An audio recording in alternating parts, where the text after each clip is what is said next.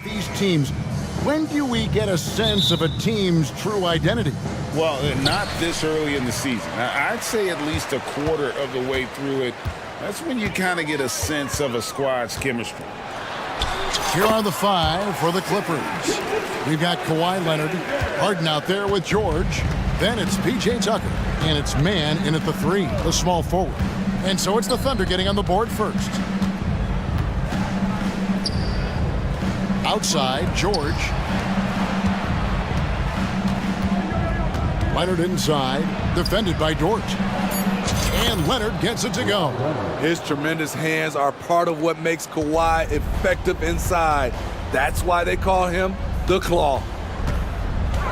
Out to Hayward. Outside, Gilgeous-Alexander. The basket good off the assist from Hayward. And I like to see this. They're calling his number early, and he's delivering. It makes sense, right? You're trying to get off to a fast start, and he can help with that. Here's Harden, and the jam by Harden. All the way up. The beard. Well, those were two loud points. And the Clippers, one of the more efficient three-point shooting teams, Greg, in the NBA. And Kevin, really over the last decade, that's been one of their most consistent traits. And it's not just because of talent. And yep, we thought we might see it. And the coach's challenge has been triggered on the personal foul call. Defensive foul. And this is the time now where the officials can review in closer detail what constituted the previous plays. At the line for your Thunder. Make it a lot easier to determine. Indeed, and the one thing with replay review is that when you see the slow motion replays, you really get a new appreciation for just the immense speed at which these players are moving. After the review, the ruling on the floor is overturned. You know, Greg, to make the right call. And the announcement on the review is that the foul was called in error. So they have determined to overrule the original call. And guys, this is what it's all about, getting the call right. And I think in this case, the video review showed that while it was a tough call to make on the floor, they got it right with the review. Harden the pass to George.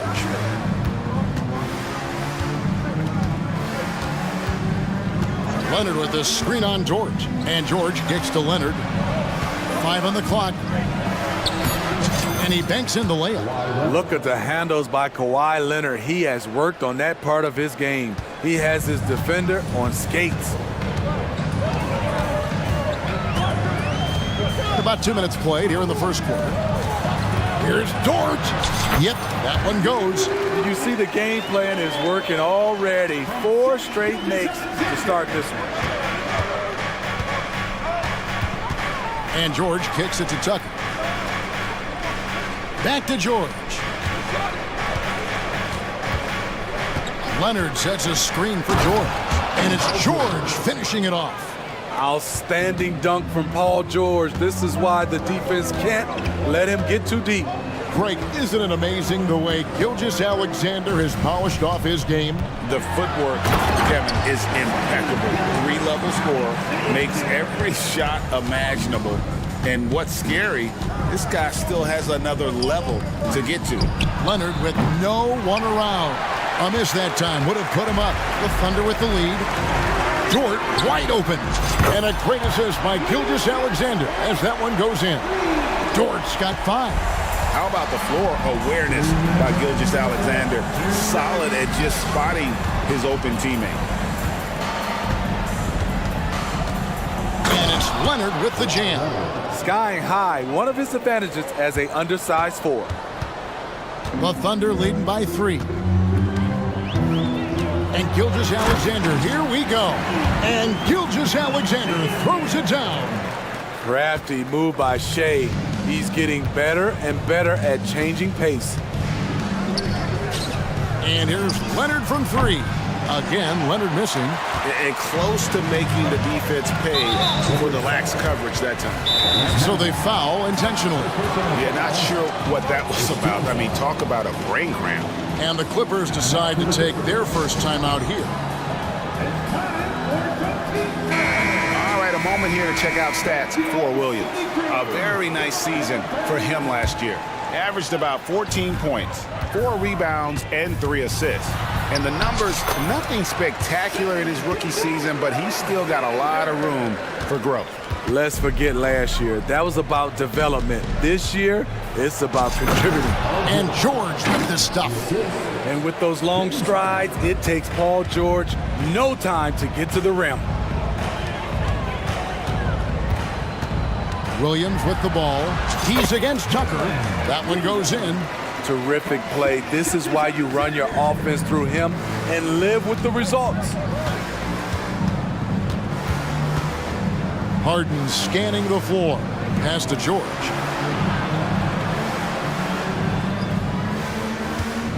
And the Clippers call time here. In regard to the Thunder, they had to go through, Greg, a rebuilding process not too long ago. Yeah, it was a tough couple years, but they had a plan in place and did it the right way. They made some smart signings and created a very balanced roster.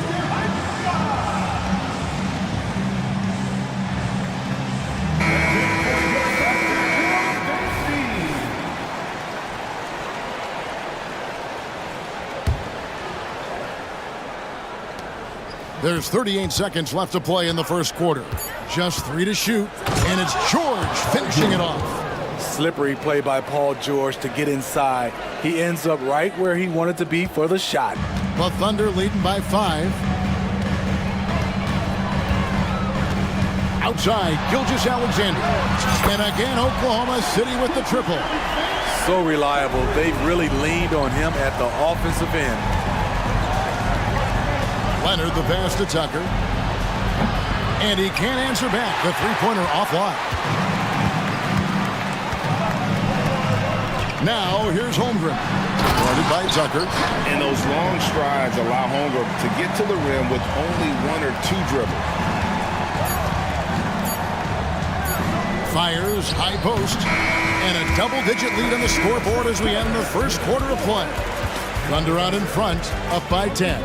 And for 2K Sports, we'll be back here at Paycom Center right after this.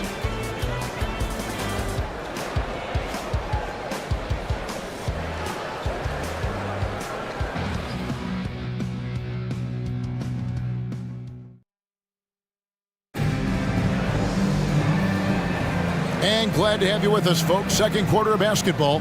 This game has not exactly been neck and neck, but plenty of time left in this one. Now let's take a moment to get your guys' take on the scoring so far for Oklahoma City. Tonight, early on, this team is saying, forget the analytics. Let's take mid-range shots. They can be easy points. And something else that I liked is how they attack the paint, finding ways to get inside and capitalize time and time again. Gilgeous-Alexander runs things with Dort to his side. Hayward out there with Williams. And it's Holmgren in at the center, locking down the middle. That's the lineup in the game for Oklahoma City. And the Clippers call time here.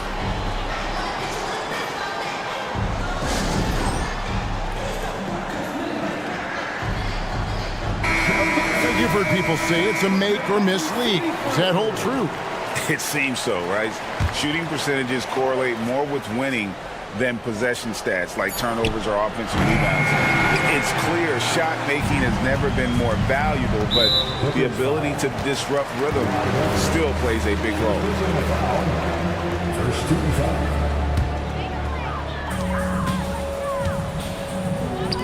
Outside Williams, drives to the hoop, and it's slammed in by Williams. Beautiful setup by Shai Gilgeous-Alexander. He impacts all aspects of the game and brings leadership. And that's a foul called on Shai Gilgeous-Alexander. That is his first foul of the game.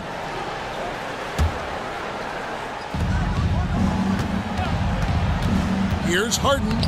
Makes it off the glass. Harden's got his second bucket of the night. And Harden is a nightmare in the pick and roll. Just a clever combo guard who is completely unpredictable. Here's Gilgeous-Alexander. Launches a three. The basket good off the assist from Hayward. Hayward's got 3 assists tonight. I love that they're continuing to attack despite being up big. I'm impressed with their intensity tonight. They came in focused and they've executed. Oh, great find there from Harden. He's just so good at finding his teammates in rhythm. Here's Gilgeous-Alexander. Again, Oklahoma City.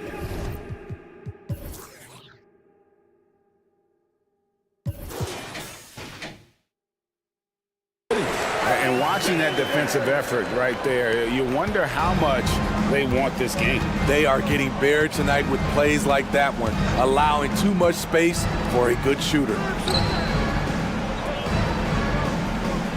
Harden against Dort. Tucker a screen. Harden dishes to Tucker. Shot clock at 6.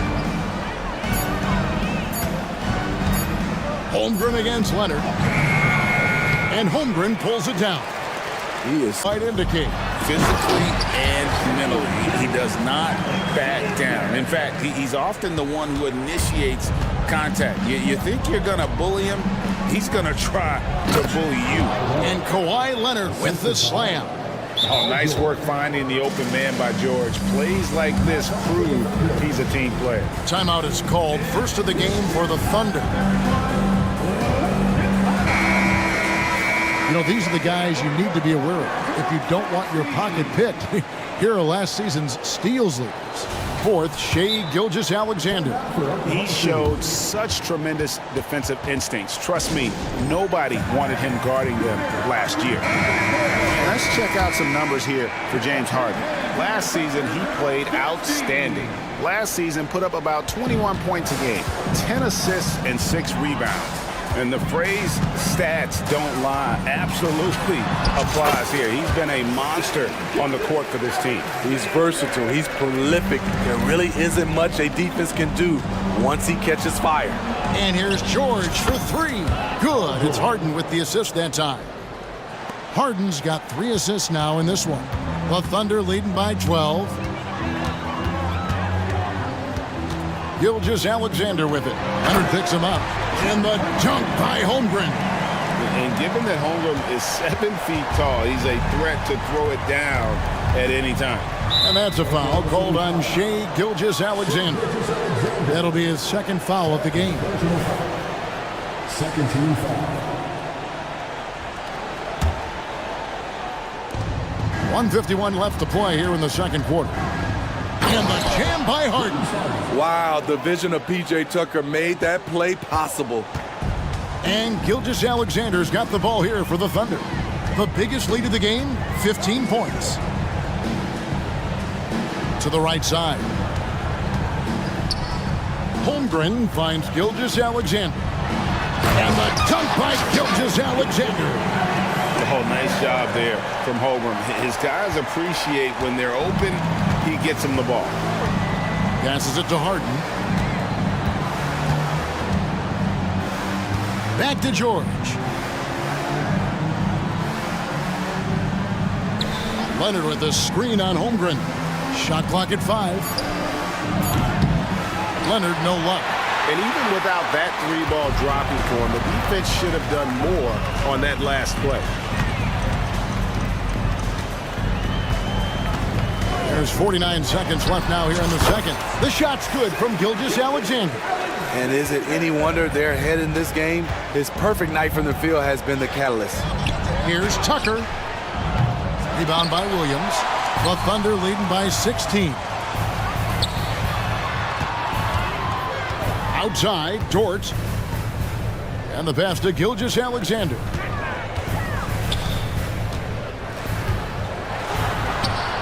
Count it. Gilgeous-Alexander's got 30 points. Look at these numbers. There's a reason SGA is one of the best guards in the NBA right now. Right side, George. Pass to man. Williams with the steal. And finished off by Williams.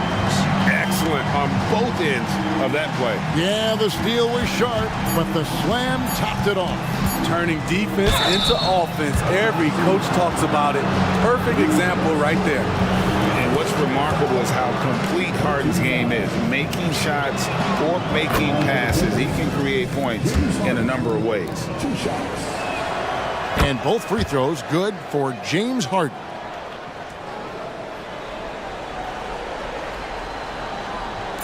There's Williams with the three, and oh, he hits the buzzer beater. Big time shot to beat the buzzer there. My goodness. He had to rush that one a little, but terrific stroke from range. And so it's Oklahoma City with a 21-point lead to end the quarter. From the field, they have been outstanding, amazing shooting. That's what has them headed to a blowout. We'll get right back to the action when we return.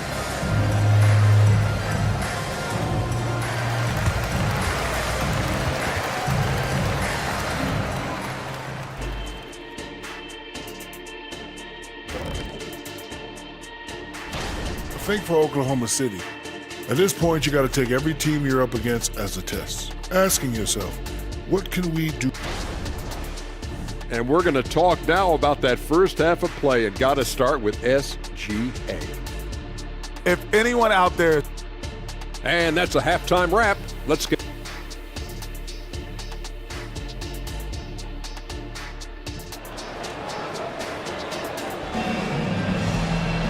And there wasn't too much drama in the first half, but maybe things will tighten up here in the second.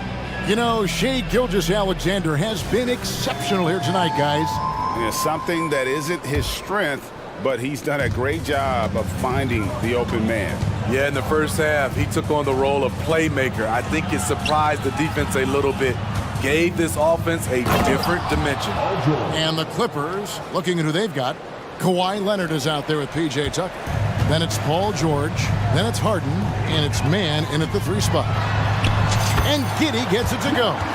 Not a lot of resistance on the inside, and they're taking full advantage. Tucker a screen. Here's George, and it's George finishing it off. An elite player in this league, Paul George, is going off tonight. Something we've seen PG do a lot. Now here's Giddey. At the top of the key, Williams. And again, Oklahoma City with the triple. Yeah, he's in such a great rhythm right now. Makes sense to get him the ball any way you can. Let him decide whether to shoot it, whether to pass it. He's your catalyst right now. An extremely efficient and productive game for him, but again, he's not going to be able to do it all by himself. To the inside, Hayward, and Hayward hit the stuff. Look out, watch out.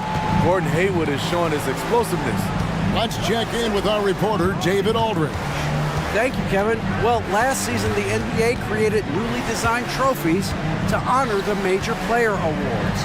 Each is named after an NBA legend, including Michael Jordan, Hakeem Olajuwon, Jerry West, Wilt Chamberlain, John Havlicek, and George Mikan. And Kevin, while the honor itself will always matter most, having some hardware with a famous player name isn't hurting anybody's hopes. Back to you. Oh, I agree, David. Thank you. Down to 5 on the shot clock. Near the three-point line, it's Holmgren. It's good. Holmgren's got 6. Just crushing it here. 80% to start the half. And George kicks it to Tucker. George looking over the floor.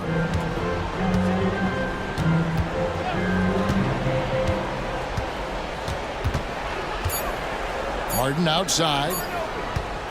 There's the triple. Offensive rebound. Paul George again.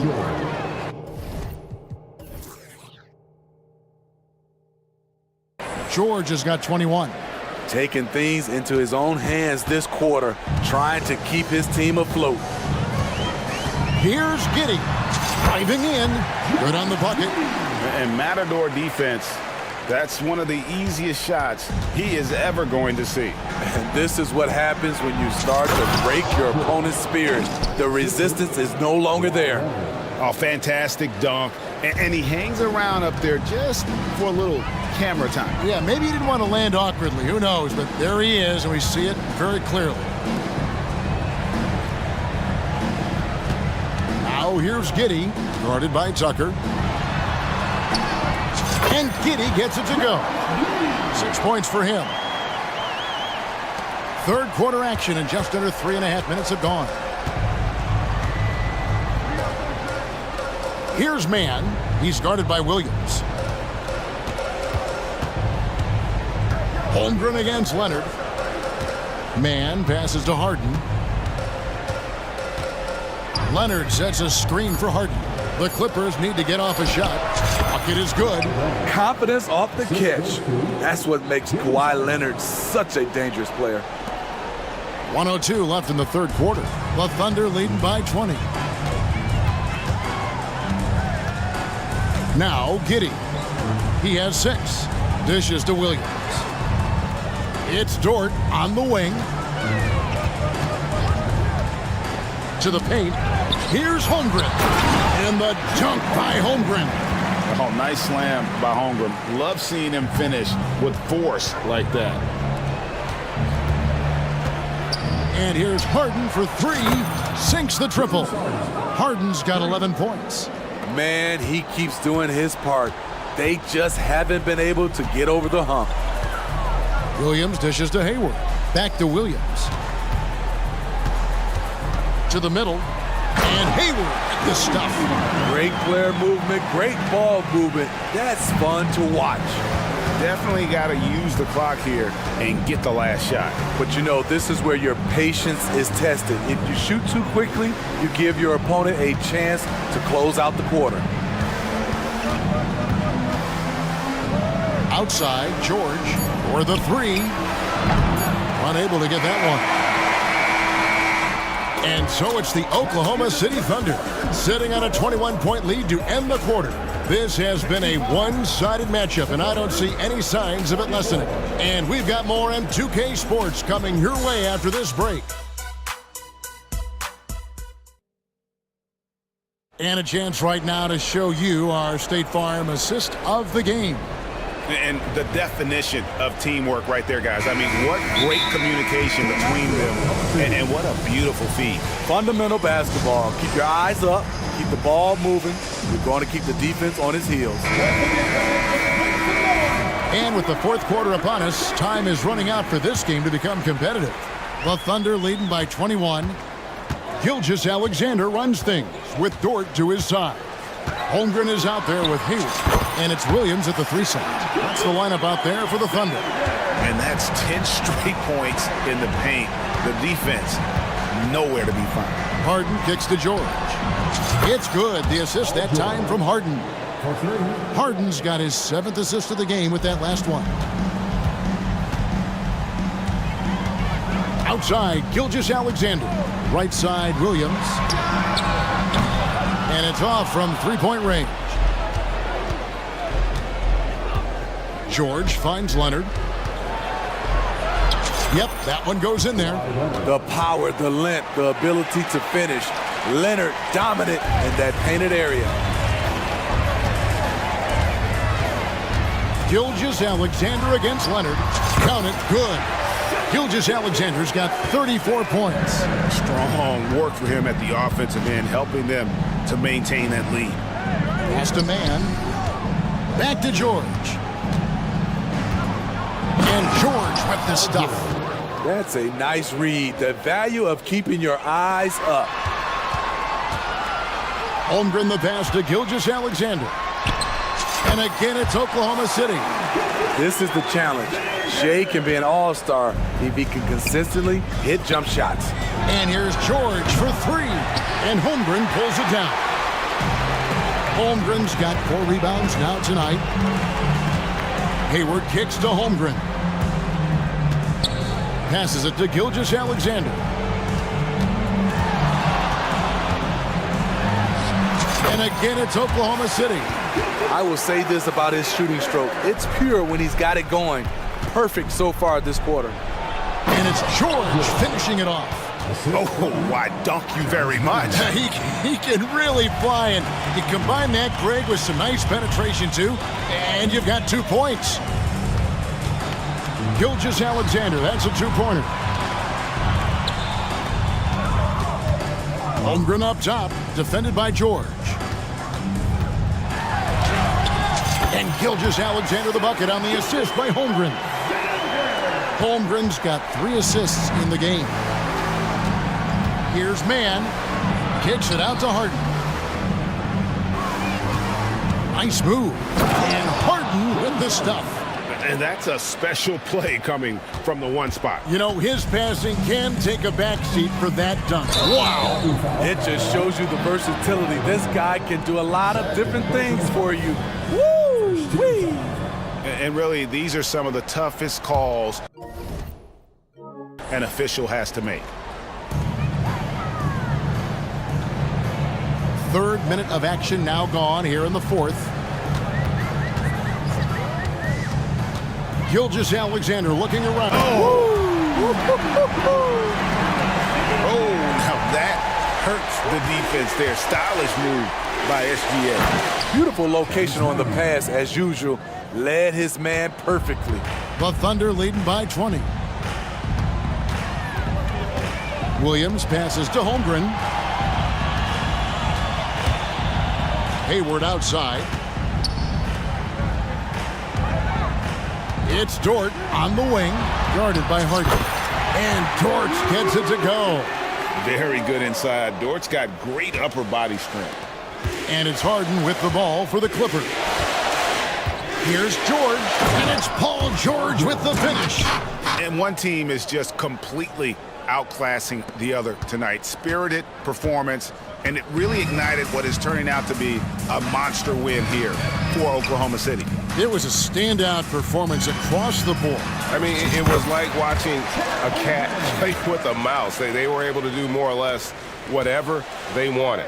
And it'll go down as their first official win of the new year. And on the season, this is going to be their 3rd win in 4 games against this team. And you know, looking back at all the contributions tonight, it was a really phenomenal all-around game for Shai Gilgeous-Alexander. It was the kind of game for him that all scorers dream of, where the basket seemed as wide as a barrel. Here's Gilgeous-Alexander. Doesn't get it to drop for him. On offense, here are the Clippers. It's George on the wing, defended by Hayward, launches it. A nice shot by Tucker. And you gotta like that they found something positive here, something that maybe carryovers into the next game. They put together some great possessions here at the end. It's a shame they could have used this run much earlier.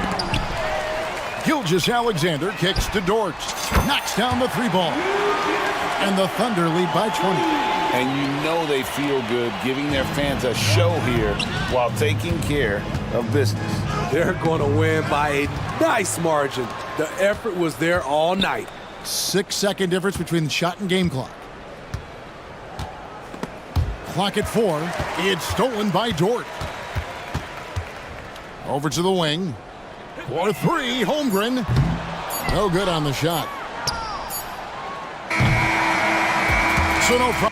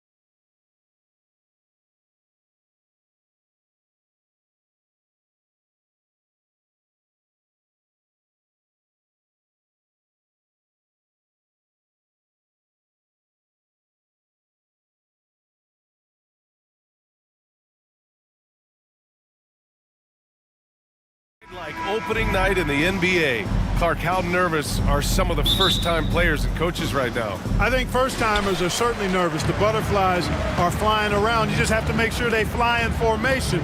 Nonetheless, when you have your first taste of being an NBA player or coach, it's a special night because you only can do a first thing one time. And here's the starting group for the New York Knicks. Josh Hart is out there with OG Anunoby. Then there's Jalen Brunson. Then it's Julius Randle. And it's DiVincenzo in a shooting guard. Here's Brunson. To the paint. Fires from the wing. Randle, good. You know, Randle has a nice package. He's got a good touch, good mechanics, and he's a capable mid-range shooter. Here's Suggs. And that's good. His first bucket of the game. You got to appreciate the consistency. Night in and night out, he brings it. Randle, a screen on Isaac. Brunson passes to Randle. Isaac with the steal. Anthony against DiVincenzo. Pass to Wagner. The three ball. Sinks the tray. Part of the job description as a guard, but Anthony relishes the chance to get his teammates good looks. Grant, it's fair to say this Magic team is still coming into its own as far as the youth on the roster. Yeah, not a lot of NBA service time up and down the roster, but tons and tons of talent. I mean, they've done very well constructing the roster. Now to develop it, and they'll see the wins pile up. Good on the second one. At the line for three. And he nails the third. The Magic have gone 2 of 3 from the floor. Banchero with a screen on Hart. Suggs, the pass to Banchero. And that one, good. Boy, good vision that time from Suggs on this play, finding the most ready shooter and fed him nicely. Brunson taking his time here. Off target from three-point range. The Magic have gone 3 of 4. Off to a nice start. It's Suggs with a drive. Oh, and that one, no question, powered it down. Tell you what, off the drive, Suggs vertical, really something to behold. Good luck trying to stop this guy when he comes at you like that. Now here's Brunson. And DiVincenzo with a basket on the assist from Brunson. Man, what a pass that was there. He really relishes making the game easier for his teammates. Suggs. And he's going to the line for 2. The official saw contact while he was going up.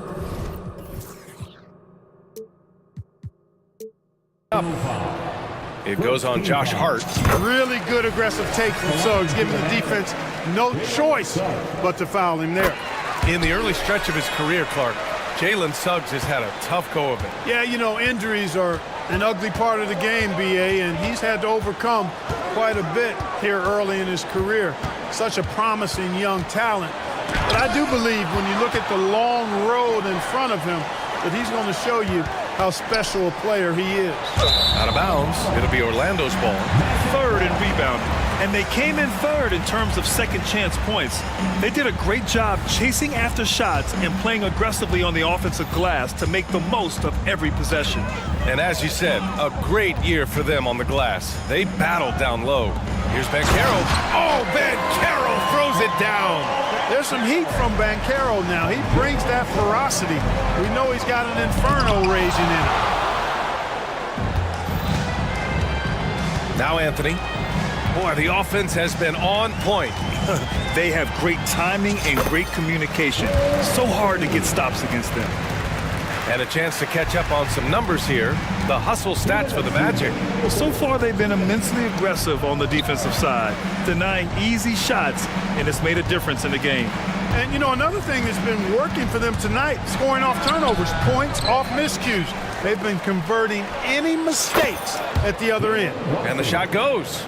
Boy, Hart is one of those guys you look at and you can just see the team is first with him. Never hesitates to find the open guy. Suggs, the pass to Isaac. Back to Suggs. And Isaac, here we go. And he buries his first look. And why go away from attacking inside if the D has no answer for you? Pass to Hart. For 3, DiVincenzo. And for some reason, he decided to foul there. Yeah, B.A., that's an odd move. Maybe there's something else behind it. Randall, a screen on Isaac. Brunson up top. Shot clock at 5. Count it. And I love the trust between Brunson and his guys. I mean, working so hard to set each other up. Here's Suggs. He's covered by Hart. And the rebound goes to the Knicks. Hart's got rebound number 5 here tonight. Orlando calls timeout.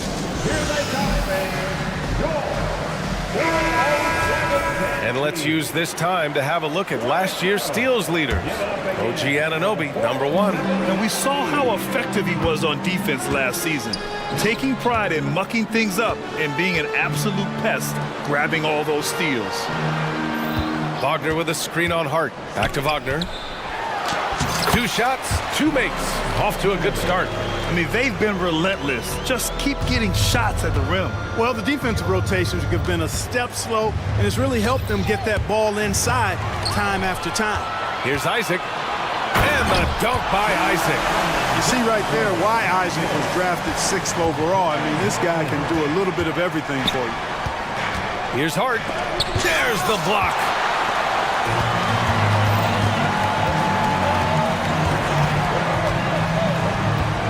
And here's Anthony. Down low. The 3 from Bencaro. Oh, at the buzzer! Wow! I didn't think he was going to get it off in time. Oh, wow. I agree. I mean, and to have the composure to lock in and get off. And so it's the Orlando Magic in command with a 13-point lead at the end of the quarter. The hustle they've shown on defense has been tremendous. All right, stick around. We'll be right back after this.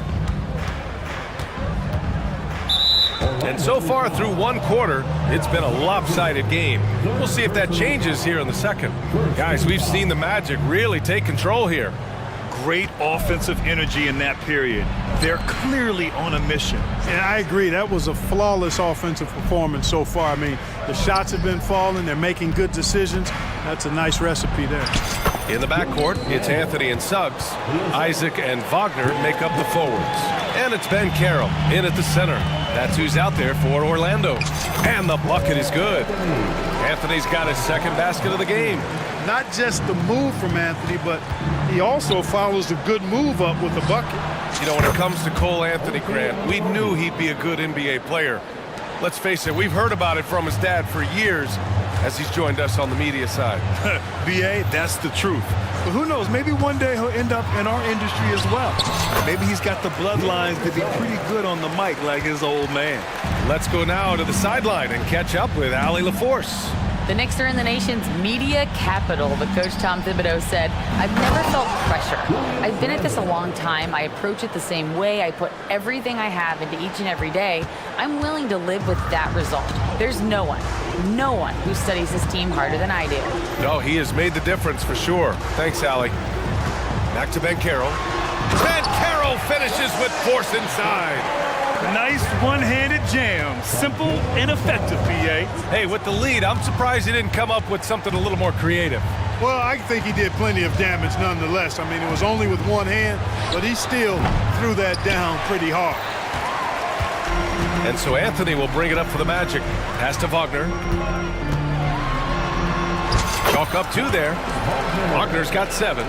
They have no answer defensively inside. Yeah, and that's 4 straight field goals now they've allowed from point-blank range. Can't happen. The Magic have gotten off to a perfect 4-for-4 start of the second. Here's Anthony driving to the basket, and Anthony slams it in. You see the quickness there from Anthony, beating everybody to the spot. Pass to Randall, and it's Randall with the jam. Oh, Randall put some extra on that slam, entertaining the fans and the broadcasters. And Anthony, here we go. And Anthony slams it in. I tell you, a little extra pressure on D when you're up against a point guard who can elevate. It doesn't make it easy, does it? And you know, guys, showing how dynamic a weapon he is for this offense, they feed off of that energy and ability to make plays. It gets them going. And Carroll passes to Anthony. Again gets it to go. He can't miss. 5 for 5. Well, Clark, we're over a decade now with the restricted area on NBA courts. How much would that have changed things during your day? I think quite a bit because the game was played closer to the bucket. I mean, there was more post-up action, more attacking of the rim from close in, so I do think it would have had an impact on how the game was played and officiated had that restricted arc area been in existence, and perhaps it might have led earlier to teams looking to space the floor a little more to create more driving lanes without a lot of help defense. No stopping Banchero that time. I mean, he just muscles his way through the foul. And the free throw, no good. And talk about a star from day one, Clark. Paolo Banchero. You know, B.A., I love this kid's game. He's got great confidence, terrific body. He's relentless, plays with a lot of energy, and offensively, there's not much he can't do. I mean, he rebounds, he competes on defense. Boy, I like a lot about this young man's game. Shot on the wing. It's rebounded by Banchero. Banchero's got 4 rebounds in the game. He's been just a little off the mark tonight. Really the story of the game so far. Having a scorer's mindset, but Anthony also has to keep others involved. That's a really good pass there. Up top, Banchero. Another basket. He's now 6 for 7 in the contest. These defenders really need to man up, particularly in the lane. DiVincenzo finds Brunson. Free throw line jumper. Basket counts. Brunson's got 6 points. And their offense seems to be coming around. Now they're shooting upwards of 50% from the field. And, you know, that's a really good sign. I mean, they stumbled out of the gate, but they're starting to look a little better now and regaining some ground. And just not letting up at all. I mean, you have to love this approach. You want to get the ball to the guys who make plays. If it's working, keep working it. That's what I say. Keep the pressure on them. 6-second difference between the shot clock and game clock. Suggs, no good. That's exactly the look they wanted, guys. Right guy, right play, wrong result. Brunson passes to Randall. Randall, a screen on Anthony. Back to Randall. And it's Randall with the jam. You know, guys, every year Randall seems to improve as a scorer. You know, he's looking more and more confident, more comfortable out there scoring the ball. No debate there. He got hammered. Blatant contact. Straightforward call. Simple. At the line for the Magic. The free throw drops for Banchero. When you're the #1 pick like Banchero, the expectations are through the roof. But Paolo is well grounded. Got his feet on the ground, head squarely focused. He's embracing the challenge and meeting it so far. Now a timeout called by New York.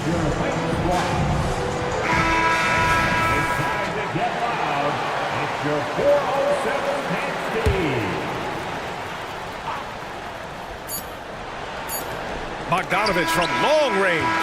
No good on the buzzer beater. So as we conclude the first half, a fairly Allie as always, thank you. We'll be right back to begin the third quarter right after this.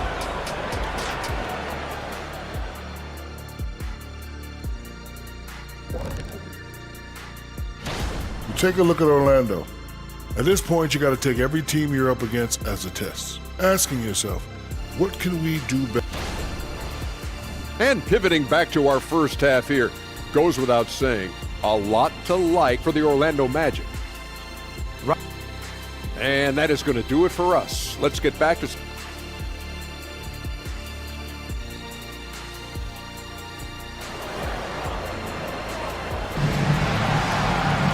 And as we dive into the second half, we'll find out if the next 2 quarters are any different from the first 2. So far, it's been a runaway.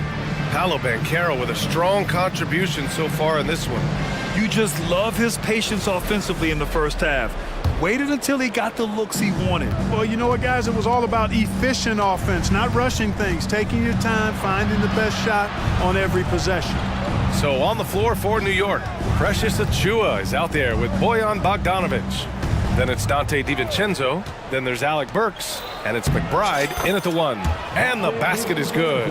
And, you know, coaches will take possessions like that all day long. Phenomenal use of the screen there. Outside Carter to the wing on the left. A nice shot by Houston. And the Magic lead by 17.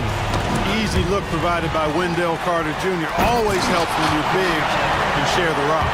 And that's what happens when you don't take care of the ball. Hey, that makes the turnover hurt even more. What, you mean the throwdown at the end? I'll tell you what, fellas, I mean, the highlight shows are going to pain them even more. Over to the left wing. Here's Carter. And again, it's Orlando converting. So far, so good to begin this half. They're 3 for 3. Perfect. And there's the screen.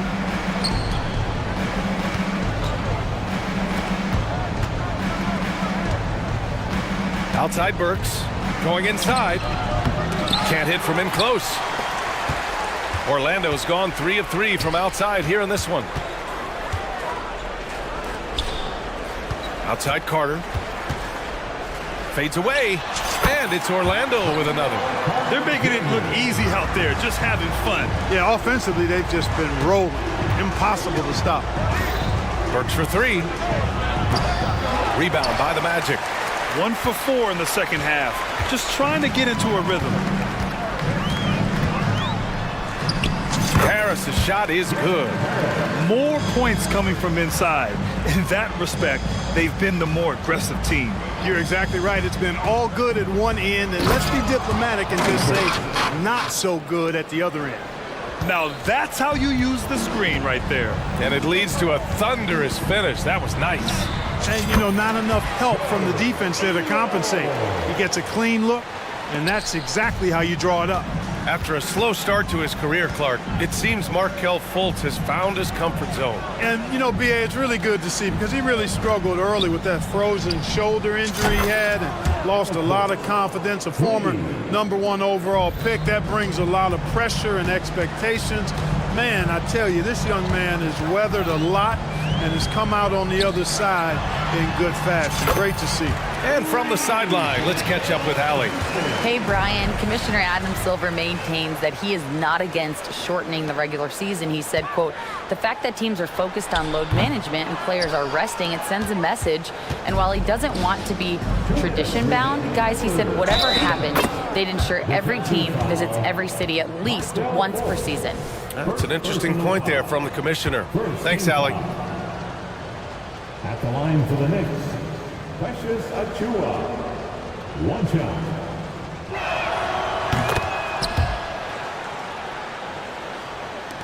A minute 58 left in the third. Orlando's got all 4 threes to drop from downtown in this game.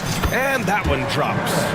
Harris has gotten 4 this quarter. An aggressive offensive player. When Harris has a quality look inside, he takes advantage of it. DiVincenzo, pass to Bogdanovic. Pass to Burks. Down to 5 on the shot clock. Back to Bogdanovic. Over Harris.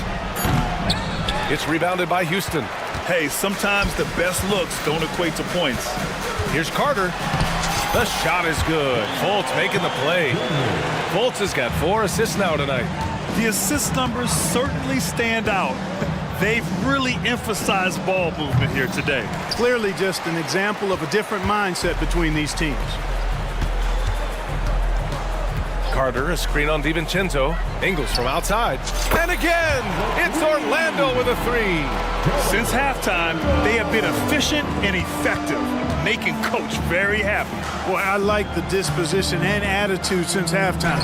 They're patiently looking for good shots. What an amazing trick shot to confound the defender.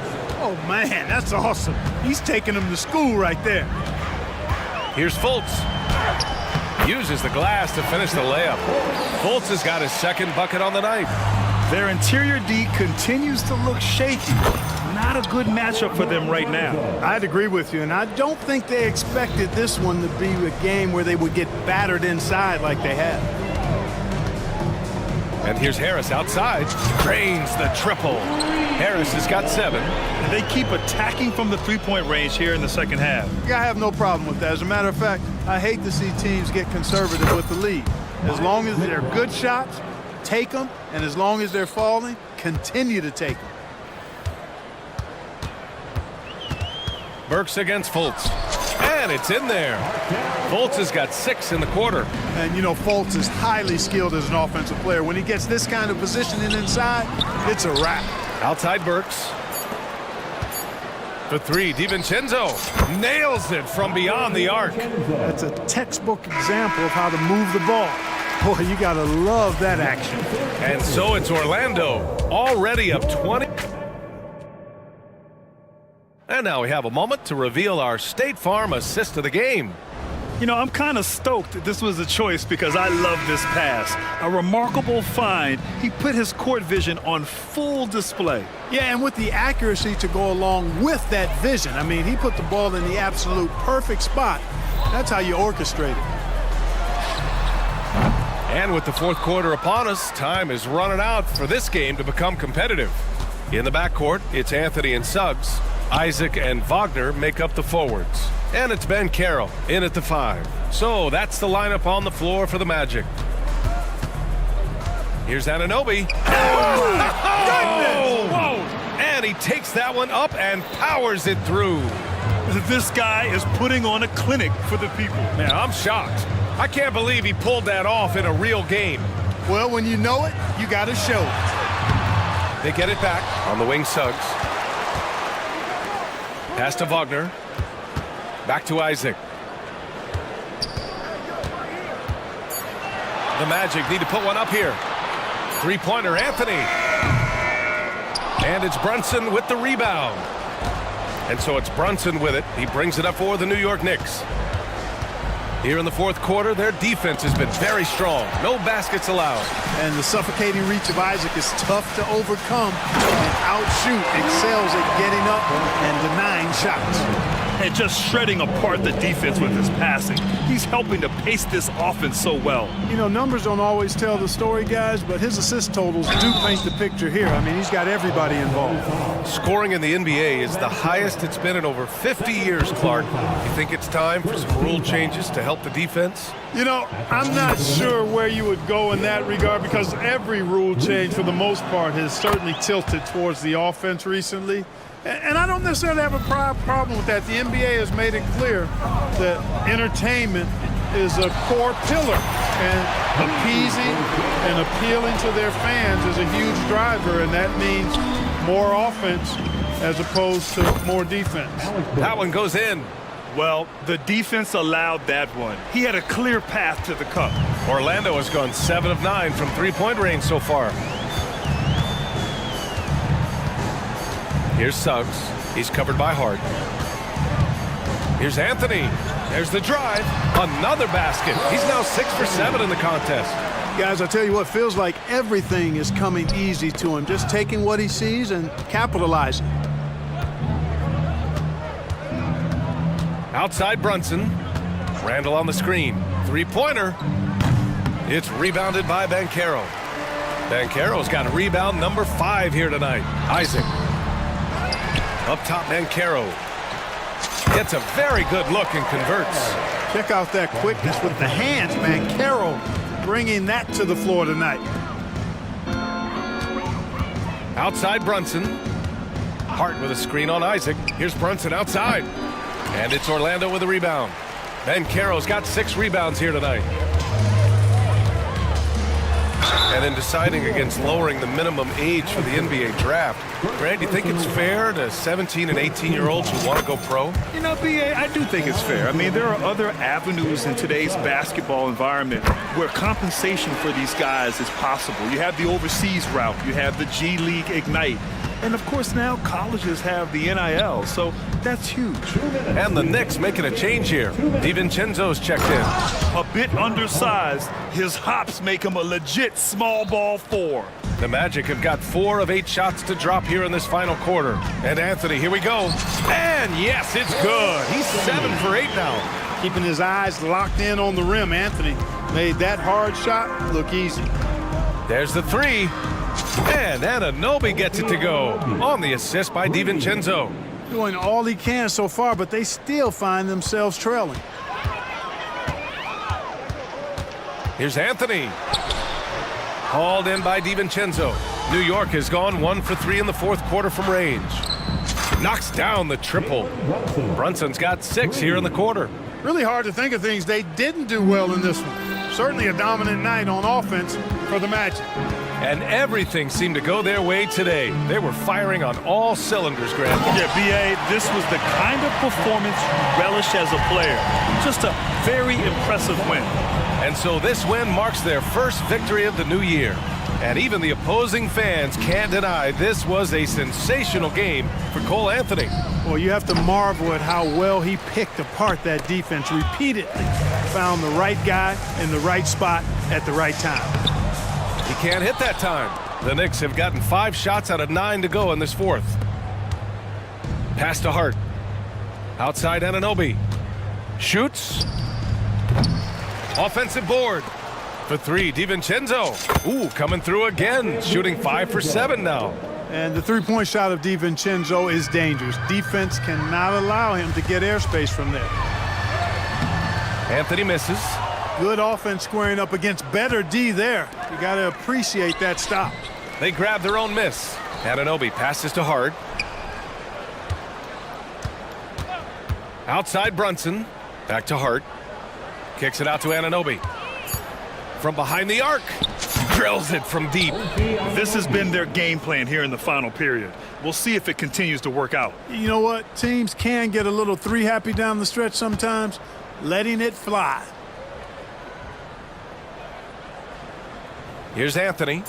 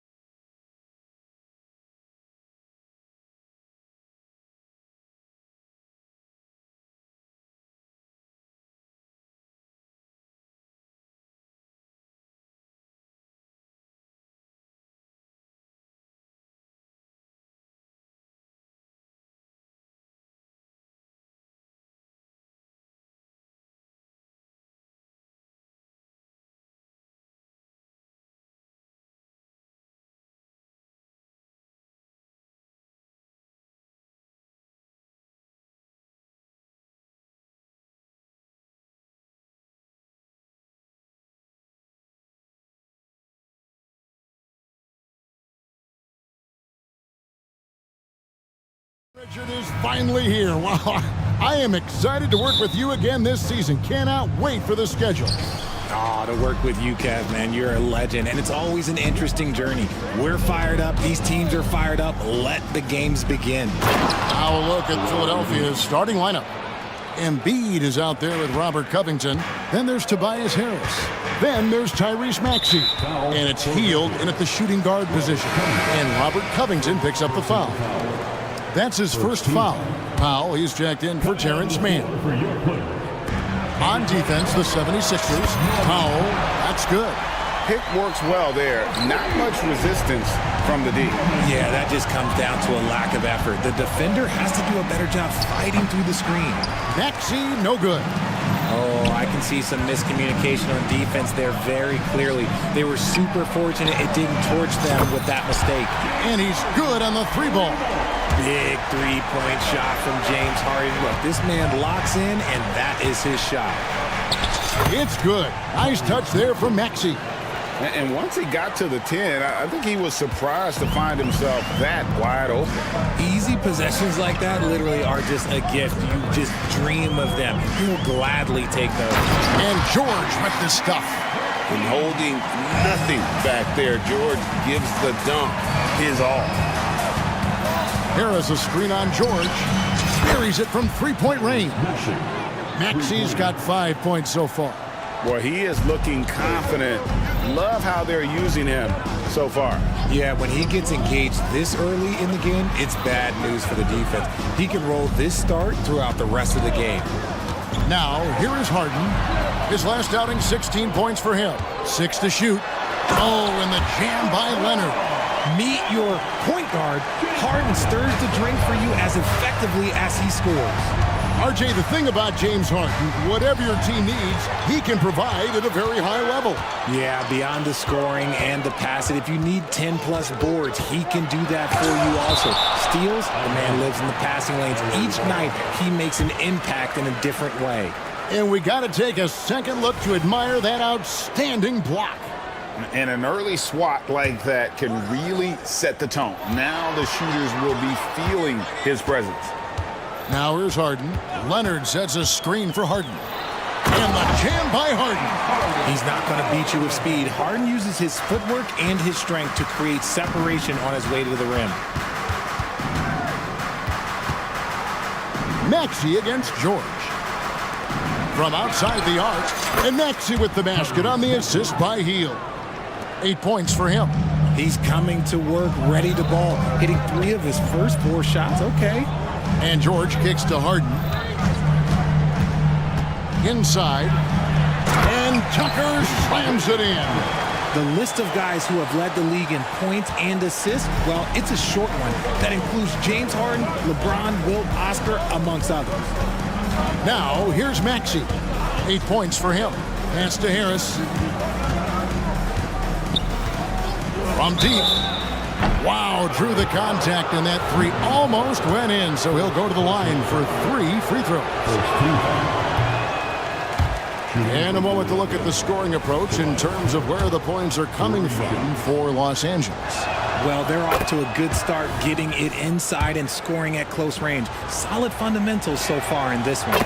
And also have to bring up their passing game. They've been moving the ball with great precision so far and creating great looks for their teammates. And the 3 ball is good. And this offense relies on George's range to space the floor, and he is one of the best at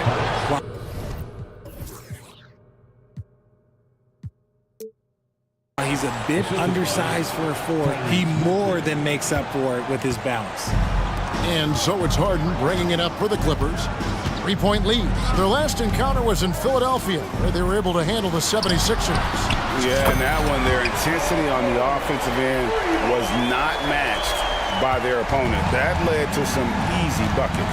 And on top of probably having the better talent, they never let up. Great effort, great win. Hield sets the pick for Maxey. And here's Harris from the arc. Another 3 for Philadelphia. How's that for a response? Harris, a guy you love having on your team. And, Greg, while the Sixers have been effective time and again, they've been unable to get past the conference semifinal. Where they bowed out in 5 of the last 6 years, but you go back, they haven't made it any further since Allen Iverson led them to the finals back in 01. Anthony Melton, he's checked in for Philadelphia. Los Angeles shooting their first free throws of the game on this trip to the line. And just to mention, a season ago, they were very comfortable at the line, hitting about 78% of their free throws. Leonard hits them both. For a star like him, you get lots of opportunities at the line, and he's great at cashing them in. Here's Melton. Another three for Philadelphia. And they're getting their points now almost exclusively from the triple. 4 of their last 5 makes are from beyond the arc. Now, here's George. He had an 18-point outing in their last game against the Mavericks in Dallas. And how about the vision he displayed? Great job getting others involved and piling up the assist. Philadelphia with the ball after the Clippers pick up 2. Hield outside. Fires from deep. Another 3 for Philadelphia. The defense a step slow, and you can see the results. George with no one around. Trying to answer back, but that 3 is off the mark. Hield gets to Embiid.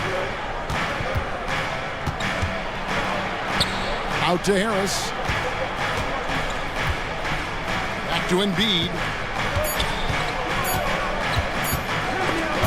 Stolen by George. Paul George, he's been the guy making things happen for Los Angeles. He got into double digits for the...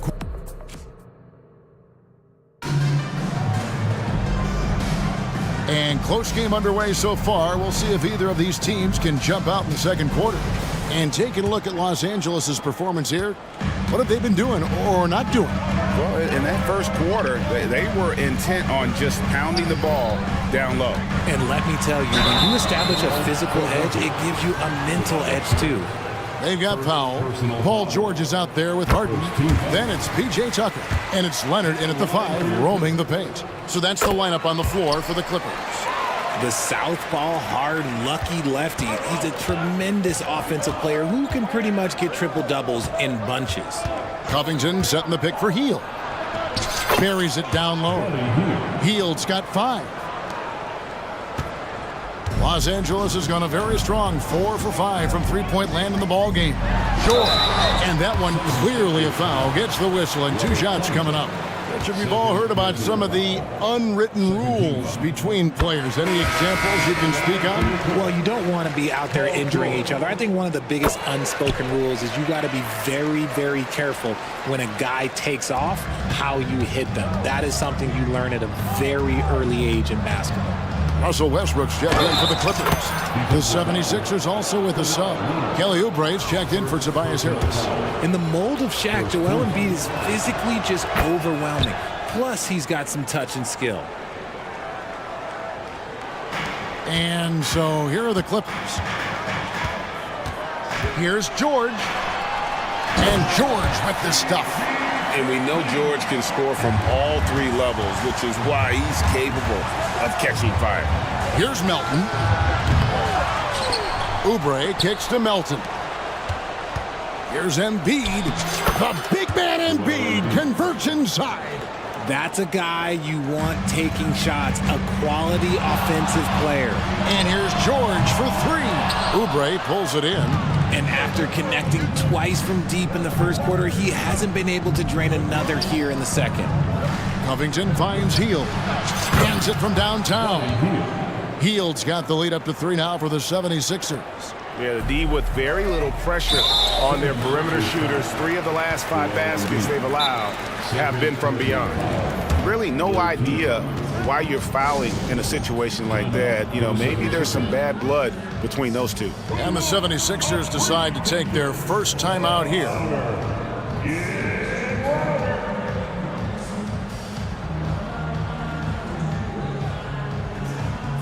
And the Clippers making a change here. Harden's checked in. Philadelphia also making some changes. Bamba's checked in for Embiid. Harris comes in for Oubre. And Maxi's subbed in for Hield. Harden kicks it to Tucker. Good. It's Harden with the assist.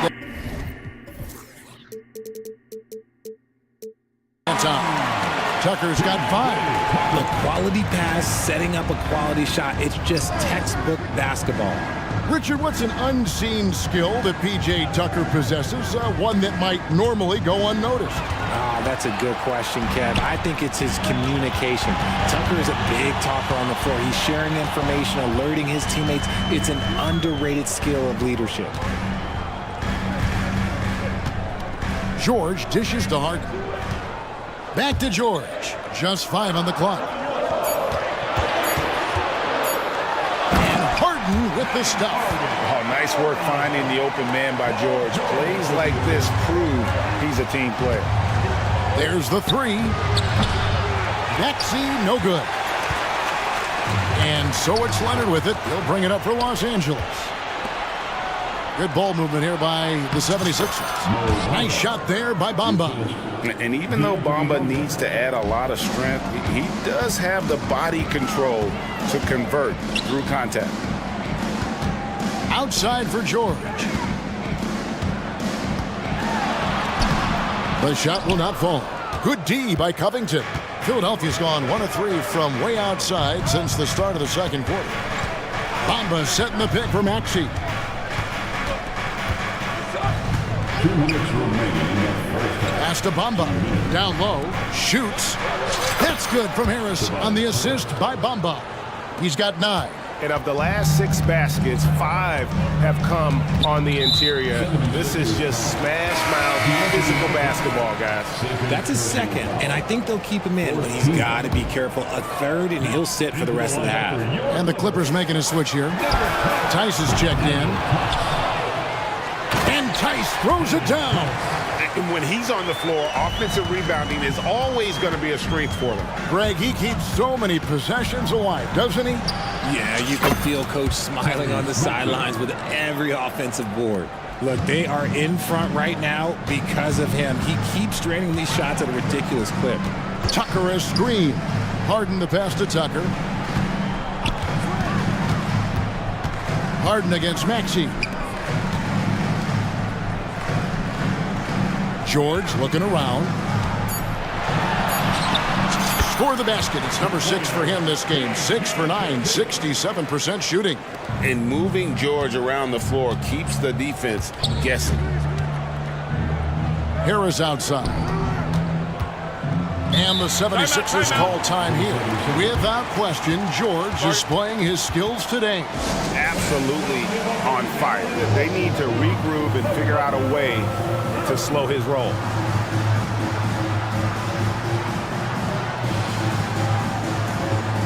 Leonard, he's checked in for the Clippers. Russell Westbrook comes in for George. And the 76ers will go for a different look here. Embiid, he's checked in for Bamba. Martin comes in for Robert Covington. Kelly Oubre's checked in for Tobias Harris. And Hield subbed in for Maxey. Here's Melton. That shot is no good. And he's 1 for 3 from the floor. Harden kicks to Powell. Back to Harden. Latrey drills it from outside. And it's a 3-point Los Angeles lead. This is Harden's mindset.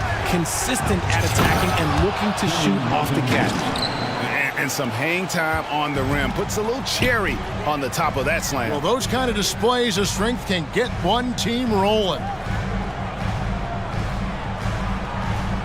Embiid against Leonard.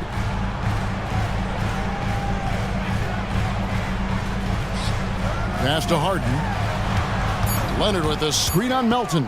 Harden kicks to Powell. It's good. The assist that time from Harden. Harden's got his 5th assist in this one. And I've been impressed with the unselfishness, but also getting guys the ball where they can do something with it. His court vision has been... Okay, David, much appreciated. And now time for halftime. So we'll be back in just a bit to get the third quarter underway.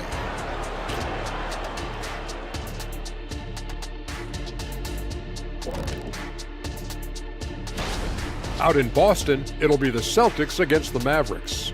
8:30 Eastern time for the tip there. 2 elite squads, Ernie. All right, guys, let's talk about our game. The LA Clippers are in a close one. The effort we've seen from the bench so far, it really helps to keep... That is more than enough of a...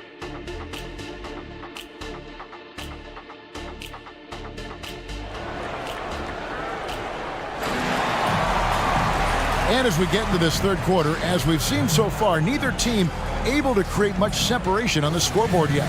You look at Paul George in this game, guys, he's been everywhere. In that first half, he was a hot knife, and the defense was butter, sliced right through them. And when you rip through the D like he did in that first half, you gotta stay aggressive. Keep getting to the rim. So on the floor for Philadelphia, we've got D'Anthony Melton. Embiid is out there with Martin. Then there's Kelly Oubre. And it's Healed in at the shooting guard. Stolen by Harden. And here comes Harden, leading the fast break. A three from Leonard. Oh, my! He'll go to the line with a chance for a 4-point play. That one on Embiid. The Clippers shooting their 7th free throw attempt here. Free throw good from Kawhi Leonard. And so much of what this team does at both ends centers around Kawhi Leonard. He is the anchor. Count that one. It's a great move, and he catches the defense completely off guard. Yeah, taking him right to the rim. One imagines that might be discussed at halftime. That's going to be on the film. Tucker finds Powell.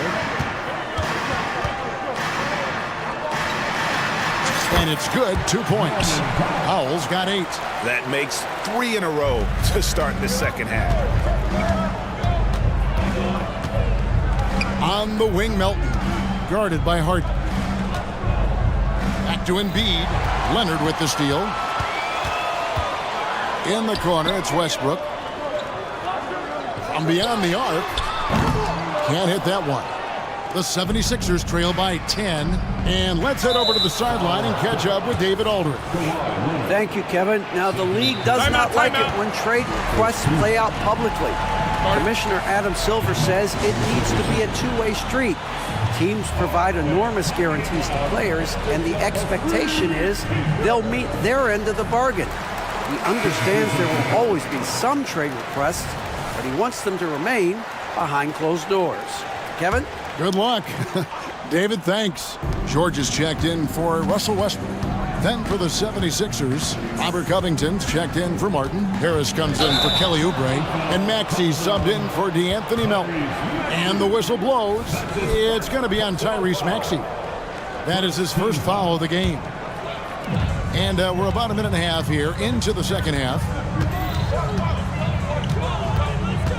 Harden the pass to Leonard. Back to Harden. Lets it go with the 3. Rebound by Joel Embiid. And here's Embiid. He'll bring it up for Philadelphia. Trailing by 10. And Richard, with Joel Embiid, his combination of physical dominance and skill, it's almost unfair.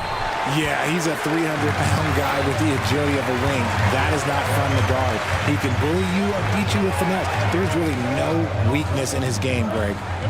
The pass to Harden. Leonard sets a screen for Harden.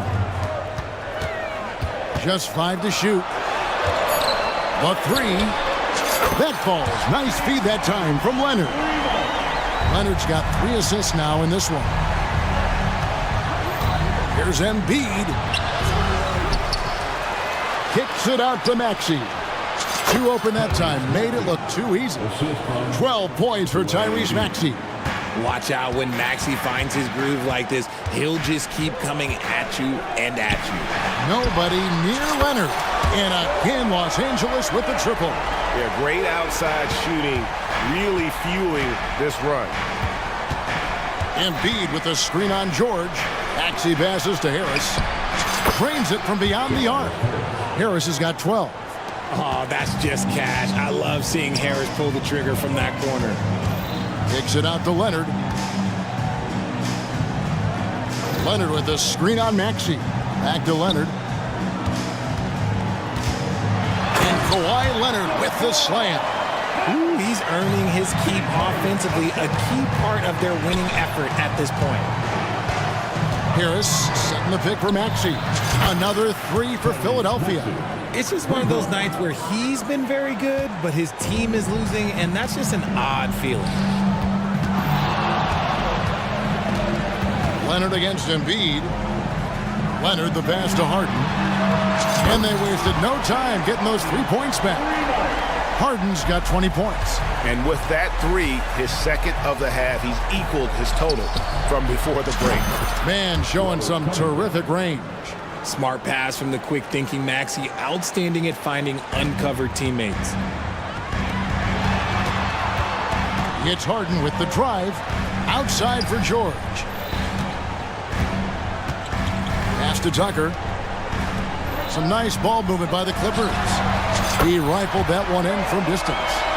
He's got 16. Boy, has he put his foot on the pedal here this quarter. He's doing a terrific job in terms of leading their offense. Fantastic defense, giving full effort. This one for three, and again, it's the Clippers from deep. Yeah, these defenders had better start closing down on shooters. Maxey passes to Embiid. Embiid is just too strong inside. And so far, going for more of an inside presence here in the second half, getting away from the three-point shot. Outside Leonard, 1 second separating the shot clock and game clock. He kicks to Harden. Leonard sets a screen for Harden. Back to Leonard, shoots the three. Good, it's Harden with the assist that time. Harden's got assist number 11 for him here tonight. He's found his rhythm from deep, and you can see the confidence. And of course, it helps space the floor, which gives this offense more room to operate. And what a show of agility by Hill, getting around the contact there and right to his finish. So timeout called here, the first for Los Angeles.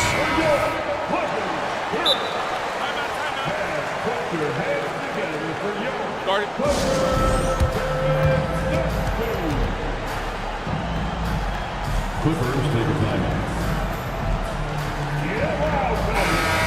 Every time out, a chance to review the lineups, matchups, or call a play. I'm sure all of the above is in order, and you can never be too content.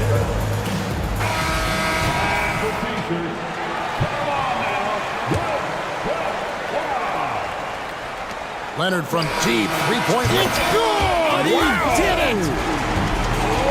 Wow, what a way to finish up the quarter. Yeah, that's 1-100 type shot, but hey.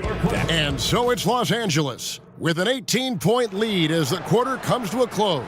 They've got their field goal percentage to thank for that. They've been hot from all over the floor tonight. And don't go away. We'll be right back. And let's take this chance now to show you the State Farm assist of the game.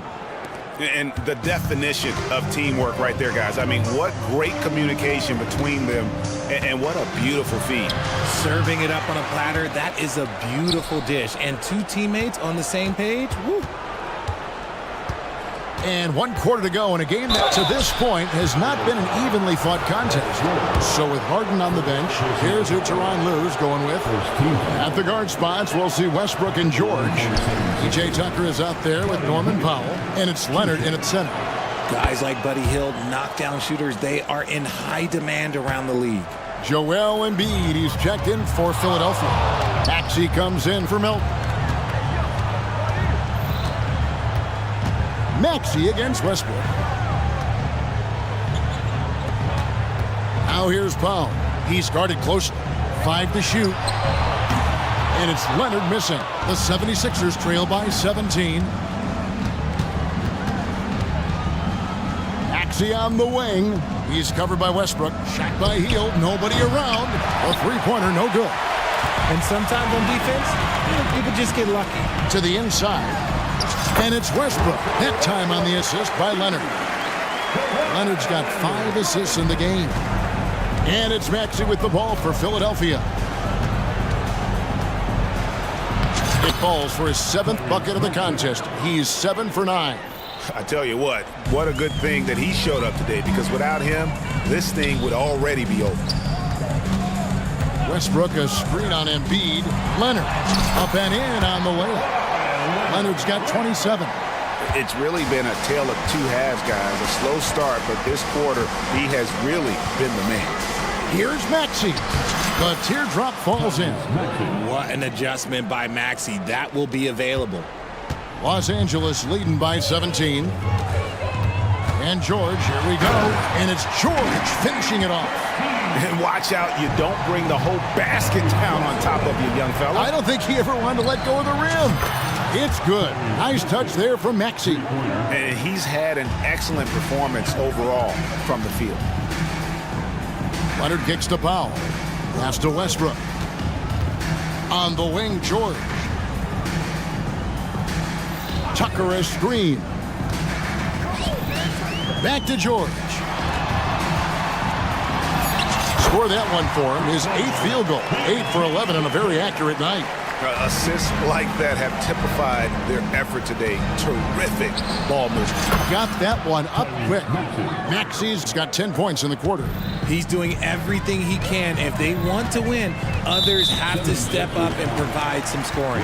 And Robert Covington picks up the foul. And that'll be his 3rd foul so far. And over 2.5 minutes in the books here in the 4th. Powell with it, outguarded by Hield. And here we go, coach's challenge happening right now. This one in regards to the personal foul, seeing if that was the right call.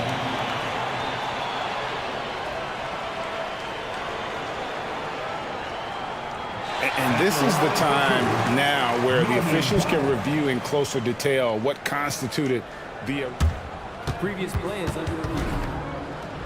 Make it a lot easier to determine.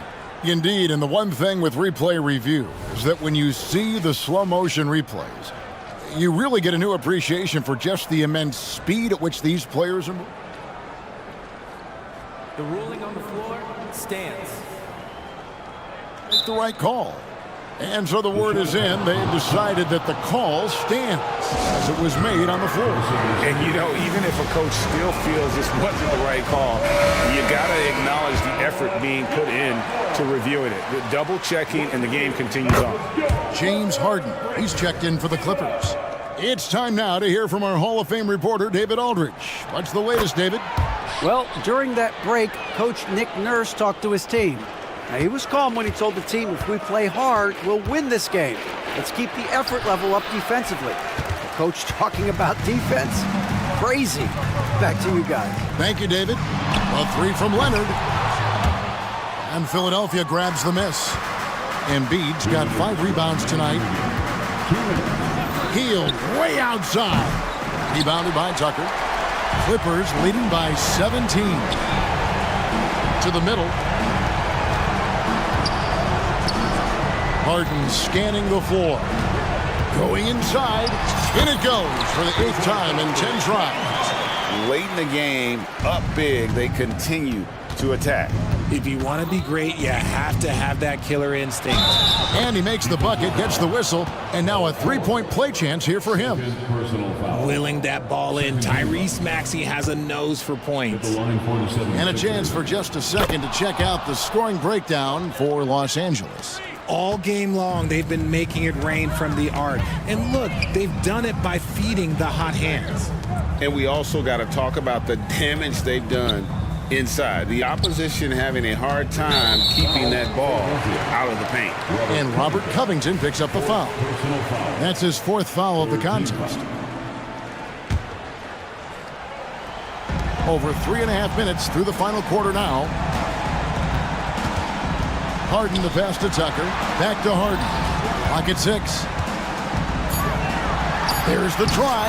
It drops. That's his 9th field goal of the contest. A blistering hot 9 for 11.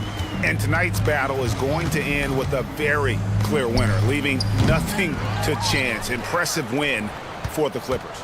A few times this season, turnovers have cost them, but they really kept the ball under control. They were both focused and relentless. And it'll go down as their first official win of the new year.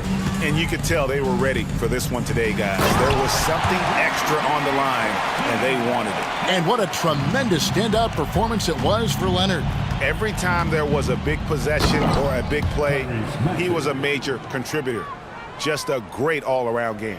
Sometimes you just got to look away, man. I felt that move from Max. Outside Leonard. With the drive, and he lays it straight in. And it's just competing, you know, giving your best when it matters most. And let me tell you, as a team, you love to hit your stride right at the crucial moments. They put this game away in style. Just outstanding distribution. This is the kind of team chemistry that you love to see. Well, for the Clippers, they can just run out the clock. Harden against Maxey.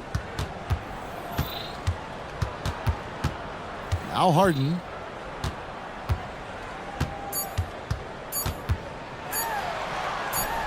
Basket good.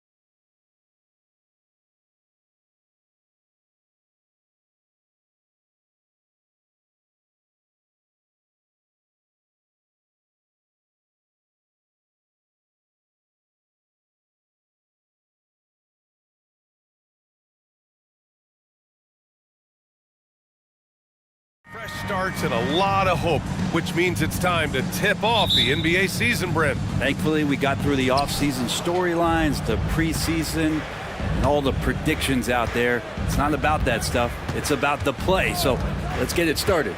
All right, let's check out the starting group for the Thunder. Gilgeous-Alexander runs the point with Dort at the 2. Holmgren is out there with Gordon Hayward. And it's Williams in at the 3 slot. And Jalen Brunson gets the whistle that time. That's his first foul of the game.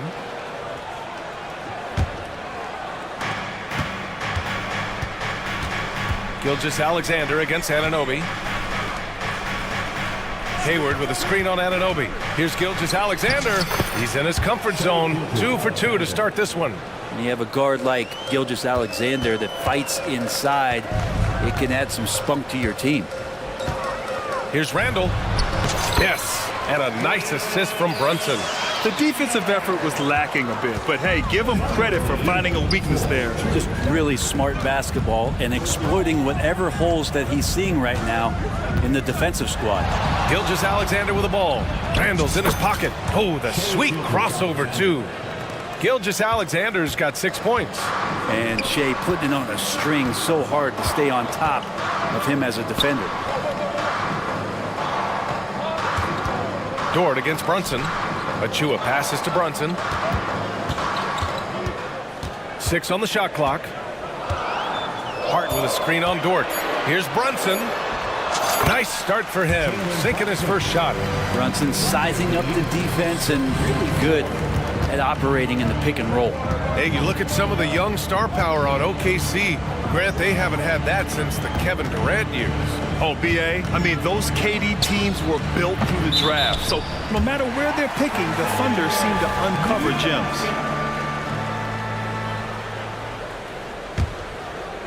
And so Anunoby will bring it up for New York.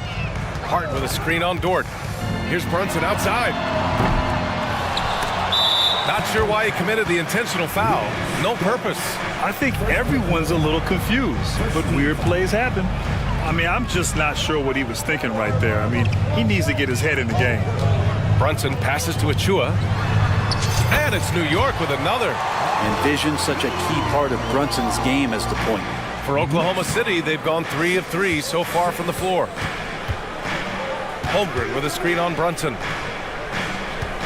Shot from 16, and that one's good. Holmgren. Now their offense is rolling. A perfect start. 4 of 4 so far. Brunson passes to Anunoby. Back to Brunson.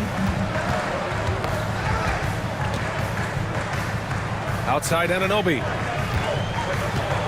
The 3 is up. Back to Brunson. And the Knicks getting another bucket right there. Brunson continuing to work hard out there to track down good shots. Gilgeous-Alexander into the lane. It's good. He still hasn't missed. 4 for 4 to start the game. And a moment here to take a look at the scoring breakdown for Oklahoma City. Well, guys, early on, they're driving the lane constantly, using their quickness to gain an advantage. Look at their points off penetration. Well, a lot of the players are doing a good job as well of scanning the interior part of the paint. All those inside looks, those are paying off. And here's Gilgeous-Alexander. He'll bring it up for the Thunder. You know, one guy who's surprisingly physical at the offensive end, Jalen Brunson. Fundamentals, BA, around Jalen Brunson's footwork are things that players, young players today need to study. Incredibly efficient and very dangerous when he gets it going offensively. Randall, a screen on Dort. Outside Brunson. Oh, and he got fouled on it. And in a game this close, they're going to challenge the call. Coach does not agree with it, and he wants him to take another look at the monitor.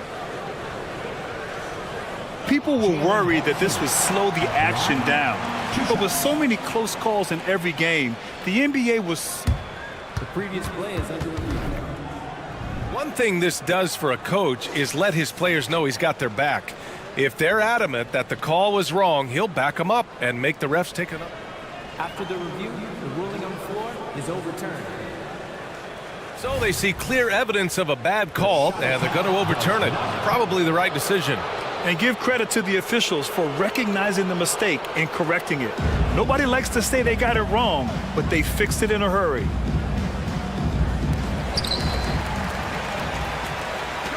Gilgeous-Alexander against Anunoby. Hayward with a screen on Anunoby. Gilgeous-Alexander again gets it to go. He can't miss. 5 for 5. Just how awesome is it to watch the best of the best start to dominate in a game. Counted from distance.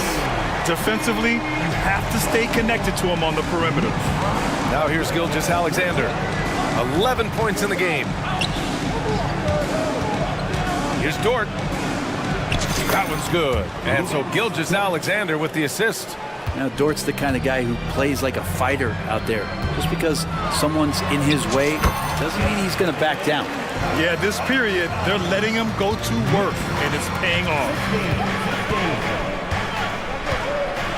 Gilgeous-Alexander against Anunoby. Hey, he's now 6 for 6. He is cooking right now. He's got a lot to do with the position that they're in. A very smart offensive performance tonight from him. Pass to Randall. And that one makes him 2 for 2. He's in his rhythm. And that's how you execute the pick and roll. Randall slicing well after setting the screen. Good timing. Hayward, the pass to Holmgren. Randall against Hayward. Randall pulls down the board. And even though he couldn't send the shot back at him, he certainly altered it. Yeah, that's the kind of energy that you want to see on every possession throughout the game. Hart finds Brunson.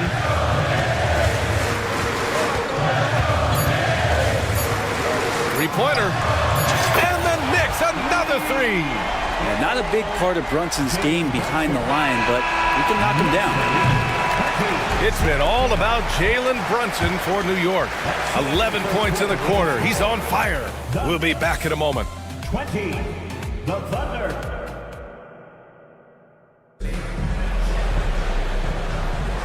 And close game underway so far. We'll see if either of these teams can jump out ahead in the second quarter. And a closer look here at the scoring breakdown for the Knicks. They've done a great job facilitating shooters. Their early game has seen a lot of hot passes and has kept the defense guessing as well. The attack can come from a lot of ways, either execution or by just getting on the bounce and driving it in, and that's where they've been very effective tonight. Achua is out there with Julius Randle. Then there's Jalen Brunson, and it's Josh Hart, and it's Anunoby in at the 3 spot. That's the group for New York starting the second. And taking a look at last year's stats, here were the players that led the way in terms of steals. OG Anunoby, number 1. The 4th spot held by Shai Gilgeous-Alexander. These two struck fear into their opponents last year. Able to force so many steals, they're a problem for opposing offenses. Gets the 3 ball to go. And last season, we saw an unprecedented offensive explosion around the league, Brent.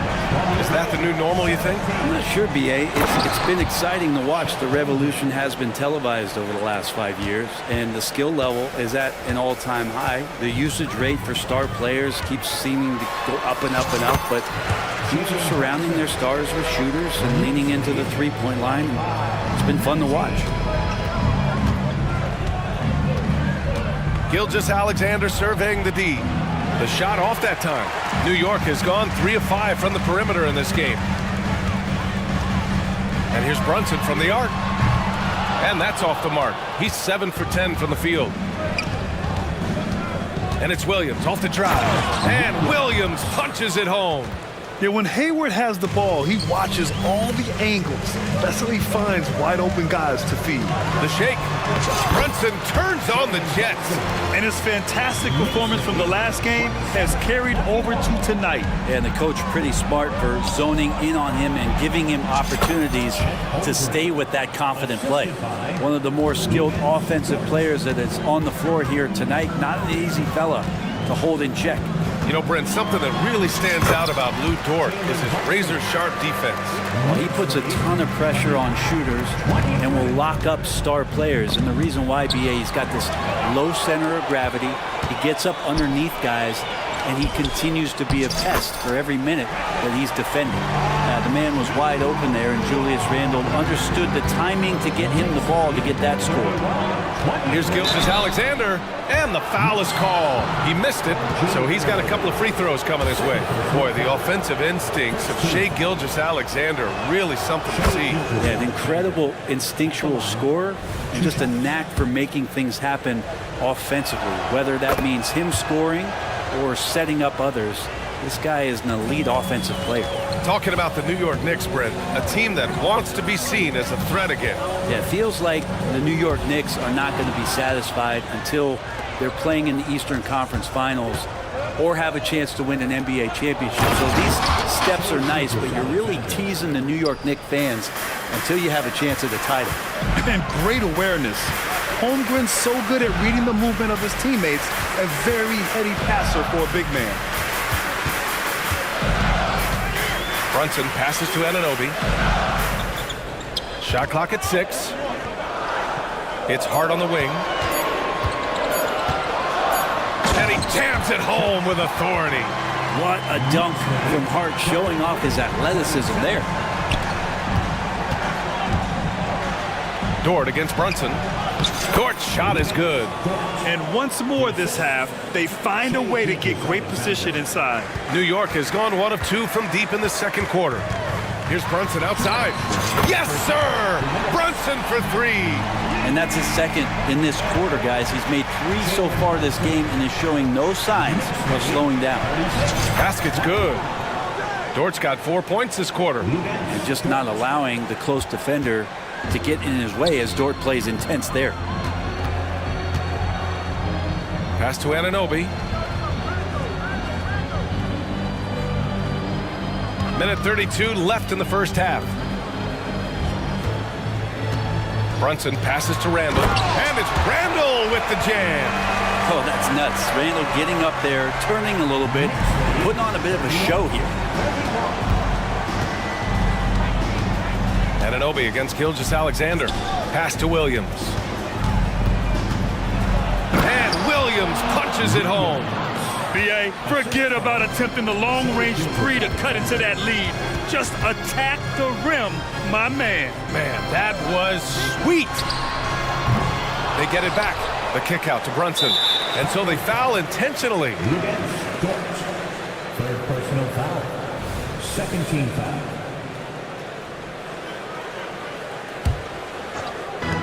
There's 53 seconds left in the first half.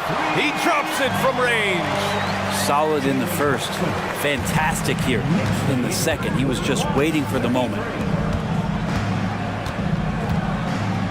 Holmgren against Achua. Pass to Gilgeous-Alexander. Oh, stolen by Anunoby. It's Hart on the wing, guarded by Hayward. Anunoby against Gilgeous-Alexander. We've got a 9-second difference between the shot clock and game clock.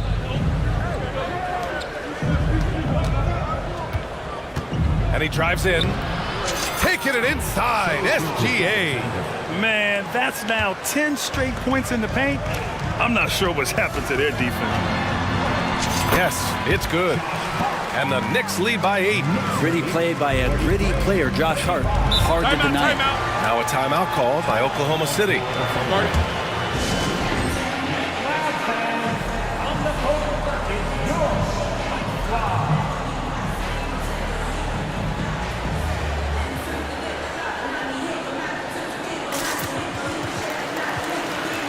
So both teams changing it up here.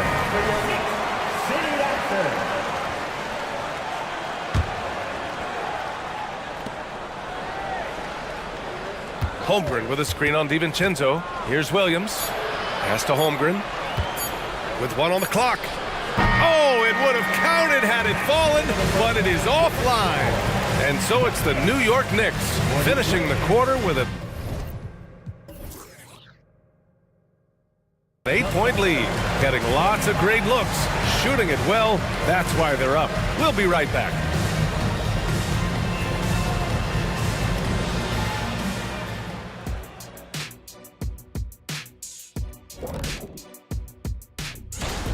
They're firing on all cylinders from deep. Obviously, that was their strategy coming in, and they've executed. Give them credit. And move. And that'll do it for us. Thanks for stopping by. We'll head back down to Brian Anderson and crew for the start of the third quarter.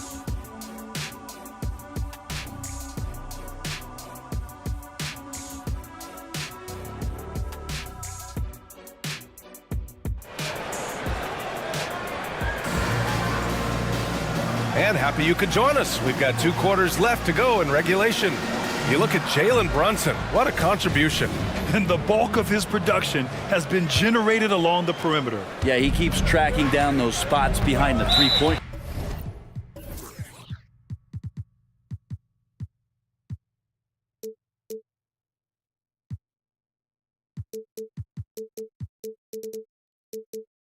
line and finding some open opportunities. And Oklahoma City, looking at who they've got. We've got Chet Holmgren, Josh Giddey out there with Lou Dort, and it's Wallace in at the 4. Now here's Burks. They lead by 8, biggest lead of the game. Hart finds Burks, and there's a whistle. That's going to go on Lou Dort. That'll get him his 4th foul of the game. And that's number 4, definitely something to keep track of as we move forward.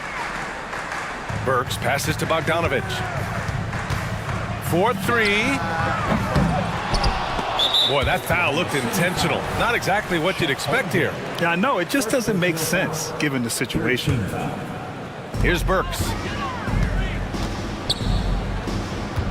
Hard up top. Giddey defends. Clock at 6. Bogdanovich passes to Hartenstein. New York needs to get one up quick. The timer ticks. Lou Dort, one of the better defensive players in the NBA. Throughout his career, Alec Burks has been a reliable scorer off the bench, bro. Yeah, has proven himself. NBA as a bench guy that around the league front offices has identified as a guy that can come in and impact you immediately on the offensive end of the floor. This is a veteran presence in the locker room that a lot of teams are looking for.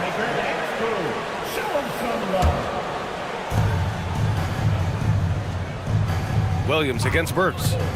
Williams passes to Holmgren. And the big finish by Holmgren. Yeah, the defense making it way too easy for Holmgren. Gotta push him farther out than this. Here's Burks. And he says right back at you with a big dunk of his own. And you can't leave the basket unprotected. Bad things will happen to you. Yeah, that was just way too easy. Will not find a higher percentage opportunity than that. A great move. I mean, the defense has no response. Well, just ripping through right there as he finds the open spot and gets right through there. High basketball IQ play. Now here's Bogdanovich. He's scoreless from downtown. Williams grabs the board. The third quarter has not started well. Just 1 of 4. Dort's shot is good. 3 straight buckets to start the half. This is how they wanted to come out and execute. Burks for 3. Knocks it down from distance. Burks has got 5 now. And both teams running long-range plays that are working. Well, both of them looking towards the three-point line. And I like to see that, especially when the results are made buckets. Now here's Giddey. Pass to Holmgren. Oh, it's stolen. Dort against Burks. Now DiVincenzo. Back to Burks.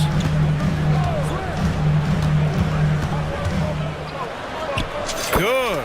Burks has got his 3rd bucket of the night. Easy look when the defender isn't fighting over the screen. The coach over there just asking for one simple thing, and that's some effort. Got burned on that one. Keeping pace here. That's an excellent move inside. The Knicks with the lead. When the Knicks are good, Brent, it seems like they have that gritty defense-first mentality. Yeah, BA 94 and 99, those finals teams were so great defensively for the New York Knicks. Kind of taking that in-your-face attitude and bringing it to the court to rough you up. Good recent Knicks teams have had that behind their coaching staff, and it's gotten them back in the right place. And that one's good. Holmgren. And there's nowhere on the floor where Holmgren can't do damage. He's put a ton of pressure on the D with his jump shot. Up top, Burks. Dort defending. Out to DiVincenzo. 5 to shoot. Knicks another three. This defense is getting spaced out. 3 of the last 5 buckets have come from way beyond the arc. Dort for 3. And again, Oklahoma City with a triple. Throwing off the defense, creating a shot. Dort becoming a problem now. Bogdanovich passes to Hartenstein. Outside Bogdanovich. Over Holmgren. Out to DiVincenzo. Jacks up a 3. And again, New York with the triple. They've had a hard time shutting down the three-point shot. Dort outside. Drives to the hoop. And a strong finish with 2 hands. You love it when Dort gets that kind of momentum and is charging towards the basket. Not many people want to get in his way. Pass to Hartenstein. Now DiVincenzo. And it's flushed down. A nice jam. He knew exactly where his man was going to be. Outstanding lead pass. The drive by Dort. Hey, how's that for an answer? Right back with the dunk. And Dort continuing to expand his game. He can do so much more off the bounce now. Here's Burks. And down it goes. Jam that one home. Now that's how you capitalize on a screen. Yeah, good positioning, too. Gave him a clear path to the hoop. Really not enough help there. Lack of communication on the backside. Dort against Burks. Dort with it. Back to Holmgren. And the big finish by Holmgren. And you know, as a roller, Holmgren shows great hands, and he makes nice adjustments moving downhill. And so it's New York, up by a healthy 8 points at the end of the period. Just pounding the painted area. That's helped him build an advantage.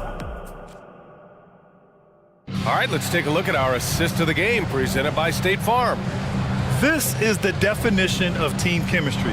I love to see this kind of communication and connection between teammates leading to the perfect pass. The coaches talk about it all the time, but to be able to play with that kind of feel, nice play, collaborating, improvising, and organic. And this is it. Glad to have you along for this 4th quarter. Let's check in with our reporter, Allie LaForce.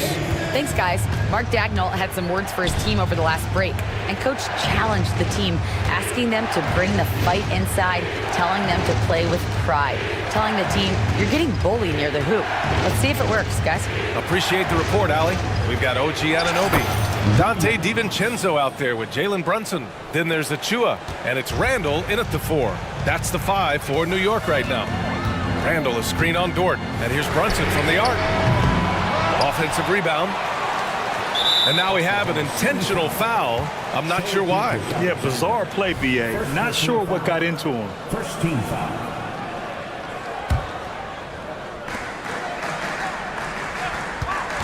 Brunson against Dort. Anunoby, a screen on Dort. Brunson passes to Anunoby. Ooh, plenty of contact on that shot. Officials call the foul, and he'll take 2 free throws now. Lou Dort picks one up. All right, well, a look at how the points have been generated so far. A scoring breakdown for the Knicks.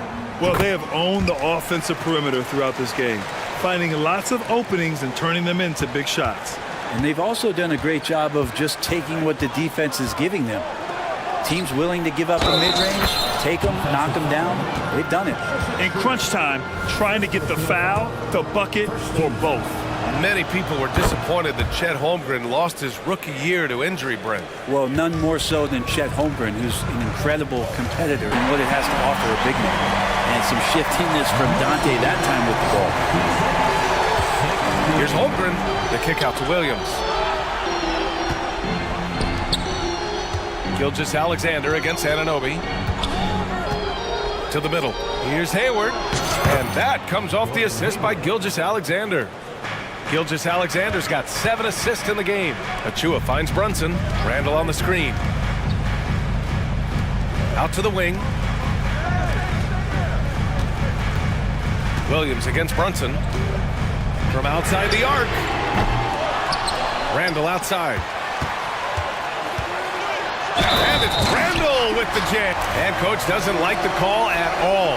He's opting to use his challenge. He wants the officials to look at the replay. People were worried that this would slow the action down.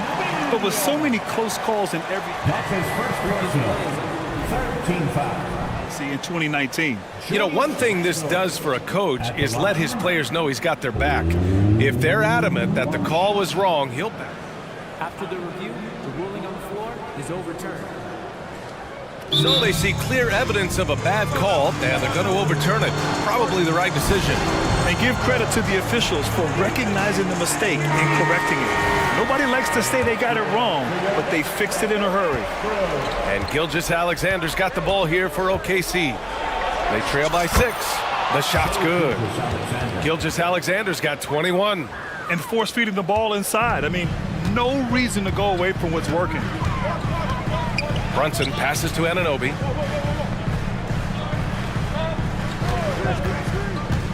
Pass to Achua. Oh, trying his luck from deep. Hits the three-pointer. And the Knicks lead by 7. This is what it's been since halftime. Remarkable results from downtown. It's pretty infectious right here, guys. In good spirits and percentages from downtown on the rise in the second half. Oh, you gotta love the back and forth, showing real confidence at the arc. Yeah, both teams finding ways to the three-point line and trying to take advantage from distance. I almost can't believe what I saw. Incredible. I'm speechless, man. I'm speechless. Oh, leave it to Hayward, a smooth performer who comes up big time and time again. To the inside, here's Anunoby. Out to DiVincenzo. Takes the 3, and the Knicks another 3. Exactly what every offense needs. Shooters who can force the... Yes, sir! Oh! That's what you tune in for right there. Wow. Oh, what great action we've seen tonight. Hard to imagine a more entertaining game. No, this is about as high-octane a game as you're going to find. Out of bounds. It'll be Oklahoma City's ball. Unforced turnovers. They'll drive your coach insane. Oklahoma City trailing. Outside Gilgeous-Alexander. Oh, the Thunder tack on 2 more. And SGA is used to burying these kind of big-time shots. Just an outstanding leader for this team. Pass to Randall. Fires for 3. Yes. And a nice assist from Brunson. Brunson's got his 7th assist of the game with that last one. Holmgren with a screen on Anunoby. From deep, Gilgeous-Alexander. Oh, the Thunder, another 3. And neither side right now giving an inch. We'll see who cracks first.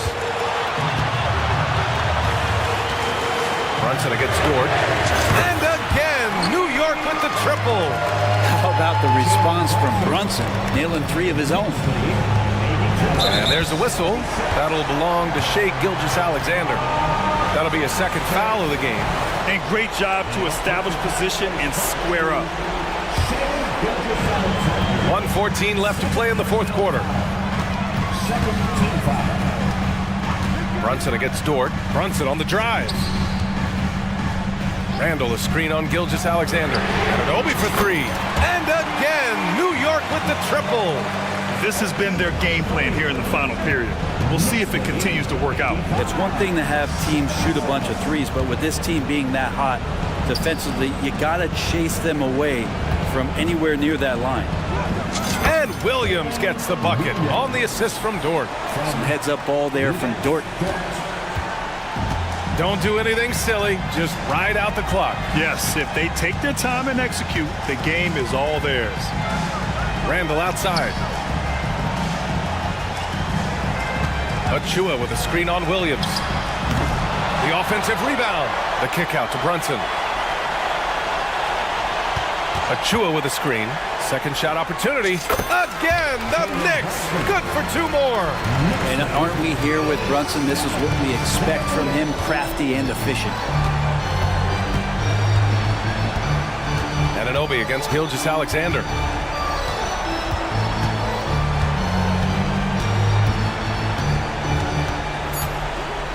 Driving in.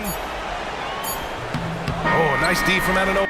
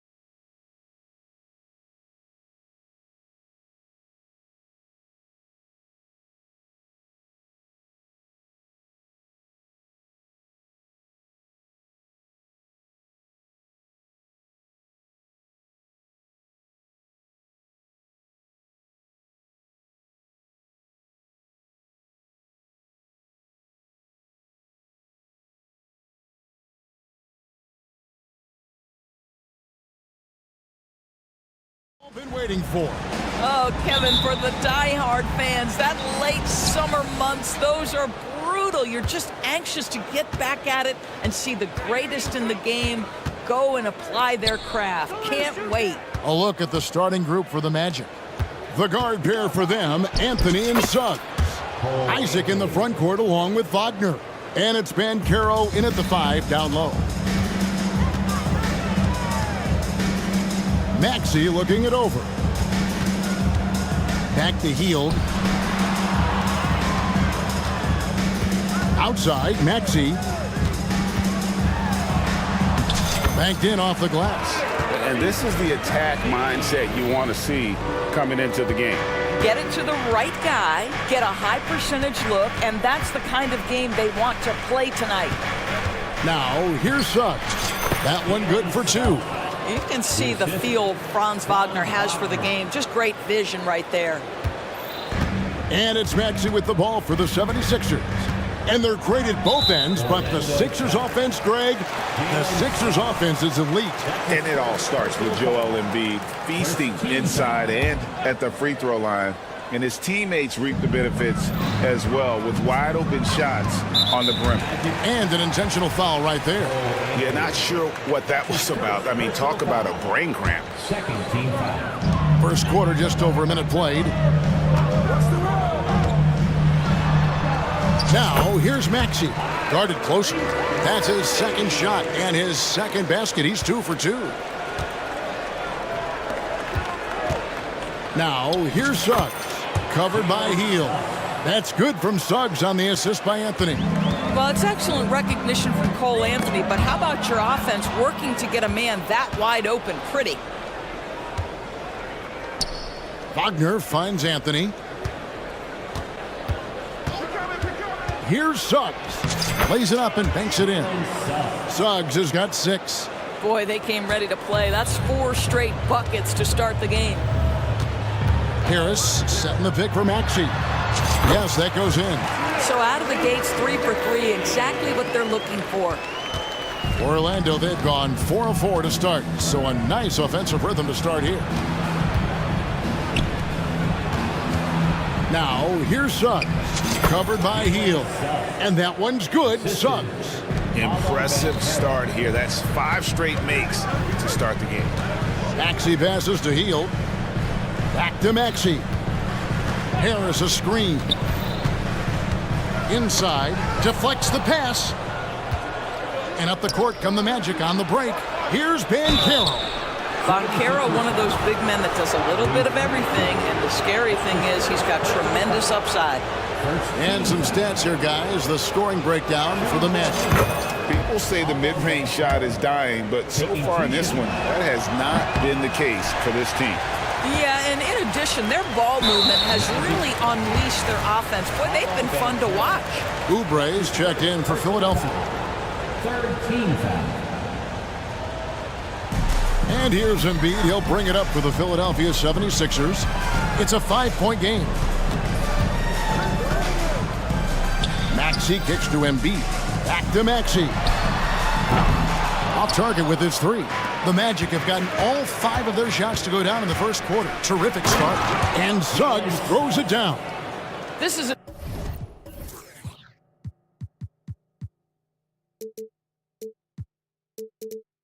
demonstration of how dangerous Jalen Suggs can be when he decides to take it to the rack with strength. Woo-hoo-hoo. Now, here's Maxey. 6 points for him. Embiid finds Maxey. Back to Embiid. And now we've got the intentional foul. D'Anthony Melton. He's checked in for Maxey. That's his second personal foul. 4th team foul. To the paint. Rebounded by Anthony. Great contest by the defender, but that's a dunk you got to put down in his face. And that one's good, Wagner. You love when somebody gets out on the break and takes advantage. Nice heads-up play by Franz Wagner. And he gets the whistle. 2 free throws coming up. Wow, he got whacked on that one. Shouldn't be much debate there. The 76ers shooting their first shots from the stripe in this game. Markelle Fultz has checked in for the Magic. He hits both from the stripe.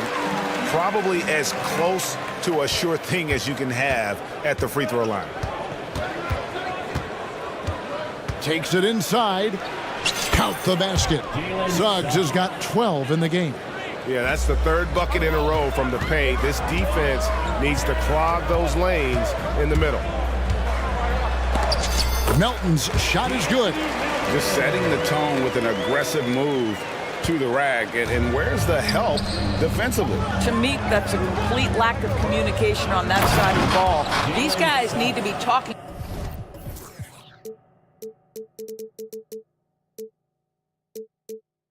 to each other. Oh, he just punches that one down with a fury. And he rubs it in a little deeper with the hanging finish. Melton passes to Oubre. Sinks the three-pointer. He's starting to develop that range. Maybe the stroke isn't perfect, but Oubre showing promise. Wagner wide open. Tried to come right back with the three of his own. It's no good. Embiid with a screen on Fultz. To the inside. And slam dunk by Harris. Nice time from Embiid. The big man showing off his vision there. Magic leading by 4. 5-second differential between the shot clock and the game clock. Inside, here's Isaac. Shooting foul as the whistle. And here we go with the coach's challenge. Not surprised in a competitive game like this. And he's disputing the personal foul call. And I think when it comes to some of the more difficult calls to make, personal fouls can be tough. The action is so fast. The previous play is under review. The wonders of technology. We've seen replay reviews so effectively, and involving the coaches by being able now to challenge like this is something a lot of people have been hoping for. The ruling on the floor is confirmed. And so the word is in. They've decided that the call stands as it was made on the floor. And, you know, even if a coach still feels this wasn't the right call, you got to acknowledge the effort being put in to reviewing it. You're double-checking, and the game continues on.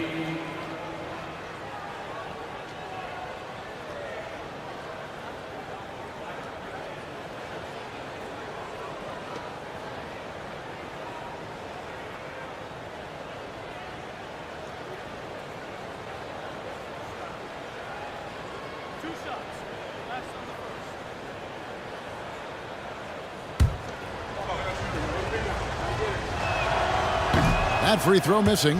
I think the fact of the matter is all the tools are there for Jonathan Isaac. It's really a matter of being consistent for this young guy. There's 18 seconds left here in the first quarter.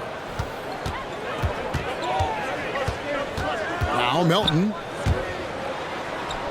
That one drops for him. You can't just stop when there's a pick set up.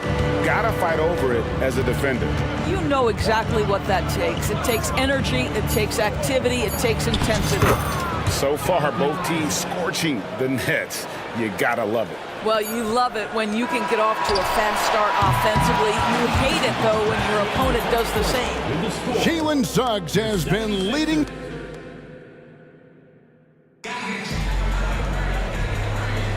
And if you're just joining us, we've played through one quarter in this one. And before we move on, what do you guys think about what we've seen so far from the Magic? Well, you come in thinking they're going to settle for perimeter jump shots. Think again. They've certainly made the commitment to pounding the basketball into the painted area, and boy, is it paying dividends. So on the floor for Orlando, the guard pair for them, Anthony and Suggs. Isaac in the front court along with Wagner. And it's Banchero in at the pivot spot, manning the middle.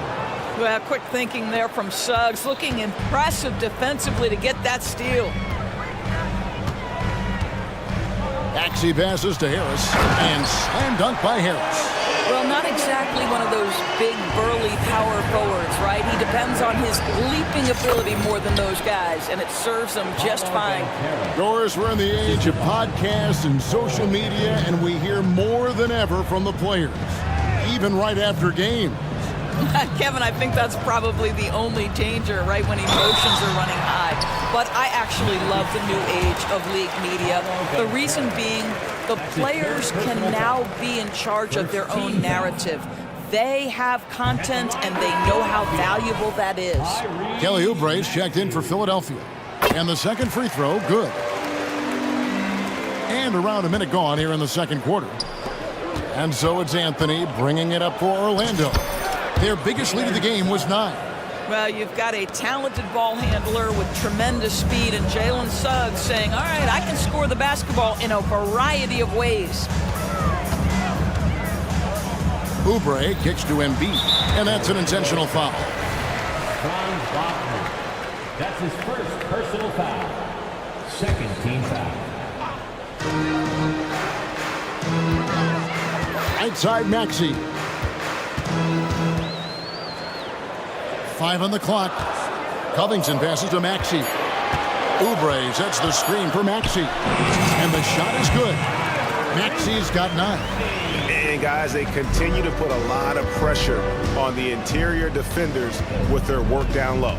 Down low, here's Suggs. That's in there. Anthony with the assist. Anthony's got his 6th assist on the night. And the crisp passing has opened things up for them offensively. Maxey passes to Embiid. Embiid throws it down. And seeing a guy as big as Embiid being so fluid in terms of his movement, jaw drop. And he commits the intentional foul.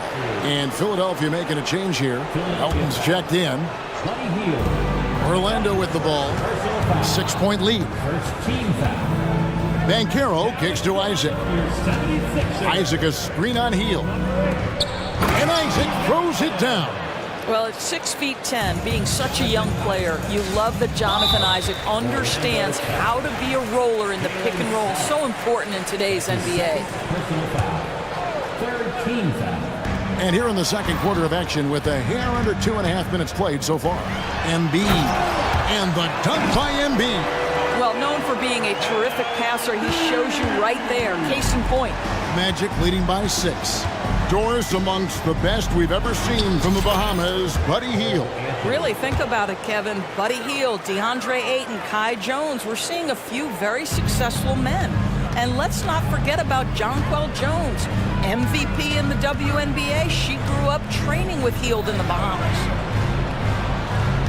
Passes it to Embiid. Embiid sets the pick for Oubre. Shot clock at 6. Left block shot on the way. Embiid is a load inside. You aren't going to get in his way. A willingness to get really physical. Embiid willing to throw some serious muscle around. Suggs in the corner. Isaac a screen on Melton. And that one is good from Suggs. Suggs has got 6 in the quarter. And he's the main reason they have the lead right now. He's been perfect from the field, literally. Hield, the pass to Covington. The shot goes in. First shot, first basket. This guy has made giant strides in his playmaking. Nice setup by Buddy Hield right there. Basket counts. Suggs has got 22. Well, the advantage they have right now is largely based on his play. What an outstanding night. And Philadelphia calls time here.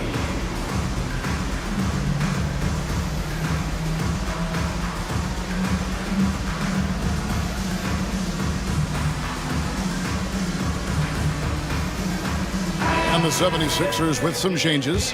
Mohamed Bamba, he's checked in for Joel Embiid. Martin comes in for Robert Covington.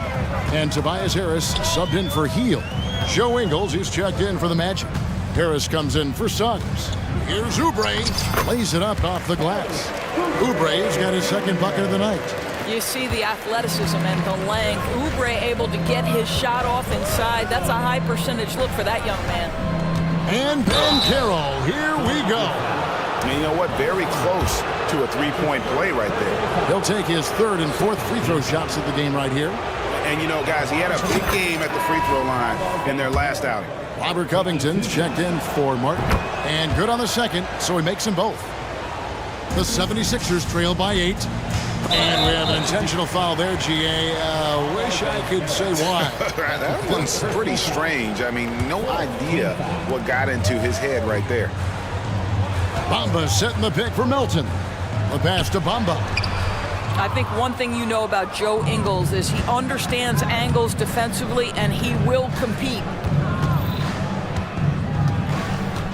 It's Anthony with the He's going to put that one in his scrapbook. Insane dunk. And now they're starting to rub it in, build up a lead, and here we go, baby. It is showtime. That one's good, and the Magic lead is cut to just 7 on the basket from Harris. Wagner outside. Harris looking it over. Here's Ingles. Good, and Harris gets the assist. Ingles has got his first points of the game. Well, how about the vision and unselfishness to find your open teammate, Gary Harris? Pretty pass. And so it's the Orlando Magic, ahead by 9 as the quarter comes to a close.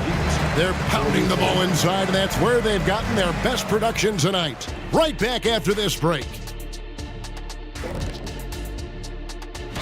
All right, fellas, back in your playing days, what was your favorite city to eat in? Whatever city Kitty was in, I'd go steal his lunch. All right, and looking now at the first half, it's been an almost but not quite story for the Philadelphia 76ers. And that's all for us.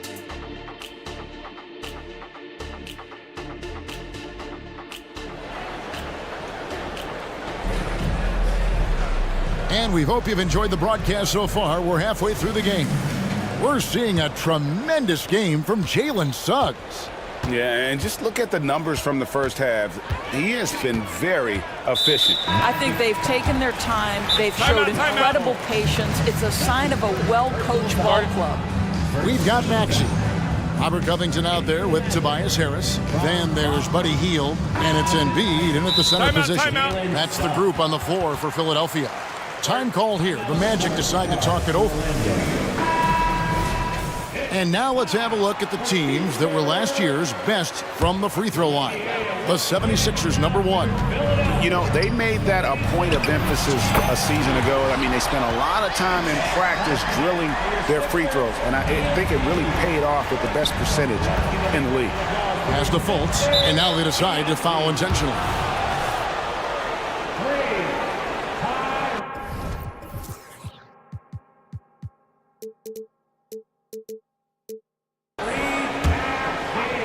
Here's Fultz. Hasn't made one yet. Bangs home the trifecta. Whenever Fultz is in a catch-and-shoot situation, you know he can't wait for that ball to find his hands. Here's Maxey. It's good. Now he's shooting 6 for 7. Terrific play call to give him a clean look at the rim. That's how you want to start the second half.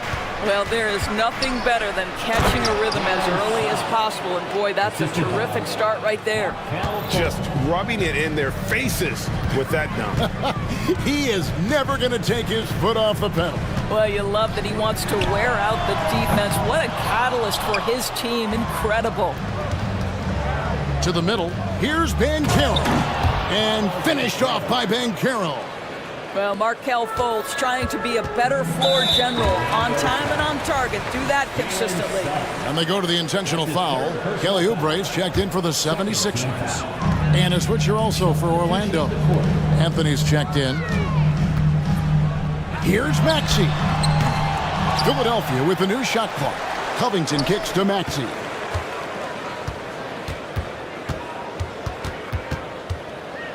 Four on the shot clock. The 76ers need to get off a shot. He can't hit that time. Oh, no excuse for a guy of his caliber. You've got to finish that slam. Got to be a little embarrassed by that one. Ooh, that's on the defense there. Ideal positioning for Franz Wagner to throw it down. Covington setting the pick for Maxey. Embiid in the corner. Outside, Maxey. Covington a screen on Banchero. And they call an illegal screen here. Beyond the leaning, you could see his feet weren't set on that screen. Easy call. You know, he's just leaning a little bit. You try to get away with it, but boy, the official all over it. And the 76ers making a change here. Elton's checked in. Here's Isaac. And it's Philadelphia with the rebound.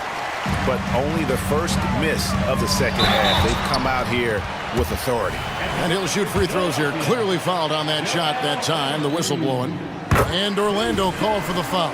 76ers have been successful on 3 of their 4 free throw attempts up to this point. And one of the highlights last year for this group was the fact that they were so efficient from the charity stripe. That's a huge factor. Down low. And finished off by Wagner. You have to wonder, can a young guard play in the pick and roll and make the right decisions? Pretty pass from Cole Anthony. He's saying, yes, I can run pick and roll. Here's Melton. Another miss by Philadelphia. He couldn't believe how open he was. He just couldn't convert it. Second half of play, and we're 3 minutes into the third here. Embiid. And Embiid throws it down. He just punched the ticket on that one. That'll get the job done. Powerful two-hand jam. Wagner kicks to Isaac. Magic moving the ball around. And that one's good, Anthony. And really keeping the ball hopping around here offensively. Here's Melton. And it looks like, yep, it's a coach's challenge on the personal foul. That triggers a replay review by the official. And I think when it comes to some of the more difficult calls, so fast that it's really tough to catch everything in real time. The wonders of technology. We've seen replay reviews so effectively, and involving the coaches by being able now to challenge like this is something. The ruling on the floor is confirmed. And so the word is in. They've decided that the call stands as it was made on the floor. And you know, even if a coach still feels this wasn't the right call, you got to acknowledge the effort being put in to reviewing it. With double checking, and the game continues on. And the 76ers making a change here. Martin's checked in. And a change for the Magic. Houston's checked in. Melton hits them both. This is as good as it gets from the charity stripe here in the second. Orlando leading by 11. Banchero, a screen on Oubre. And again, it's Orlando converting. Just keeping things simple on the offensive end. Cole Anthony more than happy to shoot in these kinds of situations. And slam dunk by Harris.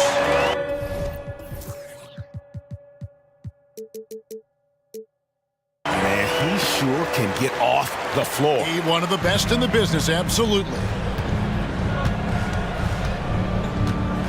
Anthony against Oubre. A 3-ball. And Joel Embiid pulls it down. And here's Melton. He'll bring it up for the Philadelphia 76ers. Embiid with the screen on Anthony. In the corner, it's Martin. Anthony against Melton. Back to Martin. He gets it to fall. That makes it just a single-digit lead. Martin's got his first basket. And that's exactly what they're going for on that shot. Here's Anthony. And it's in there. And the Magic lead by 11. And he is really in a zone right now, playing and scoring with confidence. And so the timeout by Nick Nurse here.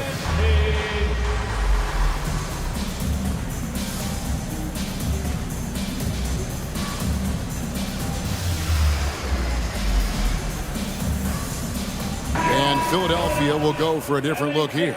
Hamid Bamba, he's checked in for Joel Embiid. Robert Covington comes in for Martin. Buddy Hield, he's checked in for Harris.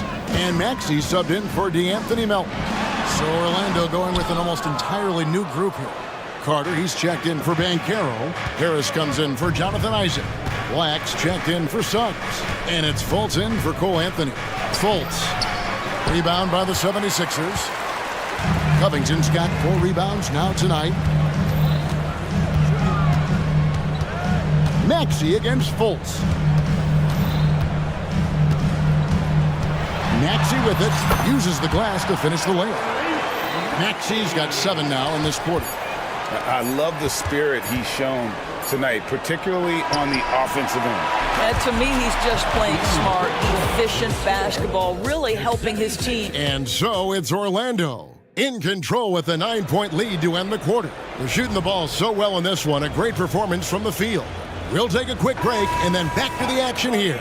And it's time now to bring you our State Farm assist of the game. Just true artistry right there. I mean, great decision on where to go with the ball, and how about the perfect delivery? We call that putting it right in the pocket, and he knew what to do with it once it was there. The fourth quarter has arrived. So good to have you with us. Fourth quarter on the floor for the Magic. We've got Carter. Fultz is out there with Black. Then it's Gary Harris, and it's Houston in at the 4.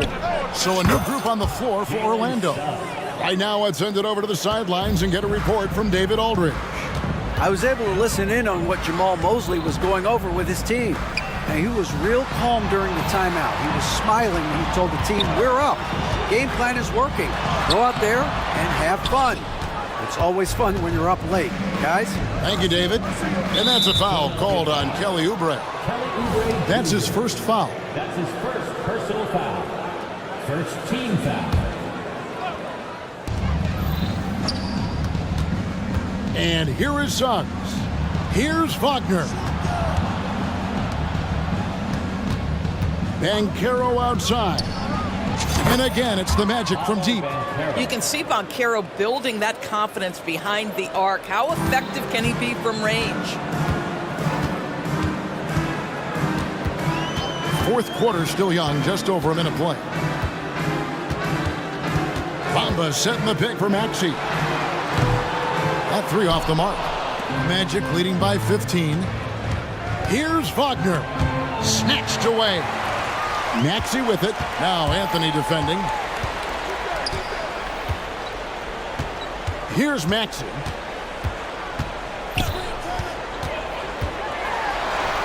Basket number 8 for him on 13 tries. That's 62% so far. There's no quitting this guy. He just gives you great effort, and he continues to give you great production. Suggs, and he converts the layup. Suggs has got 5 points now this quarter. How about the agility of Jalen Suggs to navigate the painted area and finish? Pretty nice stuff right there. Maxey kicks to Hield. Hits it from three-point range. You simply must play better defense than that. This guy is too good from distance. Orlando's gone 3 of 6 tonight when they've let it fly from downtown. And so they choose to intentionally foul. And the 76ers with some changes. Embiid, he's checked in for Bamba. Tobias Harris comes in for Oubre. And it's DeAnthony Melton in for Buddy Hield. Here's Anthony. Gets it to go for bucket number 8. He's taken just 10 shots. When you allow a guy as confident as Cole Anthony to catch a rhythm, you are in for a long night. Some nice ball movement here by the 76ers. Outside, Maxey. Harris setting the pick for Maxey. Shot clock at 5. He doesn't hit that one. Nice defense from Wagner. Anthony up on top. He's covered by Maxey. Suggs passes to Banchero. And finished off by Banchero. Oh, you love to see Banchero get off his feet in a hurry and finish with authority.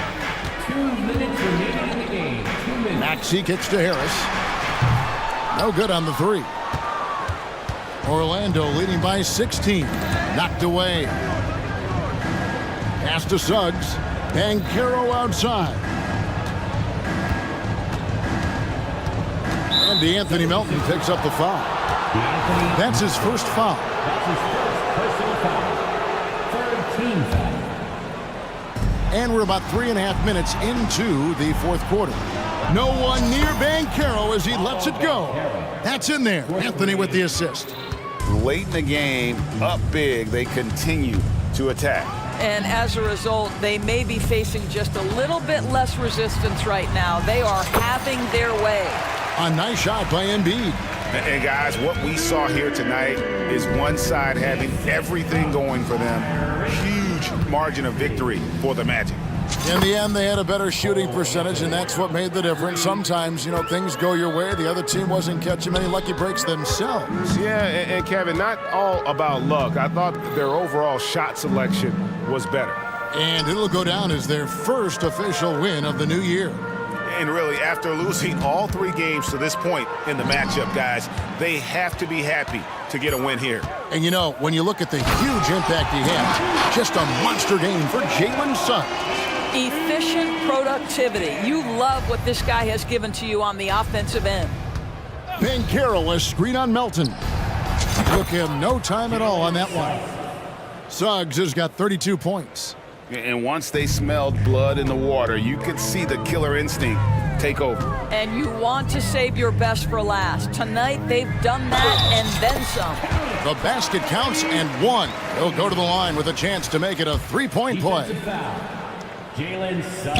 And that one misses. And it's the Magic with the ball. Here's Anthony. He makes his 10th basket of the night from the field. He has missed 2 shots from the floor.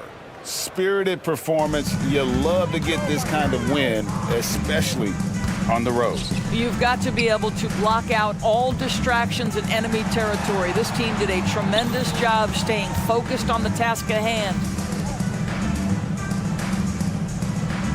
Embiid against Isaac.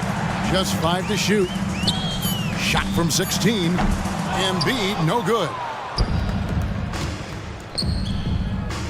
Now here's Anthony.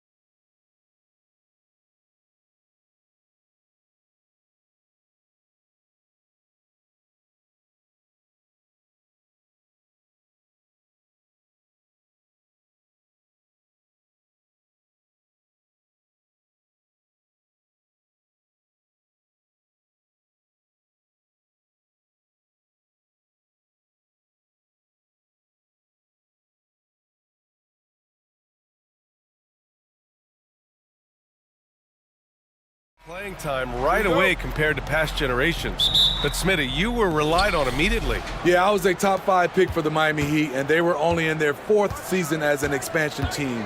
So I knew I was going to get a chance to play. I just wasn't sure how much. And the Oklahoma City starting 5. Gilgeous-Alexander runs the point with Dort at the 2. Holmgren is out there with Gordon Hayward. And it's Williams in at the 3. Now here's Harden. Pass to Tucker. It's George on the wing. Tucker with a screen on Gilgeous-Alexander. George, no good. The defense got lucky there. That's one you expect him to drain. And he commits the intentional foul. You don't want to stop the clock right there. I'm not quite sure what he was thinking. Hayward outside. The 3. And that comes off the assist by Gilgeous-Alexander. Entering the league, this is where Hayward had to improve, and he has. Tremendous touch now from range. And Grant, when you scan the OKC roster, you see length at every position. Yeah, it's definitely their philosophy, BA. We're seeing a number of franchises going that route. What I would say about the Thunder, though, many of their guys still have some strength to add. Here's Gilgeous-Alexander. After the Clippers picking up a basket just a moment ago. Yep, that one goes. Gilgeous-Alexander's got his 2nd basket of the night. Look, this is how you draw it up coming out of the locker room. 3 of 3 so far. Outside Tucker. Pass to man. Now here's Harden. Dort defending. Outside Tucker. It's George on the wing. Ooh, it's stolen by Gilgeous-Alexander.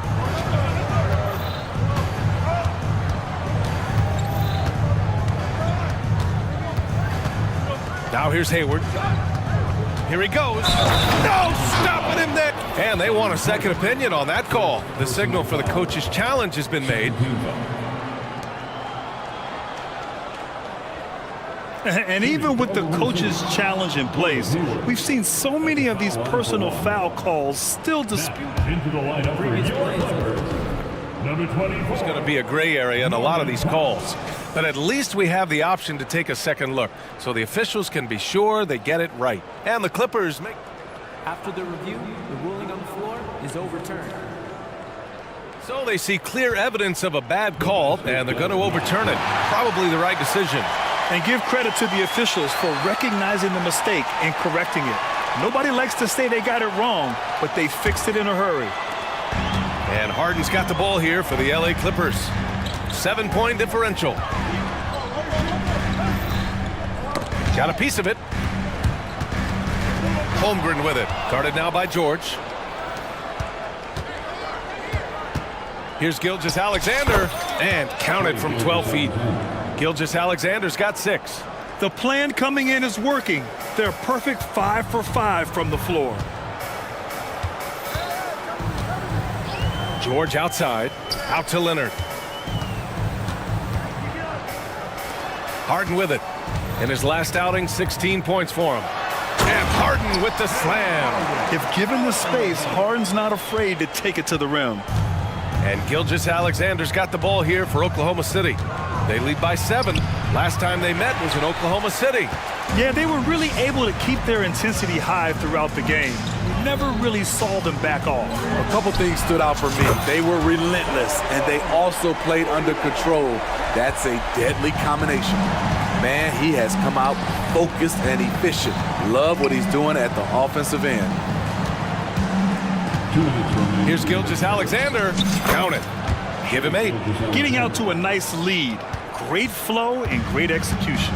You know, over his career, Paul George has racked up more than his fair share of accolades, Greg. Well, he's a fixture at All-Star Weekend, that's for sure. Now, he's made the All-Defensive Team more than a few times. He's had an outstanding career. Sinks it from distance. Harden's got his 2nd basket. Yeah, just a smart call by Harden. Using the pick to shake off the defense and get himself a look. Gilgeous-Alexander into the lane, and he was fouled in the act of shooting. Opportunity for a 3-point play here. You know, they're really being bullied right now defensively. 8 of the last 10 points have come from the inside. All right, guys, what do you think about the offensive approach we've seen so far for the Thunder? Tonight, early on, this team is saying, forget the analytics. Let's take mid-range shots. They can be easy points. You know, another thing that has impressed me has been their numbers of points in the paint, just dominating down there. They're just getting whatever shot they want in close. And the Clippers have possession. The Thunder making their last shot. Leonard outside. A deep three. Yes, and a nice assist from Harden. As we've seen, there's nothing Leonard can't do. He's polished every aspect of his game. Well, if you're the Clippers, are you out looking for the next young star grid? Possibly, BA. I mean, 5 of their top 6 scorers last year were over 30 years old. So they may need more production from your young guns to be a consistent contender. He's living there tonight, a tough guy to guard without fouling. And the bonus...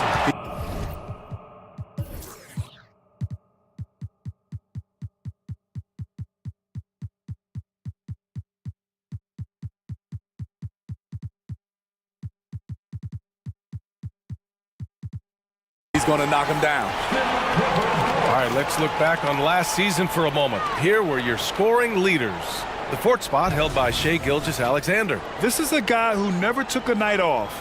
You look at his numbers and you know that he put in a tremendous effort every single game. Powell against Williams. Leonard outside. It's George on the wing. Leonard with a screen on Holmgren. Here's George. Wow! Crazy good! Letting it all hang out when George takes flight. Just enjoy the show. Dort, the pass to Hayward. Outside for Gilgeous-Alexander. And it's the Clippers with the rebound. Even though he missed it, this is the exact play your offense is designed to produce. Harden with it. Now Gilgeous-Alexander defending. Leonard with a screen on Holmgren. For 3, George. Holmgren with the block. Wow, I mean, the 7'6" wingspan coming in handy. Holmgren loves swatting away shots just like this. There's 14 seconds left now in the first quarter.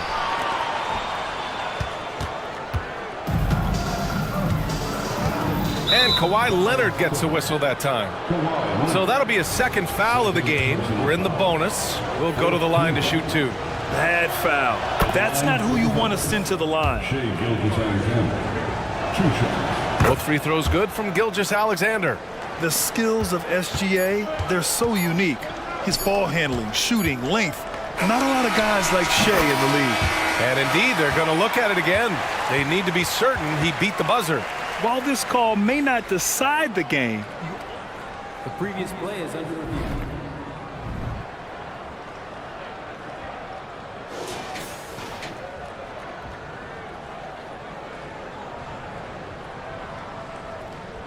The ruling on the floor is confirmed. And the ruling is in. The call stands. No bucket. Offense is coming free and easy as we wrap up the first. Thunder out in front, up by 5. Let's take a quick break, and then it's on to the second quarter after this. And for those of you just tuning in, second quarter action is where we are. And for the Thunder guys, what jumps out to you stat-wise? You know, they've been relentless in how they attack the paint. They came in looking to attack from the get-go, willing to be physical and setting the tone. They've got P.J. Tucker, James Harden out there with Paul George. Then it's Norman Powell, and it's Leonard in at the pivot spot, manning the middle. That's the group for the Clippers starting the second. Outside Gilgeous-Alexander. Back to Holmgren. Harden against Dort, 6 to shoot. Here's Gilgeous-Alexander. SGA doing his thing in close. And Grant is someone whose career spanned eras.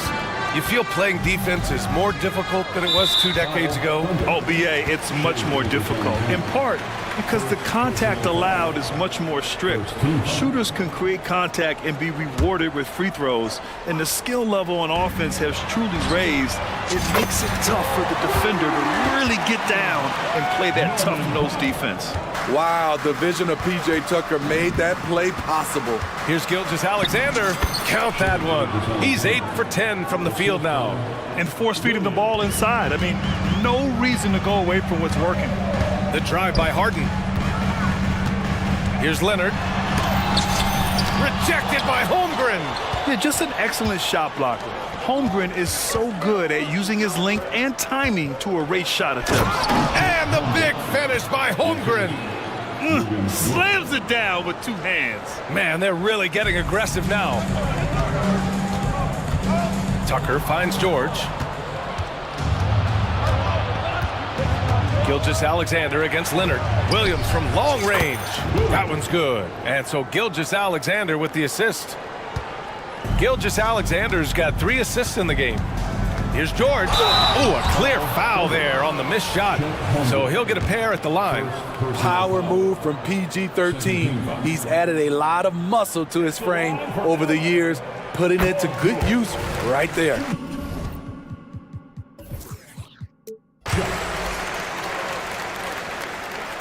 So he gets them both.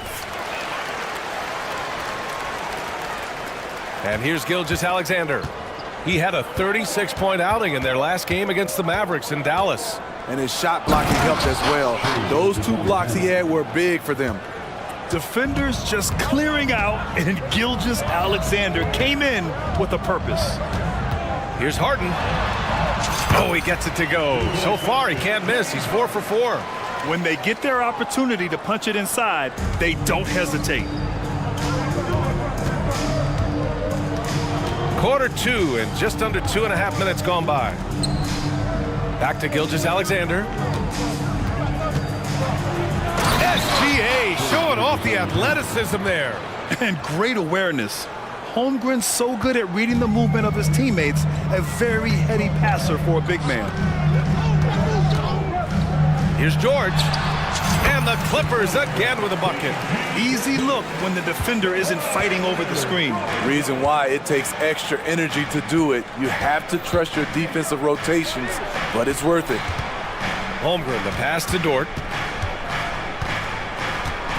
Back to Holmgren. George finds Holmgren. Oh, George with a steal. Into the lane. Pass to Leonard.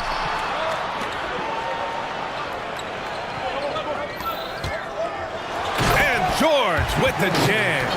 This is what they want from Paul George. Non-stop offensive energy. Dort, the pass to Gilgeous-Alexander. The kick out to Williams. Williams, a screen on George. George against Holmgren. Pass to Gilgeous-Alexander. Just 5 to shoot. And slam dunk by Gilgeous-Alexander. He's efficient, low turnover rate. Shea is more than capable of running the show. And Paul George again. George has got 8 points in the quarter. They're punishing those late defensive rotations, getting good looks inside throughout the half. Dort, the pass to Holmgren.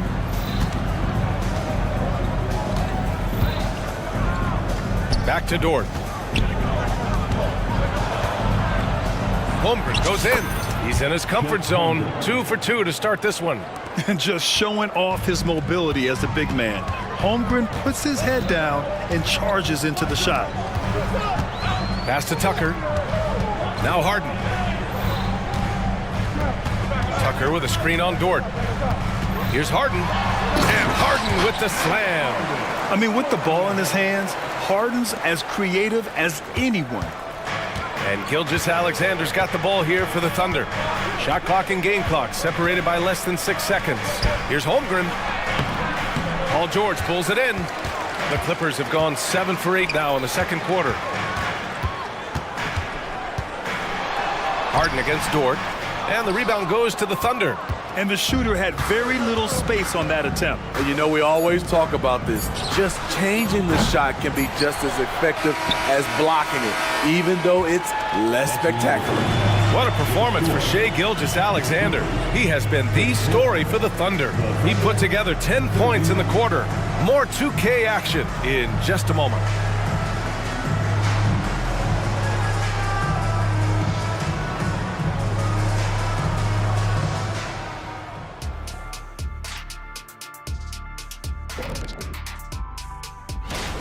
I got to shout out Gilgeous-Alexander tonight. He's making the defensive effort that the other team is displaying look out.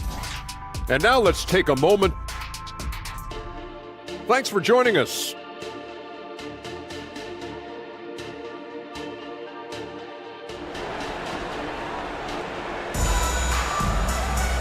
And as we get into this third quarter, as we've seen so far, neither team able to create much separation on the scoreboard. You know, Shai Gilgeous-Alexander has been exceptional here, guys. I like how they controlled the tempo and played to his strengths. And many of those quality shots have been jumpers. A very high percentage of those in the first half. Taking a look at the Thunder. Gilgeous-Alexander runs the point with Dort at the 2. Gordon Hayward is out there with Chet Holmgren, and it's Williams in at the small forward position. Leonard for 3. Look at Leonard, dialed in from deep. No doubt in my mind that Kawhi Leonard shoots with the utmost confidence. Not sure why he committed the intentional foul. No purpose. I think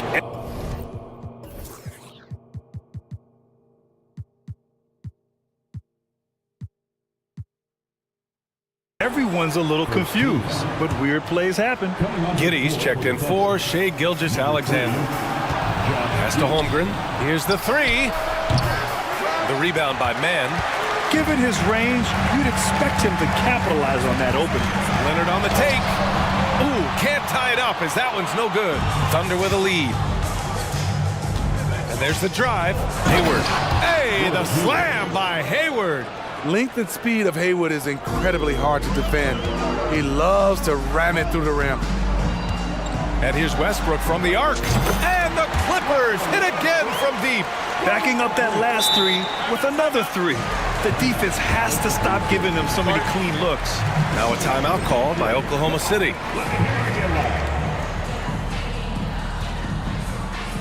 Harden, he's checked in for Mann. The Thunder making a switch here. Okay, let's fire up the 2K leaderboard. Last year, you really had to protect the ball against these teams. The Thunder 4th. And this is a team that takes great pride in being aggressive on the defensive end. They take good risk and know when to go after opportunities for steals. Here's Wallace. Soft touch off the glass. Wallace has got his first bucket in this one. Man, that's now 10 straight points in the paint. I'm not sure what's happened to their defense, man. Harden with it. Guarded now by Williams. Leonard passes to Harden. For the tie. Another basket. He's now 6 for 7 in the contest. Here in the second half, they're really focused on stretching the floor. This was obviously a focal point coming out of the break. Look smart when the shots are going down. Their defense just falls apart once the ball goes inside. Los Angeles has gotten all 3 from downtown so far in the second half. You know, for my money, Josh Giddey is one of the most entertaining players in the league, Grant. Yeah, he has superb vision in the open floor, B.A. Reads the angles and sees how plays develop with ease. His teammates have to be ready for a pass from Giddey at all times. Here's Williams, and it goes out of bounds. Last touch by Williams. Yeah, just couldn't make the connection, but you appreciate their attempt at moving the ball. Los Angeles has got it going from the perimeter in the third. 4 for 4 so far.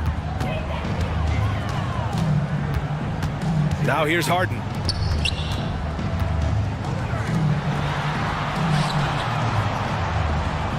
Tucker with a screen. Harden scanning the floor, and there's a whistle. That's going to go on Lou Dort. That's his first foul of the game. First team foul. A touch over 2.5 minutes of basketball played here in the third quarter. And Harden with the slam! Check it out. Harden putting on a show, throwing down an acrobatic dunk. Dort, the pass to Giddey. And Russell Westbrook gets the whistle that time. That's his first foul of the game. Second team foul.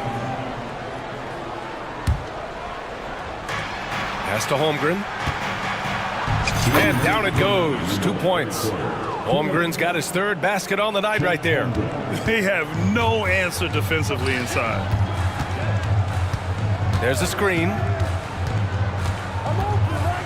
And Westbrook slams it home. As explosive as they come at the point guard position, Russell Westbrook playing at the rim. Wallace, the pass to Dort. Lays it up and in on the nice reverse. I love this game plan. That's 10 points in a row from in close. Leonard outside. Leonard going in. Kicks it out to Westbrook.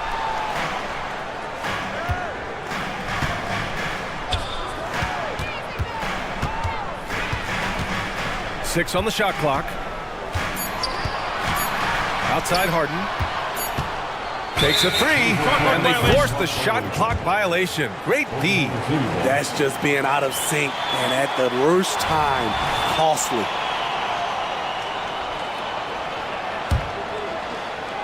Oklahoma City trailing.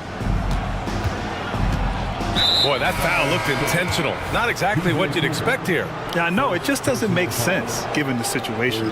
For the Clippers, Tice comes in for Leonard, and it's Paul George in for James Harden.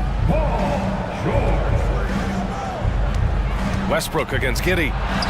That one falls. Giddey's got 4 points now in the quarter. Defensively, they've got to get more bodies in the paint. That's 3 straight field goals from below the free throw line. Now here's Westbrook. Defense is right there. Tucker finds Westbrook. Driving inside. To the right side. Tice passes to George. Timeout called, the Clippers.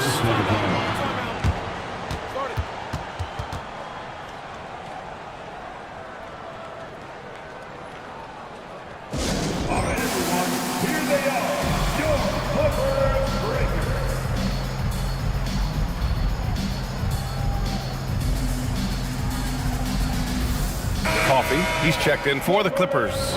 Williams is checked in for Oklahoma City. Shai Gilgeous-Alexander comes in for Giddey.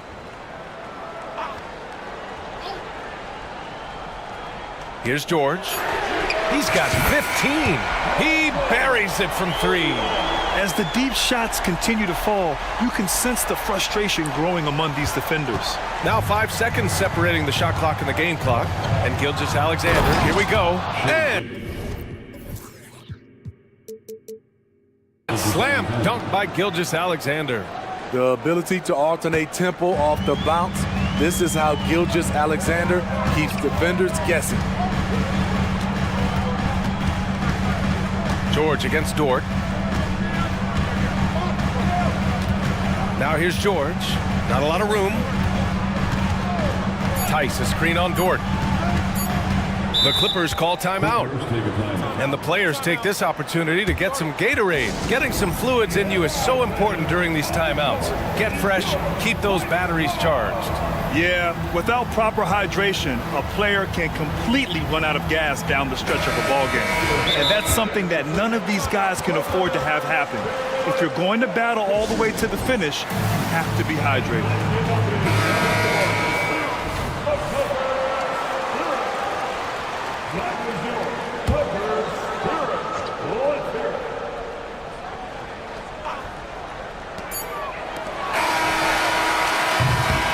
Third quarter comes to a close, and a battle brings it to a tie. And right after this, we'll bring you this.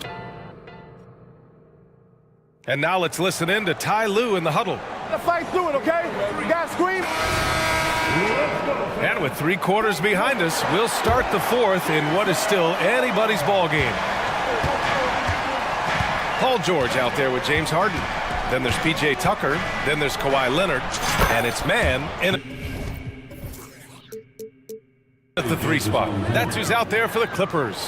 These are big buckets. He's been instrumental in helping them try to close out this game. Count it. Yeah, getting it done inside.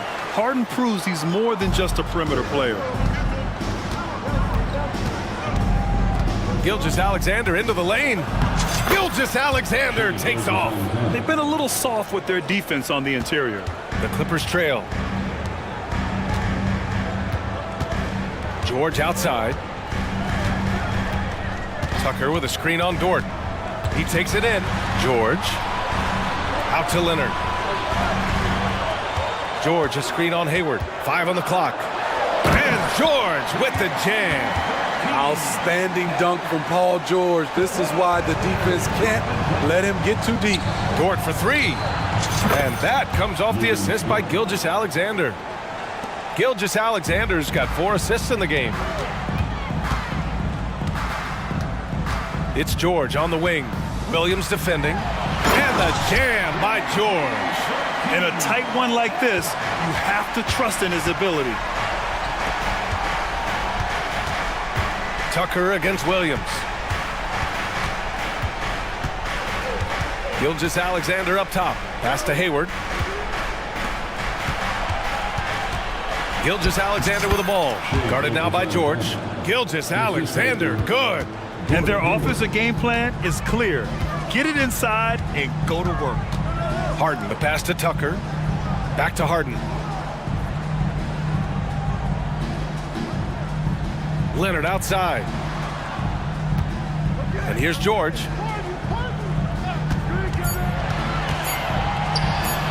Oh, they find the hot hand. You can count it. He's 10 for 14 now. It's almost too easy for Paul George inside. He gets right in close and converts.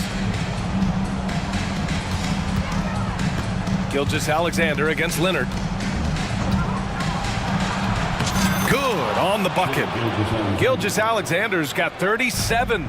And they've really relied on him down the stretch. From 15 feet away. And for some reason, he decided to foul there. Yeah, B.A., that's an odd move. Maybe there's something else behind it. First team foul. Over 2.5 minutes in the books here in the fourth. Harden, the pass to Leonard. Back to Harden. Just 5 on the clock. And Harden with the slam.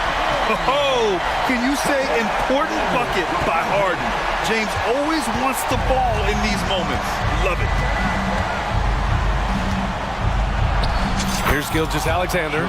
Yep, count it. Gilgeous-Alexander's got 10 points now, just in this quarter. Harden into the lane, and Harden with the slam. And you can see Harden is feeling it, which is why he's being so aggressive on offense. Wallace, the pass to Gilgeous-Alexander. And that one drops for him.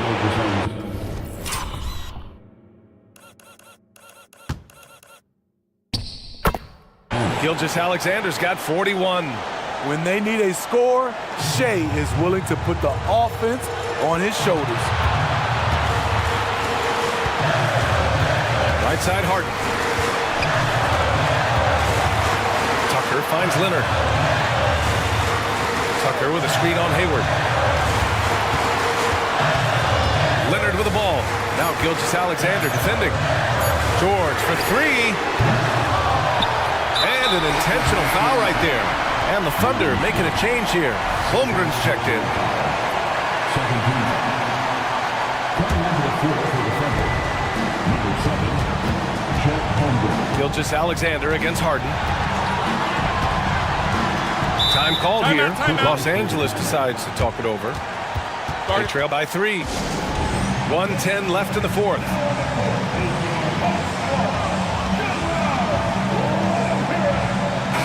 And let's swing it over to the sideline and hear from Allie. During that last break, Coach Tyronn Lue had some advice for the team. Coach wasn't very animated in this tight game, but asked this of his team: how bad do you want it?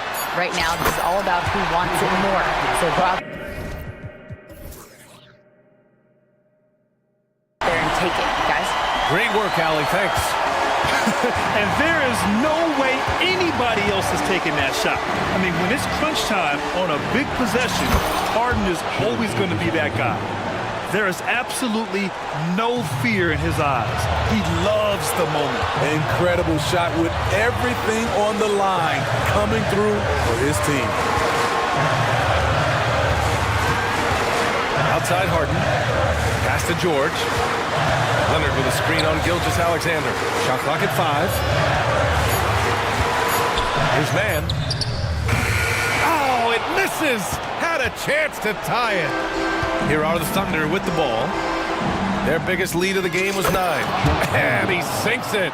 And he played huge in games in college. So Holmgren, no stranger to the pressure late in this one. George finds Harden. Takes it inside. Money! Coach is loving the ball movement. Paul George with the assist. Now Gilgeous-Alexander. Dort, right side. Outside Gilgeous-Alexander. And it's in. Incredible play by Shai Gilgeous-Alexander. This kid is not afraid of the moment.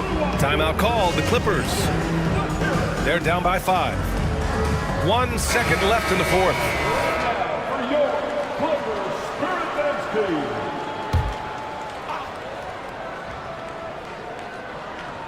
Three-pointer, Harden. And that one drops. Rock solid screen right there. The defender got completely lost. Hey, if you're... Thanks, Allie. Great interview once again. Well, folks, that's going to do it for now. Please get home safely.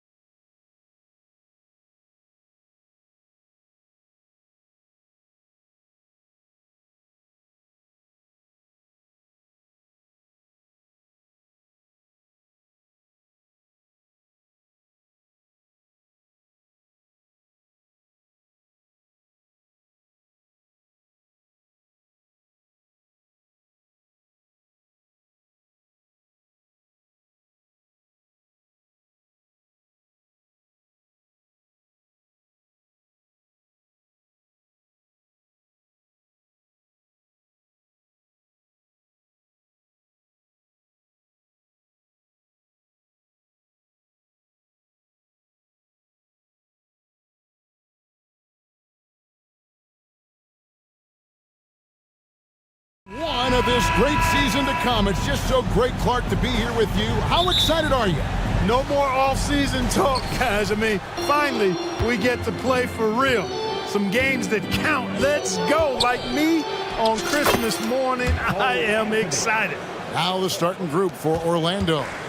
The guard pair for them, Anthony and Suggs. Isaac in the front court along with Wagner. And it's Bancaro in at the 5, roaming the paint. Now, here's Anunoby. And Hart has it in the corner. Driving to the basket. And he uses the glass on the layup. You know, getting inside and doing damage there really elevates Hart's game, and I like to see him be that kind of all-around threat. And there's the foul on the shot. He'll go to the line for 2. And the foul goes against New York. Now, you spent your first 4 seasons playing in New York. What's that like? When the Knicks are winning, Kevin, there is no place you'd rather be. The fans are incredibly smart, loyal, and they'll treat you like a king. But no doubt that media pressure is for real. Drops in the tray. And Brunson more than comfortable shooting the 3. And boy, is he efficient when he lets it fly. The shot by Anthony, no good. The defense ready for him on that possession. They had to be, because he is so strong in the paint. Randall, a screen on Isaac. Brunson with it. Picked up by Bancaro. Brunson, good. And you can tell Brunson has been well coached. He knows just when to call for that pick and roll. An intentional foul committed, but for what purpose, Greg? I'm not sure. A scene of confusion right there. I can't imagine why he thought it was a good idea to foul there. Now, here's Suggs. Isaac. And Isaac throws it down. Boy, nice finish that time by Isaac. Power and athleticism on that dunk. Here's DiVincenzo. And contact on the shot, so he'll be shooting free throws here. It's on Jalen Suggs. I mean, even from over here, you can see that one pretty clearly. No question about it. I mean, a ton of contact and a good call by the official. Some people see the Orlando Magic as a team, Clark, with a very high ceiling. How about you? Lots of potential there. No question about it, Kevin, and plenty of room for growth. The challenge is going to be corralling that and moving it in the right direction. You know, it could take longer than people expect or want it to, so you got to be patient.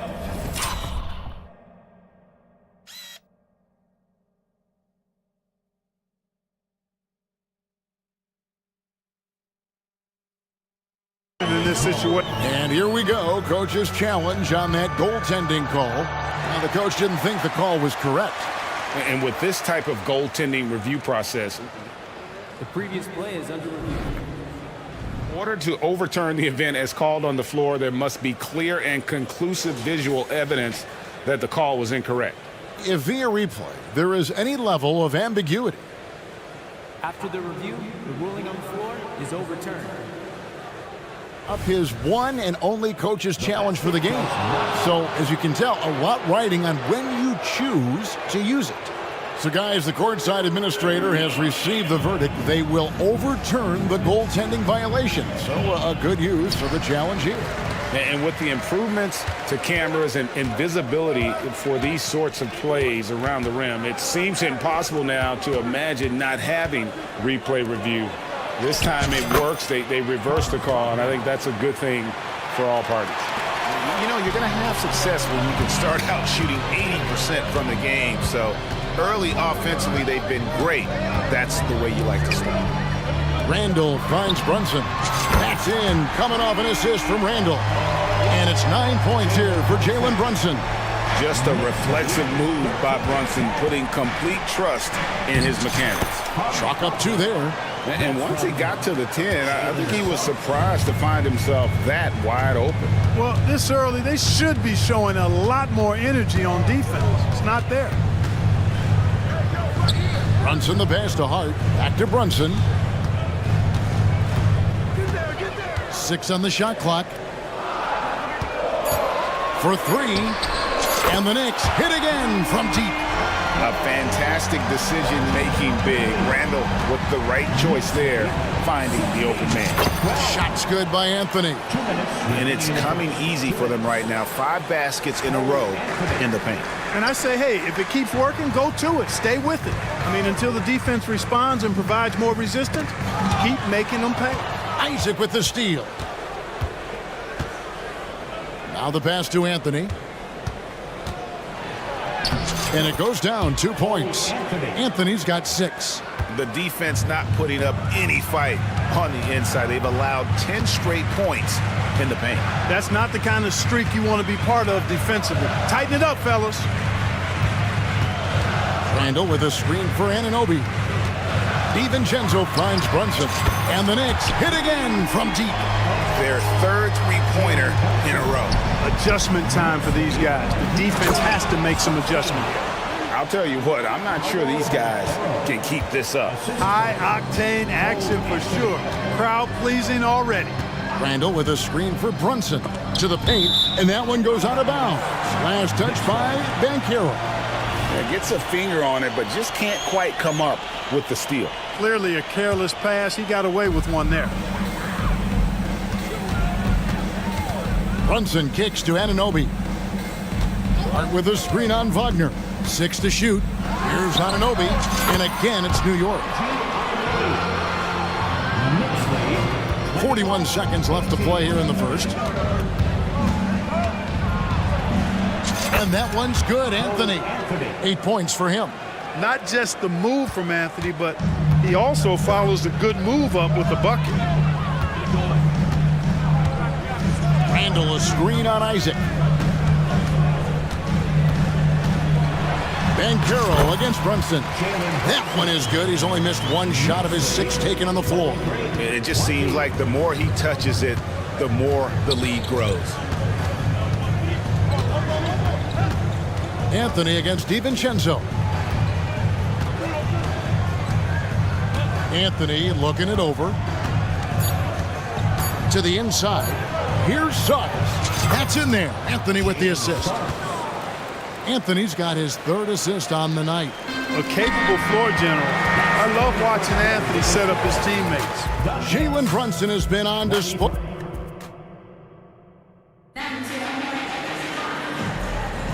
And this has been a fairly close game through the first quarter, and we'll see what happens here in the second. And guys, what do you think about the offensive approach we've seen so far for the Knicks? You know, right from the start, it seemed they got hot from three-point range, pulling apart the defense and racking up the points, too. And I really liked how they moved the ball tonight. Because of this selfless approach, they are piling up the assists. Josh Hart out there with Julius Randle. Then there's Dante DiVincenzo. Then it's OG Anunoby. And it's Brunson in at the point. They're the group. New York will start the second one. Anunoby with the screen for Hart. Anunoby kicks to Randall. Back to Anunoby. Jacks up a 3. And it's Orlando with the rebound. Victory eluded them last time in New York when they took on the Knicks. Bad outing offensively. You break that game down, their issues were pretty clear. Yeah, the offense was AWOL. It just wasn't there. No rhythm, no flow, just a tough day. Gets the 3-pointer to fall. Banchero's got 5 points in the quarter. GA, we've seen it over the last couple years. The center position has come back into vogue. And Kevin, we were seeing teams go small. Lots of 4s, even traditional 3s play the 5. But with MVP-level seasons from guys like Jokic and Embiid, the center isn't quite extinct yet. A moment now to hear from our sideline reporter, Hall of Famer David Aldridge. David. Thank you, Kevin. The Knicks are one of the most efficient offensive teams in the league, and that, of course, starts with getting the right looks. Coach Tom Thibodeau says we know what the value shots are. If you don't have one, how can you help create one? Whether that's attacking the rim, screen off the ball, do things that can help us create the shots that have high value. Kevin? Yeah, a disciplined approach. David, thanks. Here's Brunson. It falls for the 6th time in 7 tries this contest. That's 86%. This is the player that Brunson has become. He's capable of carrying the load offensively on any given night. Passes it to Suggs. Into the... Oh! Yes, sir! Come on, bring it! Boy, a bunch of pep in his step. Suggs got up a little extra on that one. Brunson the pass to Randall. Back to Brunson.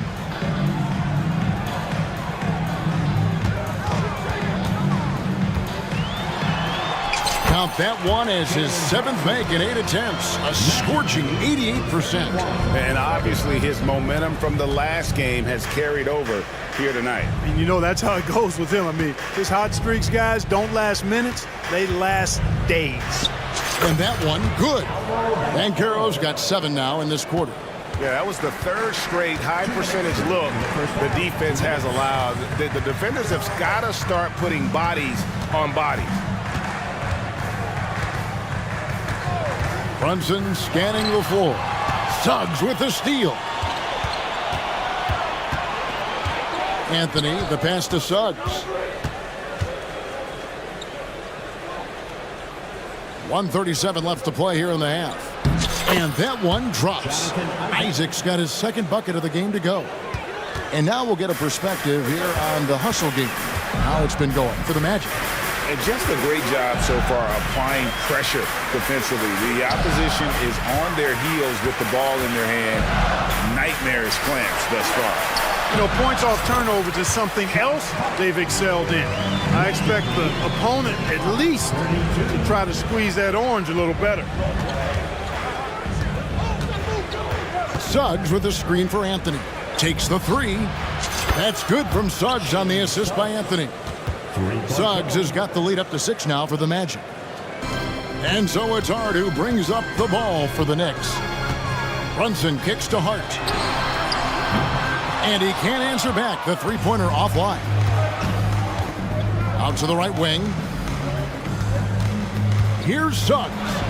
It's in, and he's a very efficient 5 for 6 on the game. And they're forcing the ball inside, and it's working like a charm.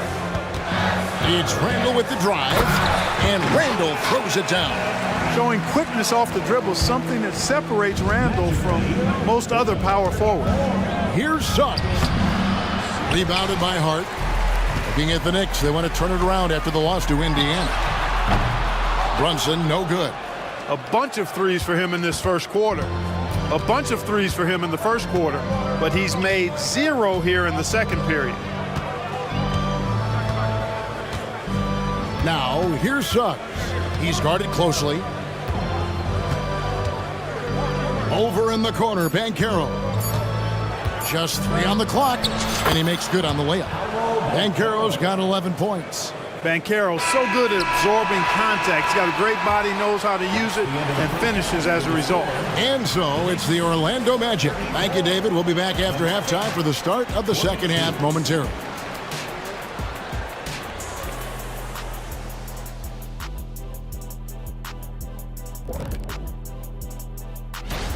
Their offense reminds us of our halftime show. Efficient, entertaining, and attractive. Yeah. I sort of see. And switching things. Thank you for being with us.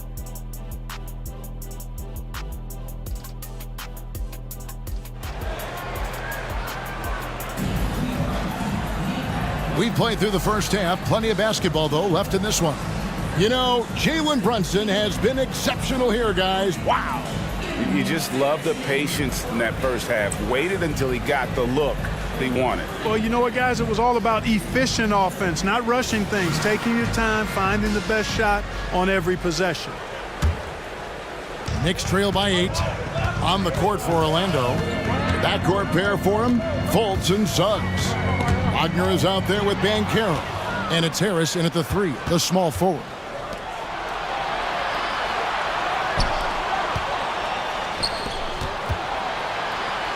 Good ball movement here by the Magic. Wagner passes to Fultz. Wagner has screen on Burks. And he comes up with the deuce. Fultz has got it going here in the start of the second half. The first points in the third quarter for the Magic. And now we've got the intentional foul. Yeah, not sure what that was about. I mean, talk about a brain cramp. Yeah, yeah, completely a brain fade. I don't know where that came from. Just lost sense of time and the situation. And now the first timeout called here for the Magic. And taking a look at some numbers from Markelle Fultz, he had a strong showing last season. He was around 14 points a game last year, 5 assists and 4 rebounds. And his playmaking really stands out, making his teammates better offensively with his terrific passing. Yeah, he's outstanding at controlling the tempo. I mean, keeps the ball moving and, of course, finds the open man. Here's Houston. Ready by Bogdanovich. Uh-oh. Changed his mind on the way up and tricked himself. And he's going to get whistled for that foul, G. That was intentional, but not exactly logical. How about pointless to foul there? I mean, I don't know where his head is, but it's not in the game. Burks the pass to Bogdanovich, and Bogdanovich throws it down. And, you know, stretching out for that one, Bogdanovich showing a little elevation for a guy who typically stays close to the ground. Here's Fultz, and the shot goes in. Fultz has got 4 points now in the quarter. It's a great move, and he catches the defense completely off guard. Yeah, if that's a harbinger of things to come, he's looking at having a very big second half.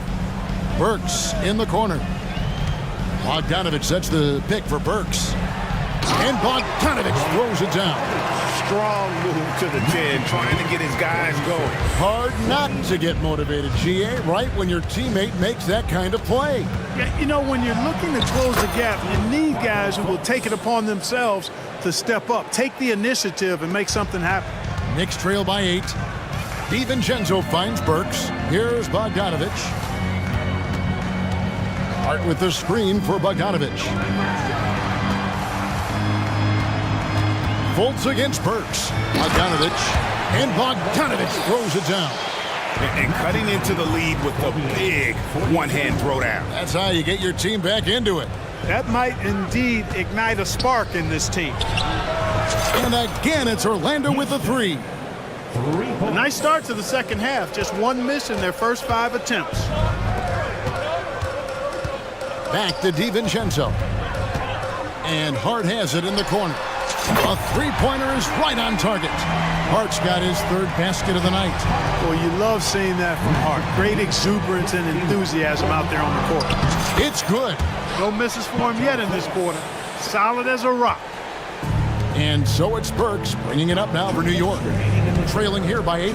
When you look at this Knicks roster, Greg, this is a team that feels it can make a deep playoff push. And they have their stars. They have tons of young talent. Developing that talent and adding a piece or two should get them where they want to go. Boy, Hart is one of those guys you look at and you can just see the team is first with him. He never hesitates to find the open guy. And so New York calls timeout. They're first. And the lack of rim protection, top of the list. Yeah, you know, just look at the numbers, guys. I mean, they are being taken to the woodshed in the paint.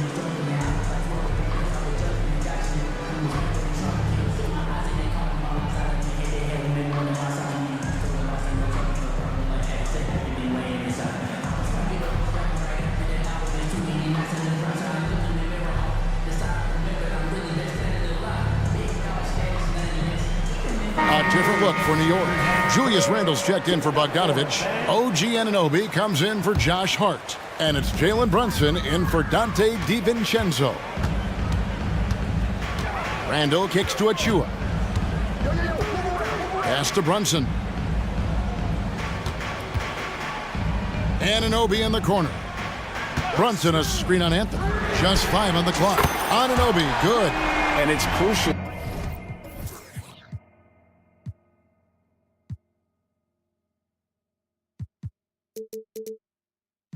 That Anunoby knocks down that jumper, showing how skilled he is from the perimeter. Harris passes to Isaac. Outside Anthony. Back to Isaac. On the wing, Harris.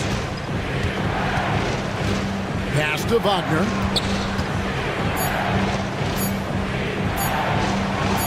He drains it as the shot clock ticks down.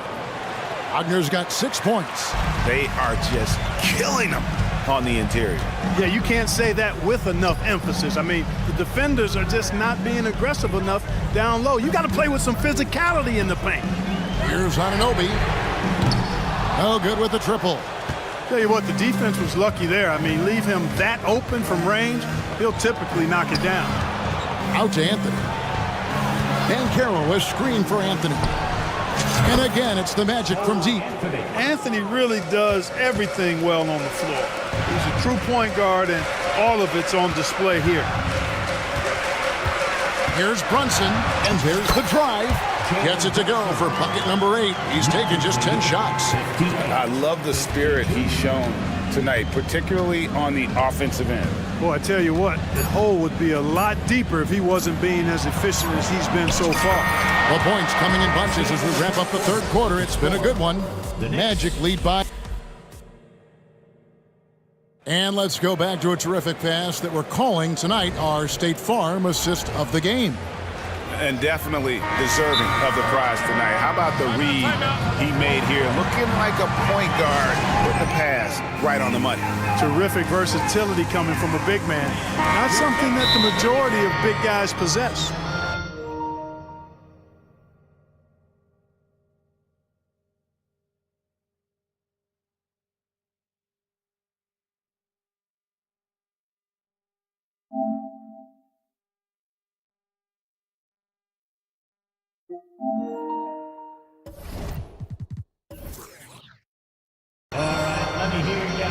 Fourth quarter of action is upon us. Thanks as always for joining us. And while we've got a moment, let's send it over to our terrific reporter, David Aldridge. David? Thanks, guys. I got a chance to hear what Jamal Mosley was saying to the team. Now, he kept it simple in the huddle. He said, play smart. If we don't beat ourselves, we walk away with the win. Keep it simple, and we got this. Back to you guys. All right, thank you, David. Jalen Brunson out there with Dante DiVincenzo. Then it's OG Anunoby. Then it's Randy. And it's Hump.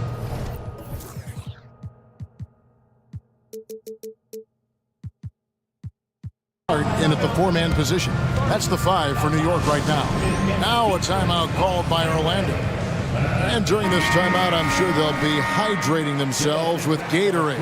All the effort out there on the floor. And these timeouts can be such a huge factor in getting a short rest and recharging the battery. And the Magic making a change here. Suggs is checked in. And it's good for 2. Suggs has got the lead up to 12 now for the Magic.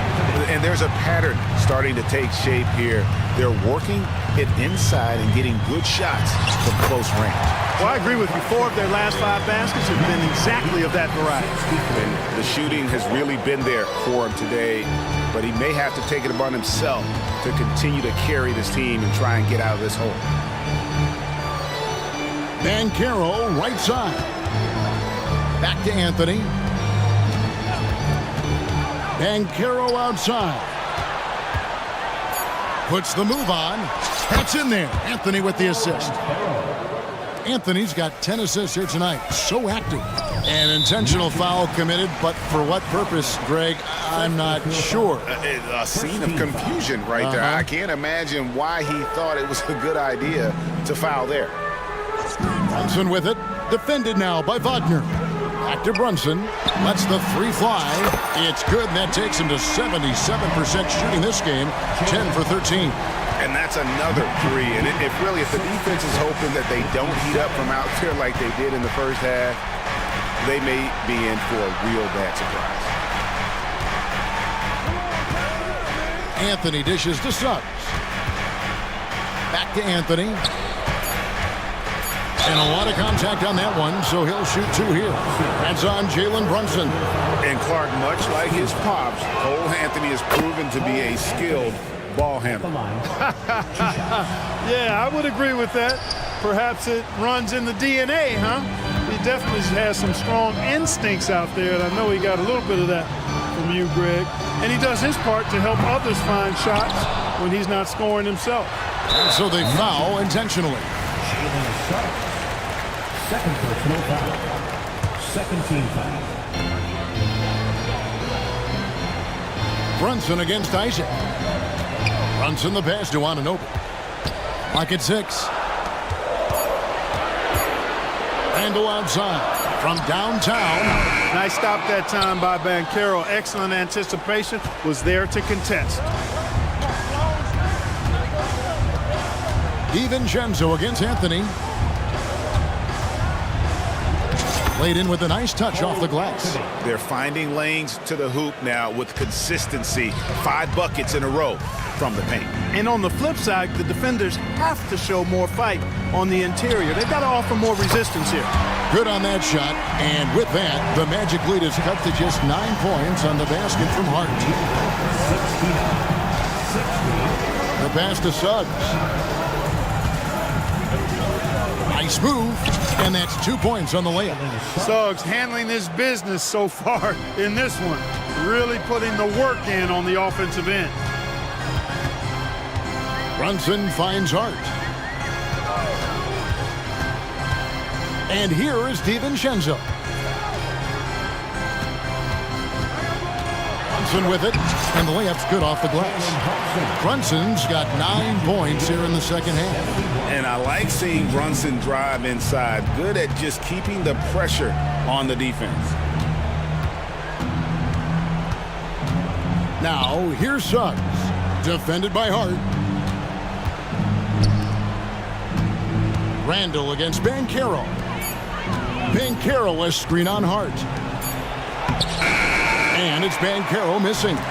Knicks trail by 9. 1:10 left to play here in the fourth. Brunson against Anthony. Anunoby with the screen for Brunson.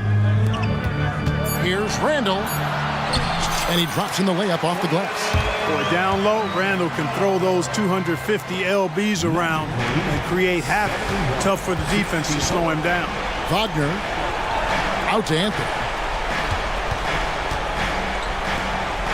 Now, here's Suggs.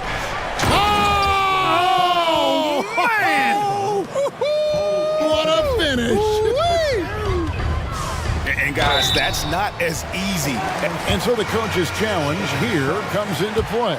The coach protesting the personal foul call. And this is the time now where the official... At the line, 2 shots. The original personal foul. Getting a different angle can sometimes make it a lot easier to determine.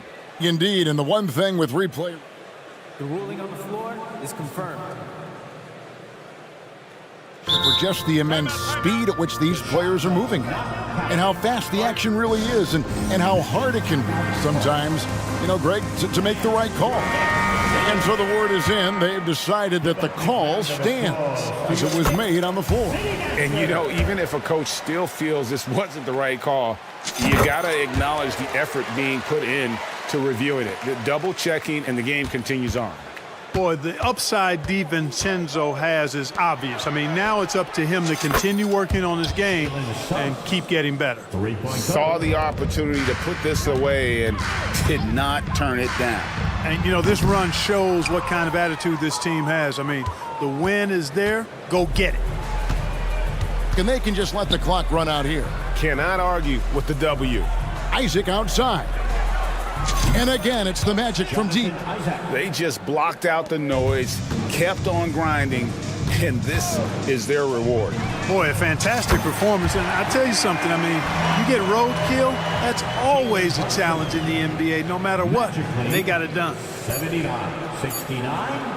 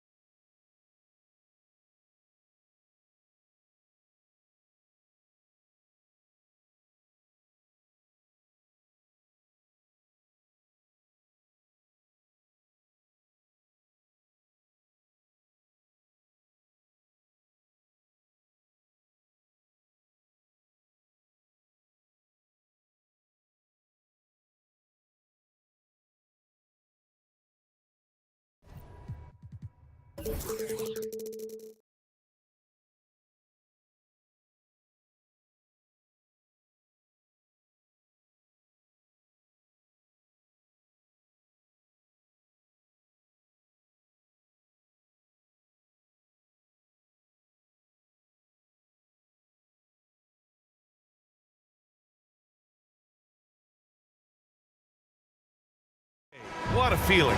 Richard, what stood out to you about your first NBA game with the Nets? Look, I'm not going to brag and all, but did I come off the bench and get 12 points? Yes. Did we win the game? Yes. So, look, it was a good start for me, a humble beginning, but yeah, it was that's what stood out to me. I got double digits and we won. So here's the Clippers starting group. PJ Tucker is out there with Kawhi Leonard. Then it's James Harden. Then it's Norman Powell. And it's George in at the two-guard spot. Capable of playing either guard position. Harden's sense for when his teammates are open is ridiculous. That one drops for him. Just taking it right to the rim, and no one was there to greet him. Easy possessions like that literally are just a gift. You just dream of them. You'll gladly take those. You gotta like the momentum on George's drive, cutting into the defense and clearing himself a path. Count the basket. I know what they say, defense wins championships, but you need some bucket getters too now. Now Los Angeles with it. And what you appreciate about Tobias Harris, the steady production, Richard. Yeah, he rarely has an off night. Even if his shot isn't falling, he'll find other ways to help because he has a team-first mentality. Leonard's shot's good. And he's a selective three-point shooter. Kawhi only takes them if he feels he has a good look. Maxey against George. Maxey, that's good. Maxey's got his second bucket on the night. Starting to find his rhythm. He's cooking, and he knows it. Yeah, when he gets engaged this early in the game, it's bad news for the defense. He can roll this start throughout the rest of the game. I love the execution we are seeing thus far. 4 shots and 4 makes. George against Maxey.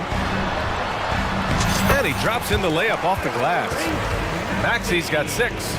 A physical scoring guard, Maxey is at home on the inside.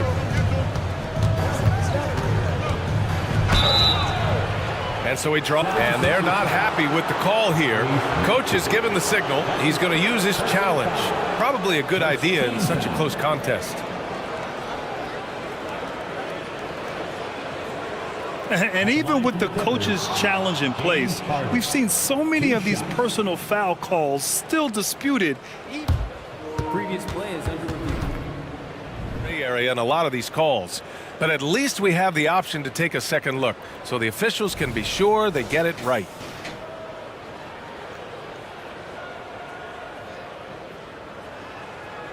After the review, the ruling on the floor is overturned. So they see clear evidence of a bad call, and they're going to overturn it. Probably the right decision. And give credit to the officials for recognizing the mistake and correcting it. Nobody likes to say they got it wrong, but they fixed it in a hurry.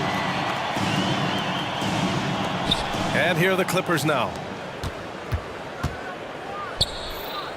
It's George on the wing, covered by Covington. Down to 5 on the shot clock. Harden, the pass to Leonard, and the dunk by Leonard. Oh, the slam from Leonard.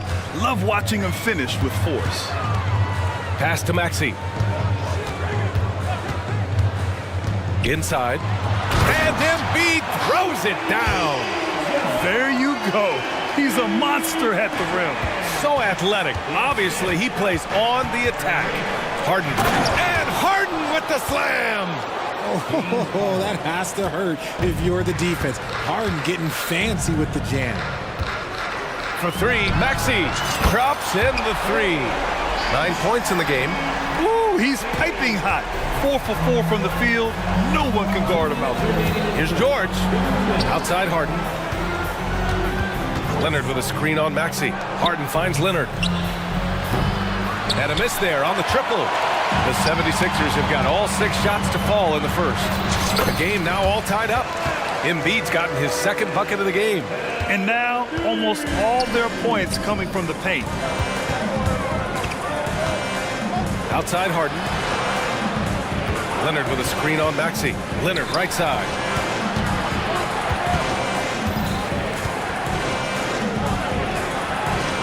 It's hauled in by the Sixers.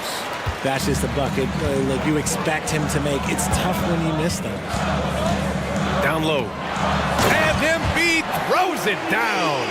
Heads up on the money pass by Maxey. Great vision. Outside Harden. They set the pick to win the run. Rebounded by Hield. And so it's Maxey with it. He brings it up for Philadelphia. Outside Covington. Pass to Hield. Covington, a screen on Powell. Back to Covington. Powell with a steal. Harden with it. And it's Hield picking him up. George for three. Yes. And a nice assist from Harden. Harden's got 4 assists now tonight.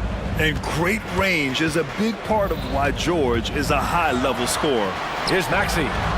Again gets it to go. He can't miss. 5 for 5. And guys, the way this defense is getting manhandled down low, you have to wonder if they're at 100% right now. 6-second difference between the shot clock and game clock. And there's a whistle. That goes on Robert Covington.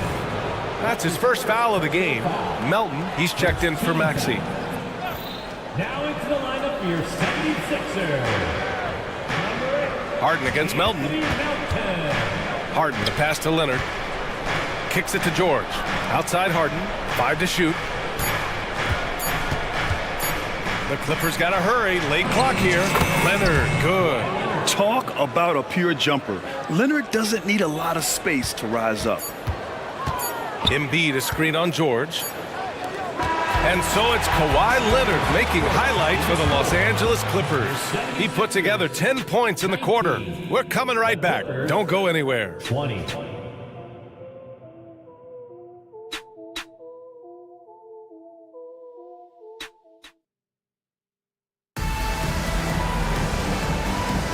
And getting it going again here in the second quarter. Fairly close game so far.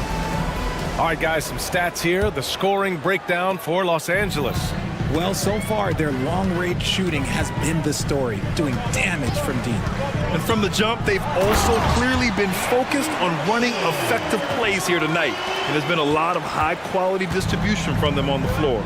So, on the floor for the Clippers, we've got Paul George, Kawhi Leonard out there with P.J. Tucker. Then it's James Harden, and it's Powell in at the small forward position. Now here's Harden. In his last outing, 16 points for him. Shocking that he just bricked that one. The defense got real lucky there. Melton on the wing, defended by Harden. For 3, Powell. It's good. Off the assist from Harden. Harden's got 6 assists now in the game. Put your head down and go to work. That's what they need to do. Yeah, when the game is up for grabs like this one has been, it's all about the attention to detail. Covington with it. Harden picks him up from deep. Melton. Rebounded by Kawhi Leonard. Los Angeles has gone 5 of 8 from outside the three-point line in this one. Outside Tucker. And the Clippers hit again from deep. Well, Harden has always been a top facilitator, but in recent years, he's adopted even more of a pass-first mindset. And Philadelphia calls time here.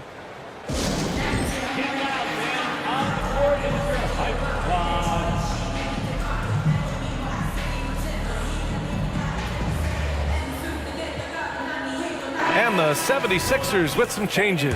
Bamba comes in for Embiid. And Tobias Harris subbed in for Hield. Boy, that foul looked intentional. Not exactly what you'd expect here. Yeah, I know. It just doesn't make sense, given the situation. You don't want to stop the clock right there. I'm not quite sure what he was thinking. And he gets it to go. Harris has gotten his second bucket. And you sometimes hear players grumbling about their roles or lack of touches. How prevalent is that behind the scenes, RJ? Oh, it's everywhere. This is one of the key things that coaches have to navigate. That puts the ego. Getting players grumbling or not to accept the roles that they are given. And that is the hardest part of coaching because every player believes he's a star, and rightfully so. Here's Bamba following the score by the Clippers. Back to Oubre.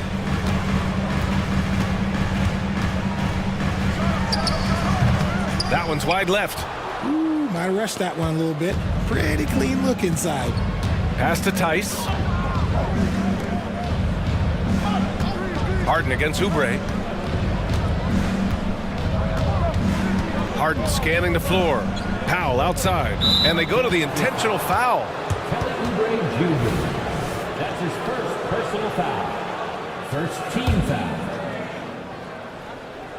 All right, for those just joining us, we're almost 2.5 minutes into the second. I just love the ball movement. Bamba up top.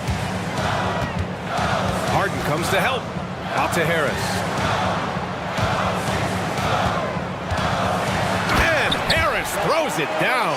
That body control, baby. Harris smashing through it. The Clippers in the lead. Now Harden. He's got 5. Pass to Tice. Back to Harden. Tice sets a screen. Harden into the lane. Outside Tucker. Clock at 4. And he got the whistle on the way up. So he'll be headed to the line for a pair. I don't mind that. I mean, they met him at the rim and temporarily prevented the points. And he makes the first. And the 76ers will have a different look here. Embiid, he's checked in for Bamba. Martin comes in for Covington. Fields checked in for Oubre. And it's Maxey in for Melton. Leonard's checked in for the Clippers. Paul George comes in for Harden. Here's Maxey. Hey, he's now 6 for 6. He is cooking right now. Wow, they're really being taken advantage of defensively out there. No rim protection whatsoever. Really left him alone that time. George has got 11. That's why Westbrook racks up so many assists. Martin takes it in, and it goes. As the official calls the foul, count it, and he'll shoot one more at the line. P.J. Tucker. That's his first personal foul.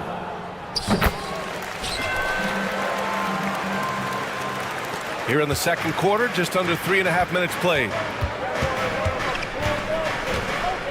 Tucker with a screen on heel. George passes to Tucker. Martin against George. They set the screen. The turnaround. And again, it's the Clippers. And you see the creativity George has. Just comfortable operating in screen and rolls and taking what he sees. 1:03 left to play in the second quarter. A chance to push it to double digits, but it's off the mark. And so it's Maxey with it. He brings it up for the Philadelphia 76ers, trailing by 8. He's been doing this for a long time. Harris is so productive inside. George with it. Martin picks him up. And so they choose to intentionally foul. That's his first personal foul. Third team foul. The first one falls. Covington's checked in for Philadelphia. And the Clippers making a change here as well. Coffey's checked in. That one's no good. And you got to give Paul George credit for his mental toughness. There's always lots of chatter out there, but he tunes it out and just focuses on his game. And force-feeding the ball inside. I mean, no reason to go away from what's working. Oh, got that one up quick. George has got 9 points now in the quarter. Lackluster defense, showing no desire to chase shooters off that line. Oh, look at the range. Joel is good for 3. Guys over 7 foot like Embiid, they are not supposed to do that. 6 seconds separating the shot and game clocks. Nice shot by George. He's looked practically unstoppable this quarter. The defense, yeah, well, they haven't had many answers for him. Here's Embiid. Denied by Leonard. Oh, the claw strikes again. Kawhi using that big hand of his to get on the shot. Great open look there. And it's an 11-point Clipper lead. And this is how he shines. He's a big part of their floor space. Yeah, and you got to know where he is at all times, especially when he's roaming around the perimeter ready to fire. Time called here. Los Angeles decides to talk it over. Their last encounter in Philadelphia, where they were able to handle the Sixers. And you'd have to think that luck played a part in that one. I mean, the opponent had an off night at the defensive end for sure.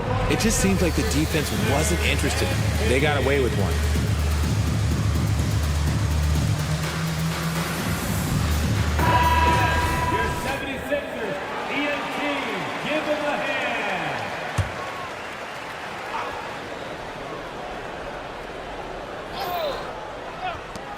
George for three. Oh, and the buzzer beater is good. Now, this is how you finish a first half, sending them to the locker room with a statement shot from three-point range.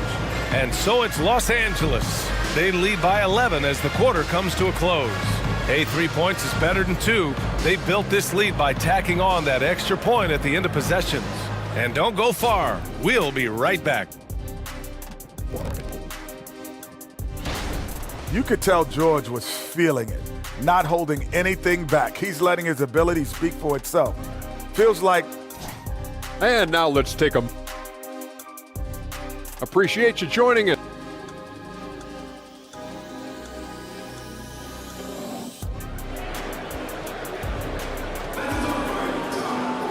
And after a very lopsided first half, we'll see if things play out a little more evenly in the second. Paul George has been sensational. They've leaned on him to provide a lot of offense, and that's how he likes it. He always wants to be a go-to guy for them. I'm sure he'll be calling for the ball even more in this half. Buddy Hield is out there with Tyrese Maxey. Then it's Joel Embiid. Then it's Robert Covington. And it's Harris in at the 3, the small forward. That's the group for Nick Nurse getting going here in the second half. Yeah, it seems like George could do this all night. He just keeps finding shots. Philadelphia has gone 3 of 5 from the perimeter in this game. And that one's good. Harris has gotten 4 this quarter. The floater can be a tricky shot, but that's the right choice. And there's a whistle. That goes on Robert Covington. That's his 3rd foul of the game. That's his 3rd personal foul. First team foul. Harden's got space, and they cash it in right away with a quick shot. Harden's got 7. Dangerous with and without the rock. Harden is accurate on the catch and shoot. Outside Hield. And here's Harris outside. They get it again. Embiid. Embiid just brushing off the contact inside. We've seen that more than once today. An effortless basket inside. It's George on the wing, covered by Covington. George against Covington. Here's Leonard. And denied. He sends it right off the glass. And that one's good. Covington. Covington's got his first basket of the night. Okay, so they've looked energized and focused starting this half, coming out of the break, making 4 out of their first 5. Powell with it, and it's Hield picking him up. Harden against Maxey. Harden, the pass to Powell. Clock at 6. There's a screen. And the Clippers hit again from deep. And the defense is really allowing them too much room on the perimeter. Here's Maxey. The Clippers grab the miss.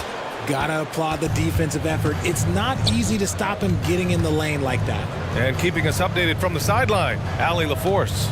There was a time when star players were traded for a few picks and some quality vets. Now a new paradigm, teams mortgaging their futures for a star and sending away their first-round picks for the better part of a decade. Brian, it's clear for teams going all in, you have to push all of your chips into the middle. High stakes for sure, Allie. Thank you. And so it's Harden with it. He brings it up for Los Angeles. Pass to Leonard.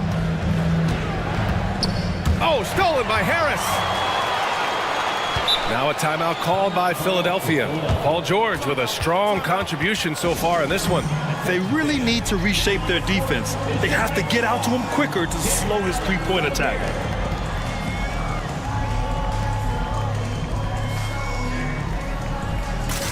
And the 76ers with some changes. Batum is checked in for Covington. Oubre comes in for Tobias Harris. And it's Melton in for Maxey. And a switch here also for the Clippers. Russell Westbrook, he's checked in for George. Batum's shot is off. The Clippers have gotten 4 of their first 5 shots to go since the break. On the wing, Harden. Melton covers. Back to Coffey, puts up a deep 3. The rebound by Melton. Philadelphia's gone 0 for 2 from outside here in the third. Puts it up from 12.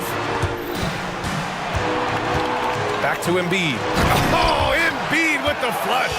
defense looks helpless against Embiid on that slam. He's just too physical. Knocks it loose.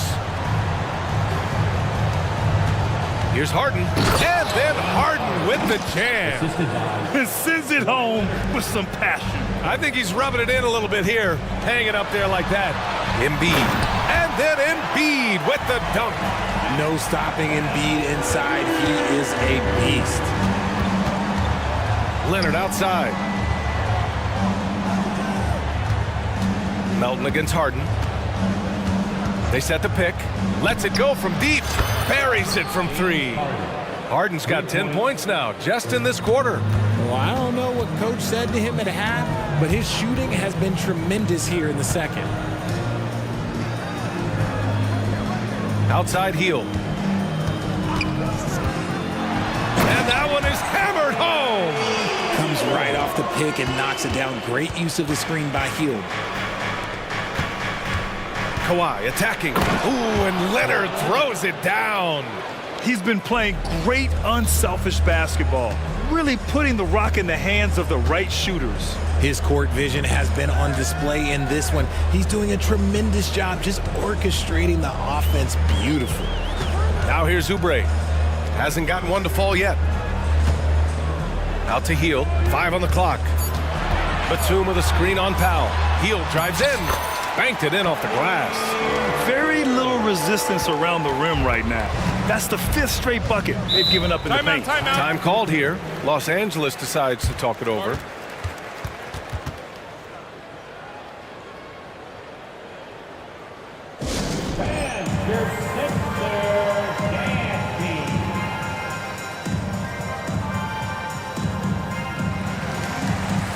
So both teams making some changes here. Guarded. All right, fans, if you want a t-shirt, then we need you to make the noise. Let's give a big round of applause for your Sixers, ENT. 12 seconds left, and again for 3. Oh my, he is scorching hot. Another 3.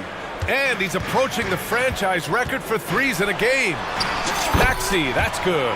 Watch out when Maxey finds his groove like this. He'll just keep coming at you and at you. George for 3. Connects again from distance. Buries his 10th triple of the game. Unbelievable, PA. Unbelievable. Paul George. And while we have a chance, let's go to our State Farm assist of the game. Talk about painting a magnificent picture with that dime. Just a great decision and a perfect delivery. A lot of times a spectacular pass is more impressive than a spectacular shot. This is one of those times. And as we head into the 4th, we'll see if there's a comeback in the works or if it's more of the same for the first 3 quarters. And on the floor for the Clippers here in the 4th.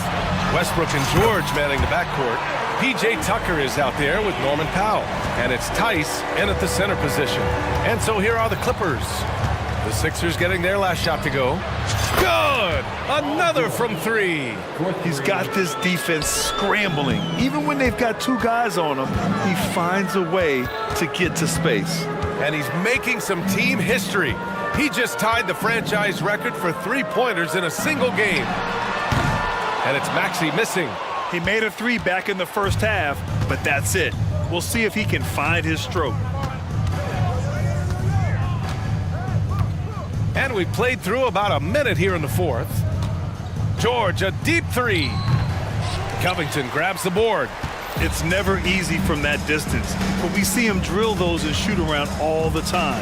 Even though he is capable of hitting that shot, I'd like to see him work for a better look in that situation. His shot has been on point from the opening tip. He's pretty much kept them in the game. It's Powell on the wing. George against Covington. George passes to Westbrook. Just 5 to shoot.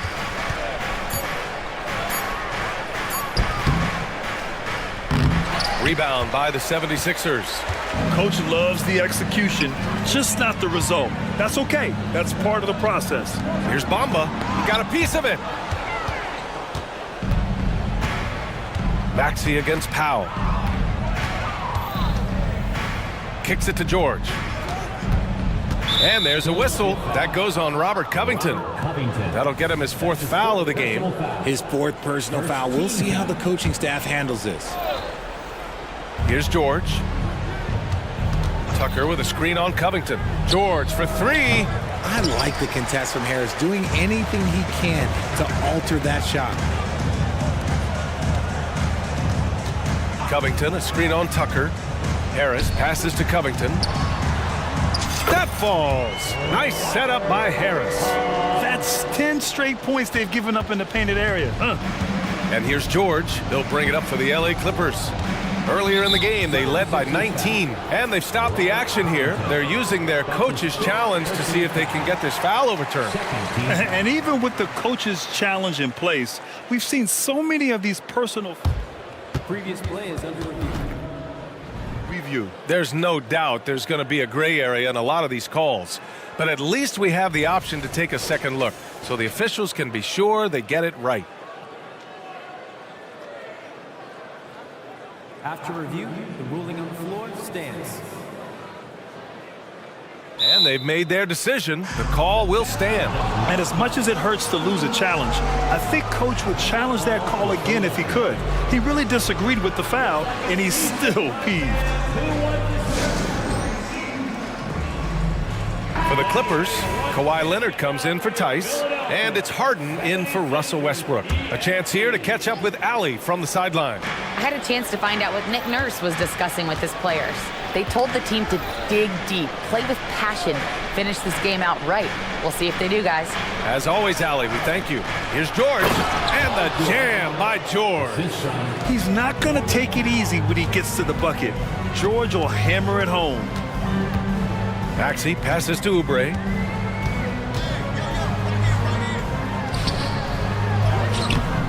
Oh, great D that time from Powell. The Clippers have got 3 of 6 shots to go in this 4th quarter. George passes to Harden. That one's good. 7 for 10 now. And they just continue to attack, even late in the game, while they're up big. If you want to be great, you have to have that killer instinct. Maxey finds Harris.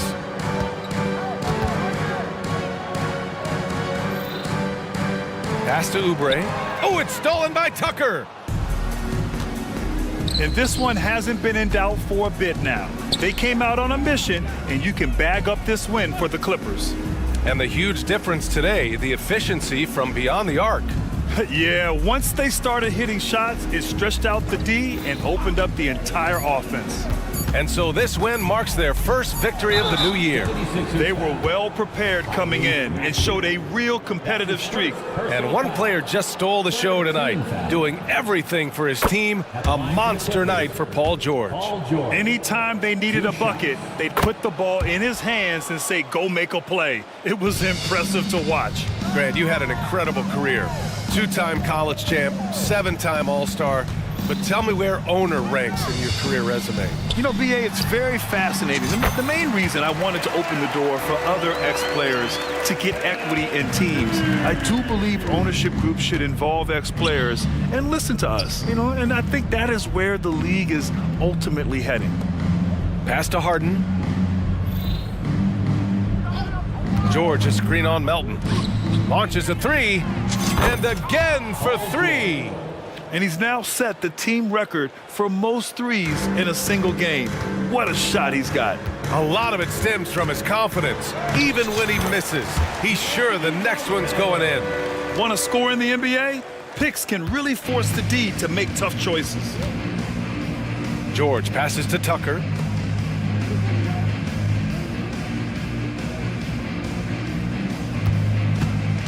George against Covington.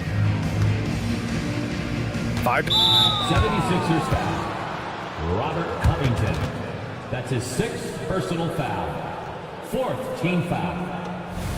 Coming onto the floor for your Sixer, number 4. First one falls for him. Ooh. Shooting for LA. George hits them both. 16 seconds left to play in the 4th quarter. Embiid passes to Melton. Back to Embiid.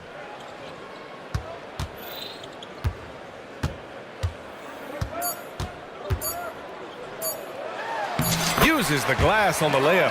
And his fantastic performance from the last game has carried over to tonight. He's just riding the wave of momentum right now, getting to his spot.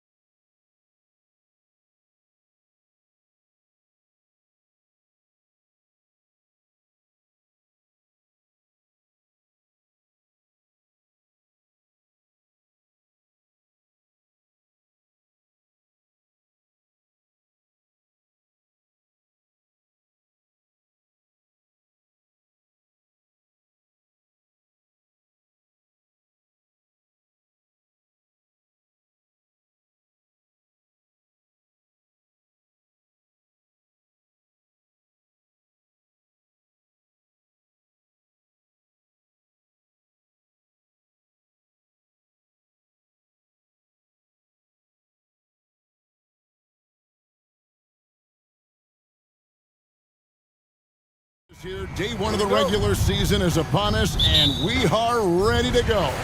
Kevin, really stoked to be with you here tonight. You could not ask for a better matchup. The energy is palpable, and it's fair to expect both of these teams are going to bring it. So a look at our starters for the Knicks. Julius Randle is out there with OG Anunoby. And then there's Precious Achiuwa. Then it's Josh Hart. And it's Brunson in at the 1 spot. Hart, that's good. A reminder to the defense, Hart will drive if you give him that kind of room. Gilgeous-Alexander kicks to Hayward. Holmgren the pass to Williams. Now here's Holmgren. Covered by Achiuwa. Here's Gilgeous-Alexander. And Gilgeous-Alexander throws it down. Oh, nice job there from Holmgren. His guys appreciate when they're open, he gets them the ball. They set the pick. Dort against Brunson. Anunoby has the open look. A shot's good on the assist by Brunson. You can't just stop when there's a pick set up. Gotta fight over it as a defender. That's one that the coaches will watch tomorrow with that player. You hate to see him give up in that situation.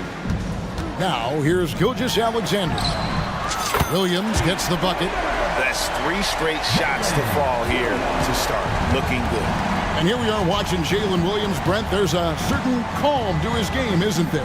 Yeah, he's comfortable because he really can do a lot of things on the floor, so there's nothing that's going to really shut him down. It's very hard to speed this guy up. And he gets an opportunity to play at his pace. That's a gift. Down to 5 on the shot clock. Anunoby, a good look.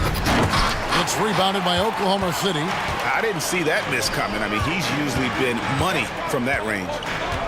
Here's Gilgeous-Alexander. Score the basket, his second of 2 attempts. Well, they can't miss. 4 for 4 and warming up the burners. No one near Randle as he lets it go. No good from outside. You can't miss those, but even the best do on occasion. Holmgren in the corner. Hayward against Hart. Pass to Gilgeous-Alexander. He kicks it to Holmgren. Elbow shot is on the way. Randle grabs the board. Well, due for a miss after 4 of 5 to begin this one. Brunson the pass to Randle.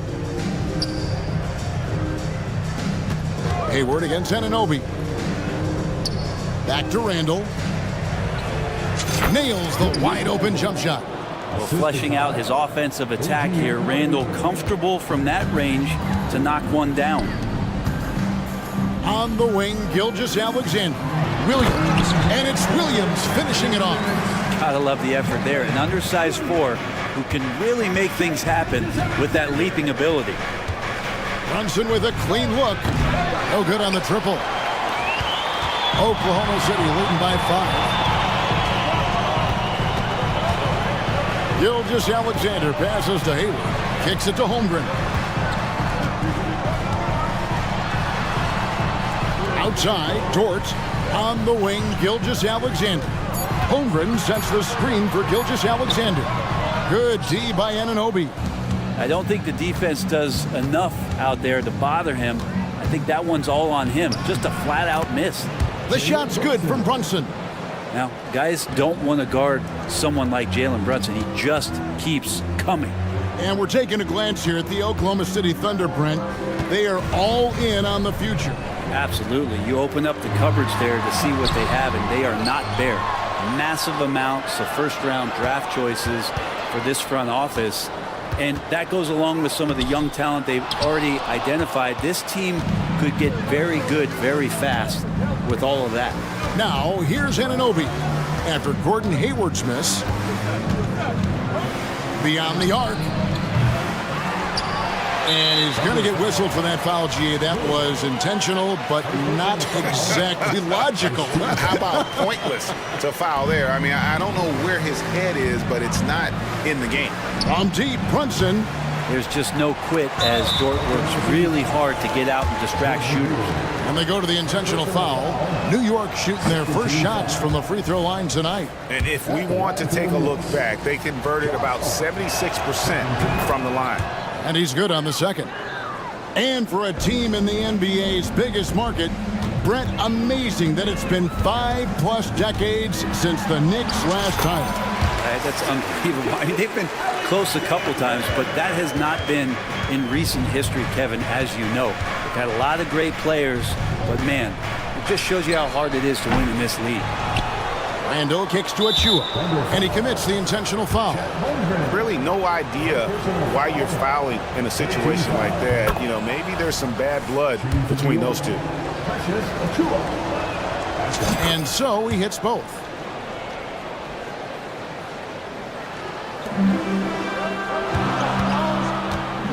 Anunoby against Gilgeous-Alexander. With 4 seconds on the clock, timeout is called. First of the game for the Thunder. Well, whether things are good, bad, or indifferent.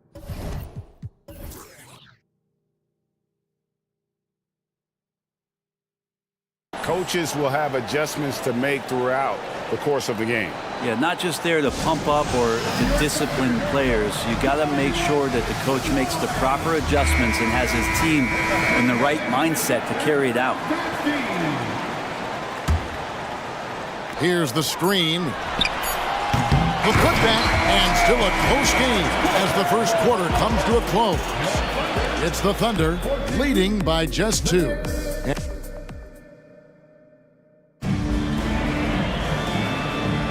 And some good action in the books as we get back to the game that's been pretty close here so far. And a moment here to take a look at the scoring breakdown for the Thunder. And they've set the tone from the jump. They're looking to pound it inside and score in the paint. Let's make sure that that selfish nerve doesn't get tapped, because right now there's great ball movement. They're setting each other up. Let's see if that maintains. Gilgeous-Alexander runs things with Dort to his side. Hayward out there with Williams. And it's Holmgren in at the 5. That's the lineup in the game for Oklahoma City. And now the latest from our reporter, David Aldridge. Thank you, Kevin. New York City remains a basketball mecca. NYC legend and former Knick Mark Jackson always talks up the basketball environment. He says, coming up in New York, it's all about the grit, the grind, the edge, the competitiveness, the swag, the confidence, the struggle, and the embracing of the bright lights. Kevin? Well, it's all there, and it is the biggest stage for sure. David, thanks. Count it. Brunson's got the lead up to 1 now for the Knicks. D has been just completely helpless and turned around. He's so dangerous when he's in this kind of rhythm. Hayward against Randall. Basket is good. He'll get a chance for one more at the line. And I don't think there's any doubt what a determined scorer Hayward is. He's not going to let some contact keep him from finishing. And Greg, when they talk about youth development, the days are gone when coaches divided guards and bigs when it comes to skill work. When did that change? It's kind of a recent development, maybe the last 10 or 15 years, but it's amazing how the game has evolved. Shot clock at 5. Anunoby finds Brunson with the shot, and the Knicks getting another bucket right there. And that keeps him perfect from the field this quarter. Three-pointer, Hayward, and a great assist by Gilgeous-Alexander as that one goes in. Gilgeous-Alexander's got 4 assists in the game. And that one goes out of bounds. Last touch by Gilgeous-Alexander. Here's the list of players who had the most steals in the NBA last season. OG Anunoby, number 1. 4th, Shai Gilgeous-Alexander. And with all the steals these two came away with, they probably put a thought in the back of every opponent's head, and it wasn't a very good thought. That's going to be out of bounds. The Knicks will retain possession.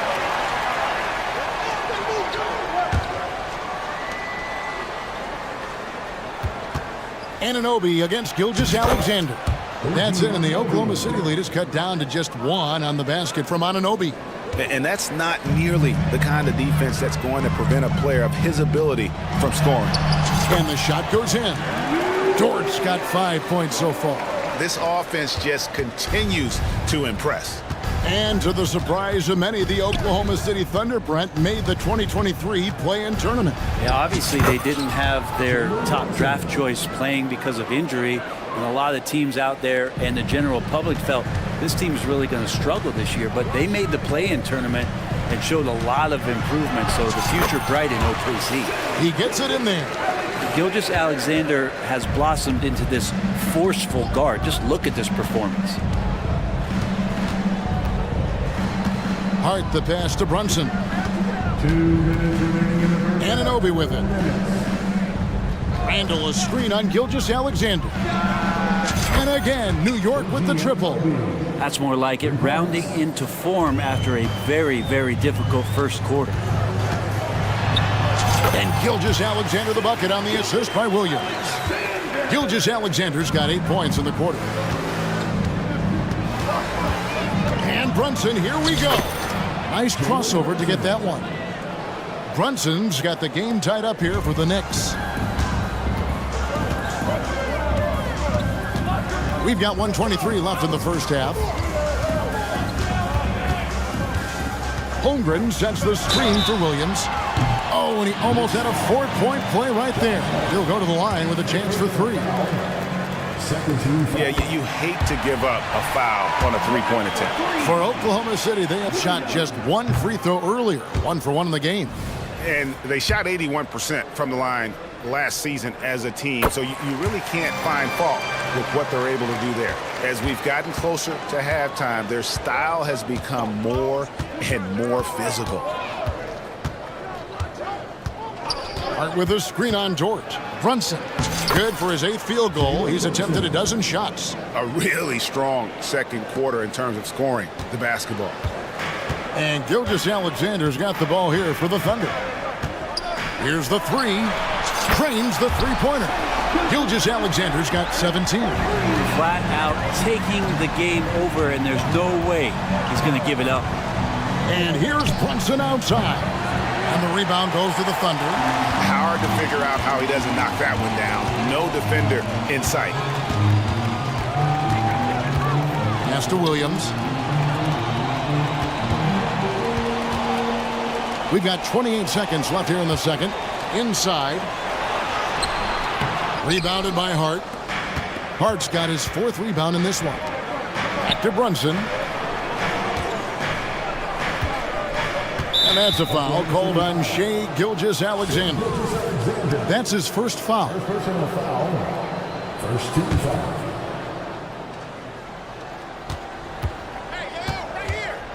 And here's Brunson outside. Out to the wing. Achua kicks to Randall. Here's Anunoby. Misses the 3. Shai Gilgeous-Alexander, guys, has been on display for the Thunder. He comes away with 11 points. Thanks for the great interview, David. And we'll be back for the third quarter of basketball following halftime.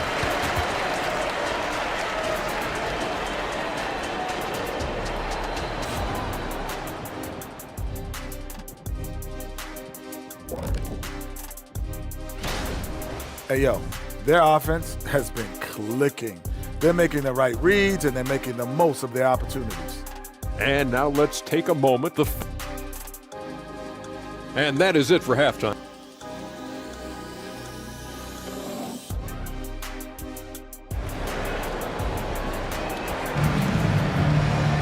And we're halfway through this one. Plenty of basketball left in a game that's been fairly even so far. You know, Shai Gilgeous-Alexander has been exceptional here tonight, guys.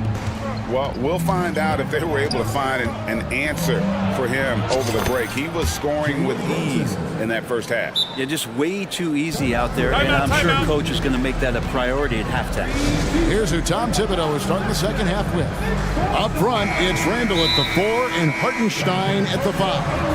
Jalen Brunson out there with Hart, and it's Anunoby in at the 3 slot. Now a timeout called by Oklahoma City. Looking now at the numbers for Hayward. Last year, getting it done. Came in about 14 points per, 4 assists and 4 rebounds.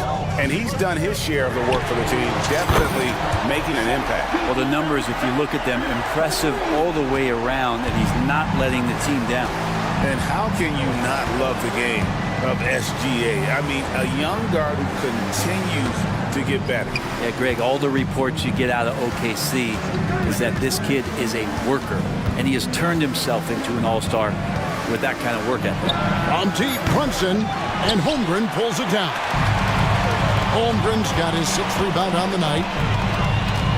Gilgeous-Alexander with it. He's picked up by Anunoby. Dort finds Hayward. Williams sets a screen for Hayward. Shot clock at 6. Oklahoma City needs to get off the shot. And Gilgeous-Alexander throws it down. Not a good idea to take a nap on Shai Gilgeous-Alexander and that athleticism. So much power. Way to get up. Hartenstein passes to Hart. Here's Hartenstein. Defended by Hayward. Down low. How's that for an answer? Right back with the dunk. Doesn't get much easier than that. Hart was licking his chops when he saw his man wide open. Gilgeous-Alexander, good. Gilgeous-Alexander's got the lead up to 6 now for the Thunder. I mean, he is tearing the defense apart, and let's face it, they have not brought their A game on that side of the ball. Good. That's the 10th straight point they've given up in the paint. Up top, Gilgeous-Alexander. He's guarded by Anunoby. Hayward on the wing. 6 points for him. And oh boy, a lot of contact there, but he gets the call and will shoot 2. You know, Shai Gilgeous-Alexander has so many of the qualities that you want in a leader. He fights, he's energetic, he's a team-first guy. He just looks for ways to get his guys fired up. Alec Burks checked in for Jalen Brunson. And what an advantage. You really feel like you can always trust him when he's at the line. On the wing, Anunoby. Gilgeous-Alexander covering. Here's Burks. Softly drops in the floater. Man, have they been effective at getting the ball inside. Anunoby against Hayward. Here's Gilgeous-Alexander. The basket good off the assist from Hayward. Gilgeous-Alexander's got the lead back up to 6 now for Oklahoma City. Hart kicks to Randall. The 3. Good on the triple. Randall's got 5. Well, Randall keeping you honest here. Not a knockdown shooter from that range, but is showing more and more that he's capable of doing just so. Time called here. The Thunder decide to talk it over.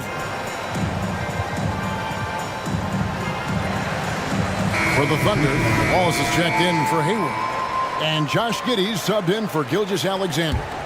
And then for New York, Achua, he's checked in for Hartenstein. Bogdanovich comes in for Randall. And it's Dante DiVincenzo in for Anunoby.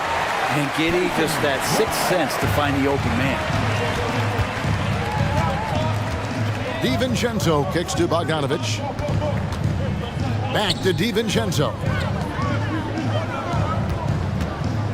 Burks for 3. It's rebounded by Oklahoma City. Holmgren's got rebound number 7 for him tonight. And this is his first trip to the line tonight. And something to like about Holmgren is his ability to run the floor. A 7-footer who can get up the court in a hurry and get to the rim before the D gets set. The Thunder leading by 7. We've gone about 3.5 minutes into the third now. Williams attacking. And a brief check of the stats for Williams. Last year, getting it done. Last year averaged 14 points per game, 4 rebounds, and 3 assists. And he's putting in the effort, and you can see him getting better with time. So many little things that you have to learn to grow as a player. He's just going through a bit of that process right now. Good on the second free throw.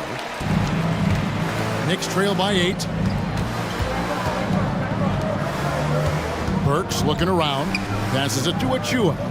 Some nice passing by New York here.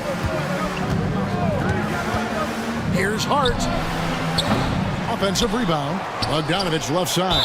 And the foul is called. He intentionally grabbed him there for some reason. I don't know. Kevin, all I can think of is that he's trying to slow the game down a little bit. Right. That's a stretch, though. Definitely a strange move on his part. He was all alone on that one. Burks has got 5 points now this quarter. Yeah, here's a list of things I don't want to do, and right at the top is guard that guy. Here's Dort. It's rebounded by New York. 51 seconds left here in the third quarter. He takes it in. Very little resistance against that throwdown. Nope, not what they want to see in a game this close, Greg. On one side, inspiration. On the other, devastation. And that kind of sums up how this game is going. Attack-minded all the way. Yeah, great read, calls his own number, and then sends it home. DiVincenzo finds Bogdanovic. Burks a screen on Wallace. Bogdanovic passes to Burks. Puts up a three. Gets it to go from beyond the arc. Burks has got 10 points in just the second half. Yeah, that's too good a look to give him from behind the arc. Here's Dort. Trying to answer back, but that three is off the mark. It's Hart on the wing. So here's Burks. There's the screen. A fadeaway. And the rejection by Holmgren. That concludes the third quarter. It continues to be an exciting neck-and-neck game. Thunder lead by 2. And for 2K Sports, we'll be back here at Paycom Center right after this. And now we take a listen into the recent huddle from Tom Thibodeau. You got to make hustle plays. Be first. 3 tenths quarters behind us. One more to go. Thanks for being with us as we begin the fourth. Now a timeout called by Oklahoma City.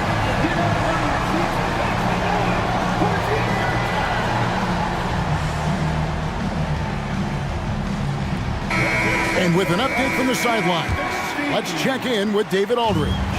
Thanks, guys. I was able to hear Mark Daigneault talking to his team during the break. He asked his team to dig deep. He said, I know you're tired, but they're tired too. It's about who can give more than the other guy at this point. Show me what you can give. Back to you. Okay, David, much appreciated. Gilgeous Alexander runs things with Dort to his side.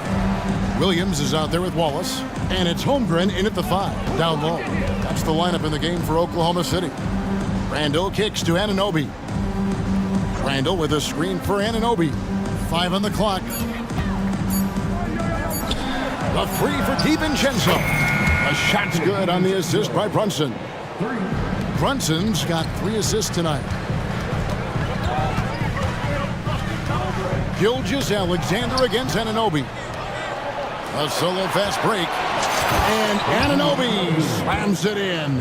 And DiVincenzo does a good job of using that quickness to pry that one away. Dort finds Gilgeous Alexander. Back to Dort. 3-pointer. Good on the 3-point shot. And the Thunder lead by 2. There is just no way to tell who is going to pull this one out. When you've had this many lead changes, you're looking to see which one of those plays is going to be a momentum swinger. And Brunson capable here of having these binges scoring the basketball. Gilgeous Alexander passes to Wallace. And he gets it to go. Vital basket there. This is just the time and really just the situation when he looks to take over. Brunson kicks to Achua. And the rejection by Holmgren. Already set the Summer League record for blocks in his first game. Holmgren, one of the best young shot blockers in the league. Back to Gilgeous Alexander. And the basket is good. Now it's a 4-point Thunder lead. And they're really in a good position here, thanks in part to the way he's been able to score the basketball. Brunson the pass to Randall. Brunson against Dort. Here's the pass to DiVincenzo. Off target from 3-point range. The Thunder leading by 4. And their offense is really clicking right now. Playing with a lot of energy and really taking it to the defense. Gilgeous Alexander passes to Holmgren. And attacking the rim. Holmgren making excellent use of that height inside. Pass to Anunoby. Randall a screen on Gilgeous Alexander.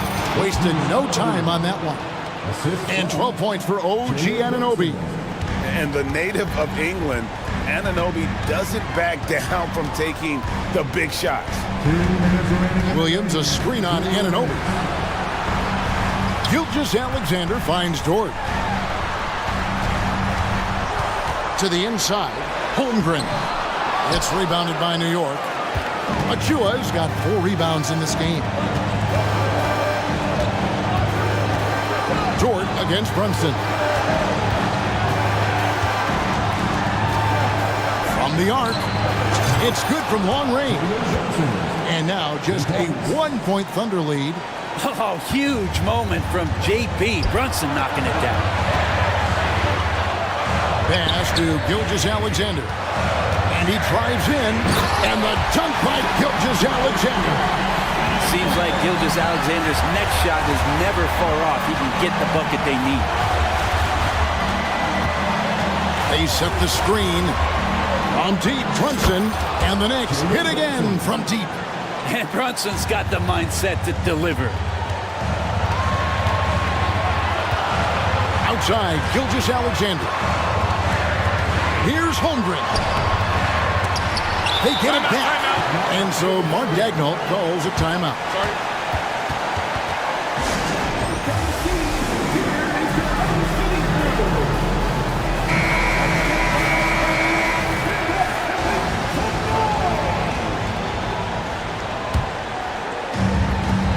58 seconds left in the fourth quarter. And Gilgeous-Alexander, here we go. Timeout, timeout.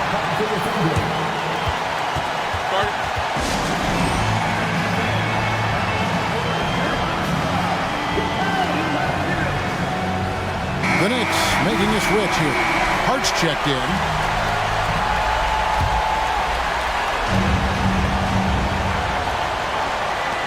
.50 seconds left in the fourth quarter. That is world class.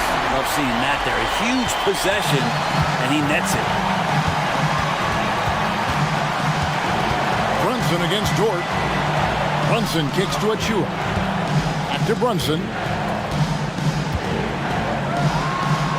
Now, here's Anunoby. Gilgeous-Alexander cover. What a baller this young man is. Anunoby, even though he's young, he looks like a veteran in the clutch. It's Williams with the drive. DiVincenzo with the rebound. And here's Brunson. He'll bring it up for the New York Knicks.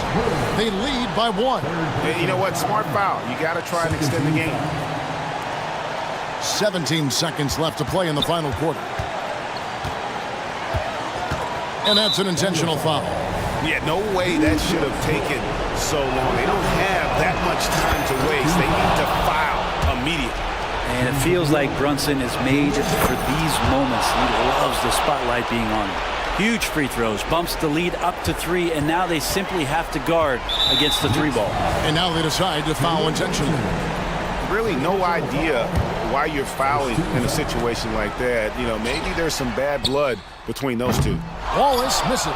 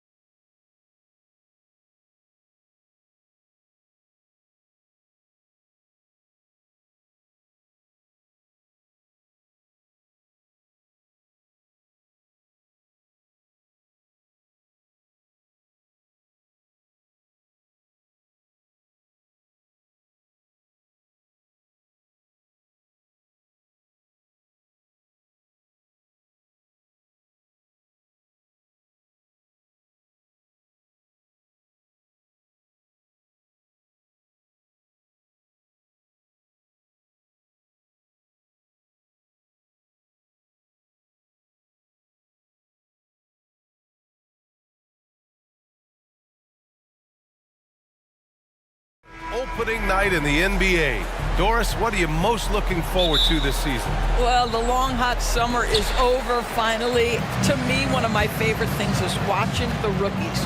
Which of those guys will make an immediate impact? Which guy gets the most time? And then, you know, some second rounders always seem to surprise us. The diamonds in the rough that are perhaps a little more prepared than we thought. A look at the 76ers starting group. Robert Covington is out there with Tobias Harris. Then it's Joel Embiid. Then it's Maxey, and it's Oubre in at the 2. And so it's Maxey with it. He brings it up for Philadelphia.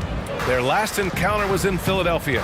They were really able to exploit that defense. I mean, getting almost any shot they wanted. It was that easy. Give them some credit. I'll tell you this, they caught an opponent on a very off night defensively, and you take advantage. Simple as that. Suggs with the bucket. You love it when a point guard is eager to reward open men, and Cole Anthony delivering the ball on time and on target. Now here's Maxey. 17 points for him last game against New York. He didn't make it all about himself. His passing was sharp, and he kept everyone involved. Here's Banchero. After the Sixers picked up a basket a moment ago. Wagner with a screen on Maxey. Three-pointer, Anthony nails it from 3. Anthony's got his second bucket of the night. I absolutely love the aggression from 3 by Cole Anthony, because I know this, with those shot mechanics, he's going to get more and more efficient. Well, that's not the guy you want guarding him at the rim. Just too much of a differential in terms of size. Suggs, the pass to Anthony. To the paint. Isaac with a screen on Maxey. Ooh, he's looking comfortable now. 3 for 3. I love the execution we are seeing thus far. 4 shots and 4 makes. Pass to Embiid. And that's an intentional foul. I mean, I'm just not sure what he was thinking right there. I mean, he needs to get his head in the game.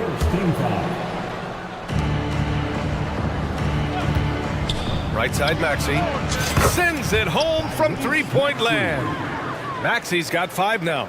Pick works well there, but the defense left a lot to be desired. It takes incredible effort to stay connected to the hip of the offensive player. You've got to want to work. Both teams are starting to find a rhythm here. And this is partly what the game has become, right? A matter of dueling three-point opportunities. Just owning the painted area. If it's working, no need to change. And here's Anthony. He'll bring it up for Orlando. Pass to Suggs. With the drive, and he dunks it down. Boy, what a burst of speed on the drive from Jalen Suggs. Leaves the defender in the rear view. Now here's Harris. Back to Maxey. 1:58 left in the first quarter here. Pass to Oubre. Just 5 on the clock. Late clock, the Sixers need to put one up here. And it's Maxey missing. Defense dodged a bullet that time. Total breakdown. Suggs, the pass to Wagner. It's good. That's a big-time finish by Franz Wagner. Might be young, but he is undeterred. For Philadelphia, they've gone 5 of 6. They're rolling. Maxey surveys. Harris a screen. To the inside. And Harris throws it down. How good a playmaker are we watching? Always leading, always trying to create for others. And let's take a moment to get your take, guys, on the scoring so far for the Magic. Well, we've seen them take advantage of the lanes given to them so far. The defense isn't plugging it up, and it's being exploited. Yeah, and what an excellent display of passing in the early stages of this game. A good deal of their points coming directly off quality passes. Melton, he's checked in for Maxey. Picked by Covington. Harris outside. Well, a bit reckless right there. That's his second foul, and he can't afford to pick up a third. 54 seconds left to play in the first. Melton passes to Covington. Shot clock at 5. And Harris throws it.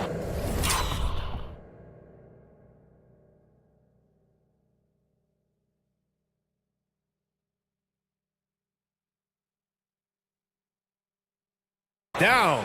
Just a high IQ offensive force. I really enjoy watching Harris operate in the two-man game. He reads it so well. And Anthony slams it in. And the slam was so good. But the dribble move he made to get there was a thing of beauty. Absolutely. What a slick play. And now we've got an intentional foul. The free throw drops for Harris. Capable of playing both the 3 and 4 spots, Harris's versatility is his greatest strength. You can tell when he steps to the line the kind of confidence he has in himself. It's written all over his body language. Now here's Anthony. He's got 9. Shot and game clock separated by 5. And it's going to be out of bounds. The Magic will retain possession.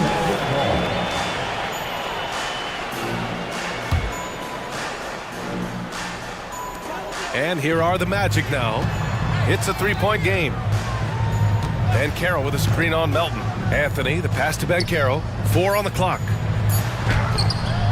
Anthony misses. Boy, this guy is a good finisher, so he misses a chippy. That's tough to take. He had the right idea, just couldn't come up with the swipe. Yeah, the anticipation was there. The hustle was there. Very close to picking that one. The 3, here's Harris. But just incredible heads-up defensive play there by Wagner. Make an impact. Cole Anthony, he's been the guy making things happen for Orlando. Hunting for opportunity.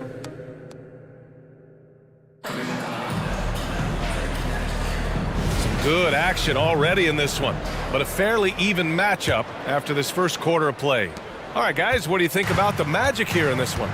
Well, their offense is clicking so far, capturing the momentum here early on. Boy, it's been a really pretty thing to watch, executing their game plan to perfection. In the backcourt, it's Anthony and Suggs. Isaac and Wagner make up the forwards. And it's Ben Carroll in at the 5 spot. That's the group starting the second quarter for the Magic. The 3 from Suggs. Oh, he gets it to go. So far, he can't miss. He's 4 for 4. Well, you've got a talented ball handler with tremendous speed, and Jalen Suggs saying, all right, I can score the basketball in a variety of ways. Now here's Melton.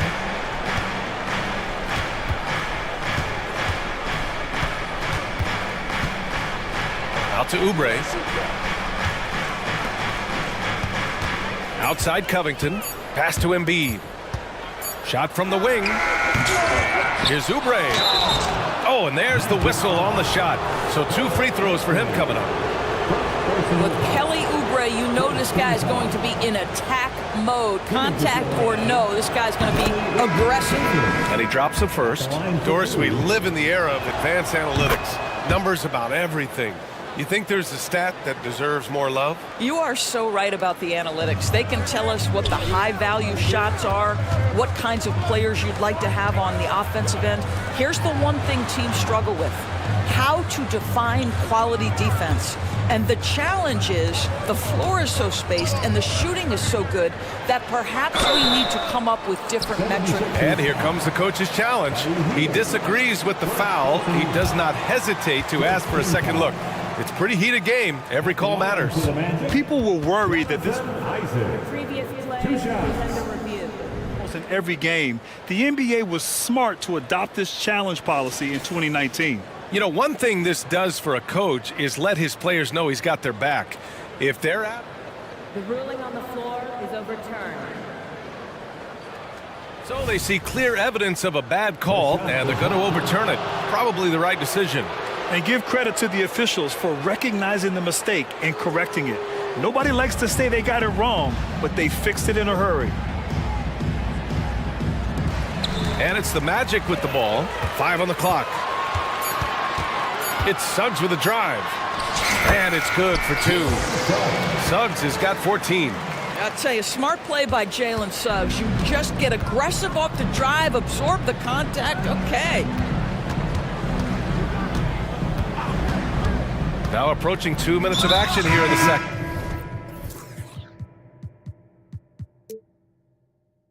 And now they decide to foul intentionally. Fultz, he's checked in for Anthony. And Philadelphia has possession, trailing by 4. Left side Maxey, and he commits the...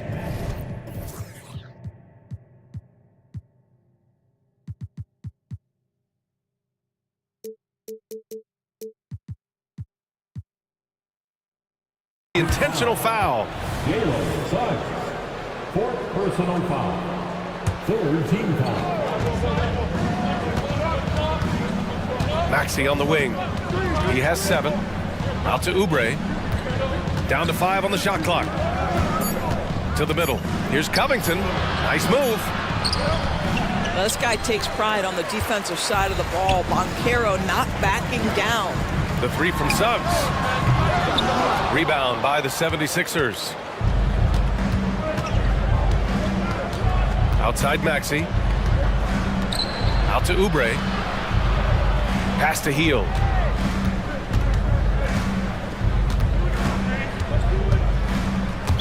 Not sure why he committed the intentional foul. No purpose. I think everyone's a little confused, but weird plays happen. And the 76ers call time here.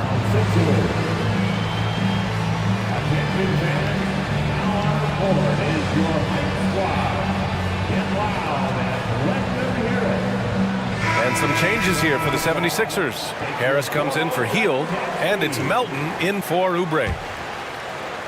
And here in the second quarter of action, just a hair under 2.5 minutes played. Harris passes to Covington. Shot clock at 6. And there's a pick for 3. Maxey. It's hauled in by Isaac for Orlando. They've gone 2 of 4 here in the second quarter. Jalen Suggs at his best is a real dangerous threat in the open floor. The 76ers have gotten only 1 of 4 shots to go in. Melton with the ball. Fultz picks him up. Some room here for Harris. And he finishes. That makes him 4 out of 5. This guy reads situations so well, and he knows how to execute. Wagner with a screen on Maxey. Fultz passes to Wagner.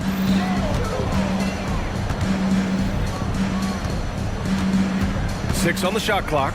Back to Suggs. Wagner outside. The 3 from Banchero. And it's Harris with the rebound. And Harris has got the ball here for the Philadelphia 76ers. 4-point game. And he makes it. Embiid's gotten his first bucket of the night. 2 strong points from Embiid. His MO is to own the painted area. And once he gets to the rim, it's fairly automatic. Nothing fancy right there. Just takes his 2 points, moves on. And Maxey, here we go. And the officials whistle a foul on the shot. The bucket is good, and he'll go to the line.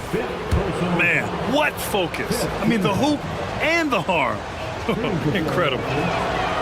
Maxey, no good on the free throw. Orlando's gone 3 of 5 from the perimeter in this game. Here's Fultz. Some solid defense from Maxey. For Philadelphia, they've gone 4 for 7 in the second quarter. Embiid. Embiid absorbs the contact and finishes. And that's what makes Embiid special. So nimble for a 7-footer with great skills off the bounce. Wagner outside. Pass to Isaac. Wagner with a screen on Harris.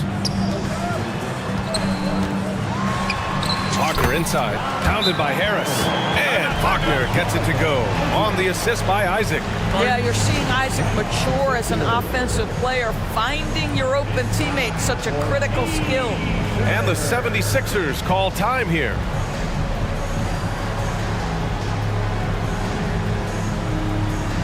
Houston, he's checked in for Orlando. Cole Anthony comes in for Fultz. Martin, he's checked in for the Sixers. Oubre comes in for Maxey. The Sixers trailing. Now here's Melton. To the inside. Here's Martin. Back to Melton. Martin outside. Pass to Melton. Martin with a screen on Anthony. Harris outside. There's the triple. And another miss by Philadelphia. Now Anthony. Stolen by Melton. And the first half comes to an end. We've got a close game going here. Magic out in front, up by 2. And join us right back here after the break for the start of the second half. Put your hands together, fans, for your arena entertainment. All right, fellas, back in your playing days, what was your favorite city to eat in. Whatever city Kitty was in, I'd go steal his lunch. And turning back now to talk about the Orlando Magic. What a close game this has been. You could tell they love playing in front of this crowd. The energy helps. Thanks as always.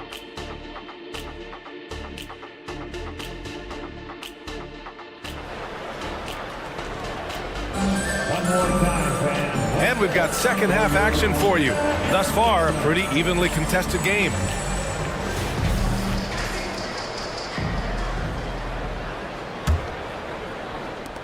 So it's Philadelphia now, trailing by 2. Taking a look at the 76ers.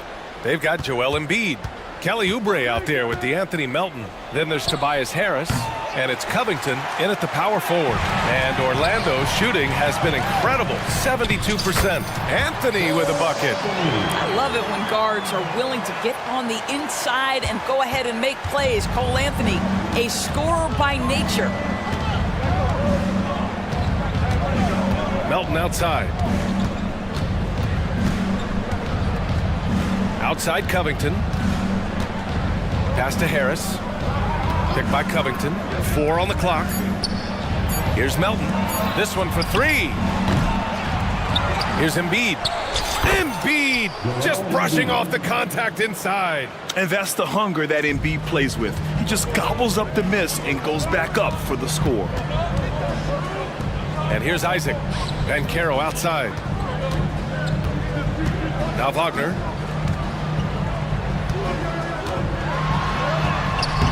Joel Embiid with the board. Embiid's got 4 rebounds now. And the 76ers call time here. Harris is checked in for Orlando. Bamba's checked in for Philadelphia. Tyrese Maxey comes in for Melton. The 76ers have gone just 1 of 3 in the second half. Harris, a screen on Anthony. Pass to Harris. And you can count it. He'll go to the line with a chance at a 3-point play. Hey, they're just getting pushed around inside. And that one drops. So now they lead by 1. Orlando has gone 3 of 5 from the perimeter in this game. Wagner outside. Harris against Oubre. And he lays it up and in. And the Magic lead by 1. Gentlemen, how about the body control by Gary Harris? Nice finish through contact. And what you like about Gary Harris, you can depend on him to make good decisions and always bring that energy, Grant. Yeah, no doubt, B.A. I mean, he's all about the team, willing to do whatever they ask of him.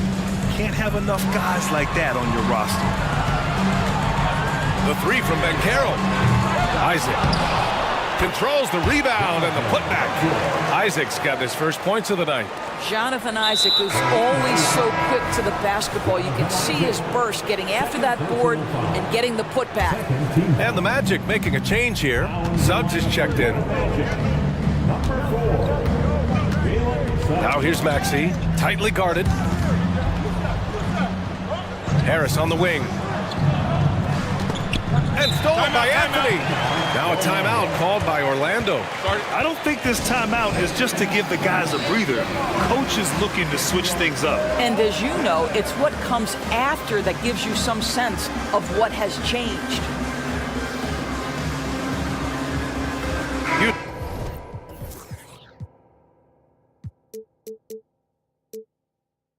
He's checked in for Wagner. All right, now that we have a break, let's take a look at which teams capitalized from the line last season. The 76ers, number 1. Well, last year, they were tremendous at the line. A very fundamentally sound team shooting-wise. And it's Anthony with the ball for the Magic. Down low. Here's Harris. Count the bucket. Coming off a perfectly placed pass. Time and time again, they're creating good looks from close range. Left side, Maxey. Fultz, he's checked in for Orlando.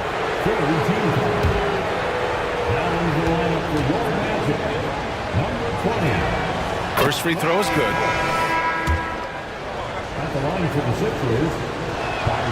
Both free throws good from Maxey. The Magic have gone 4 of 6 from the floor in this third quarter. Fultz can't get it to go. The 76ers have gone 3 of 5 from the field in this third quarter. Maxey finds Embiid, and that's an intentional foul. Houston, first personal foul. 4th team foul. Right around 3 minutes into this second half. 2 minutes remaining. Outside Maxey. 2 minutes. Clock at 6. Takes it into the teeth of the D and converts the layup. Maxey's got 7 now in this quarter. Fultz passes to Isaac. Out to Anthony. Out left to the wing. And there's a whistle. That goes on Robert Covington. That's his first foul. Personal foul. 1st team foul. Timeout.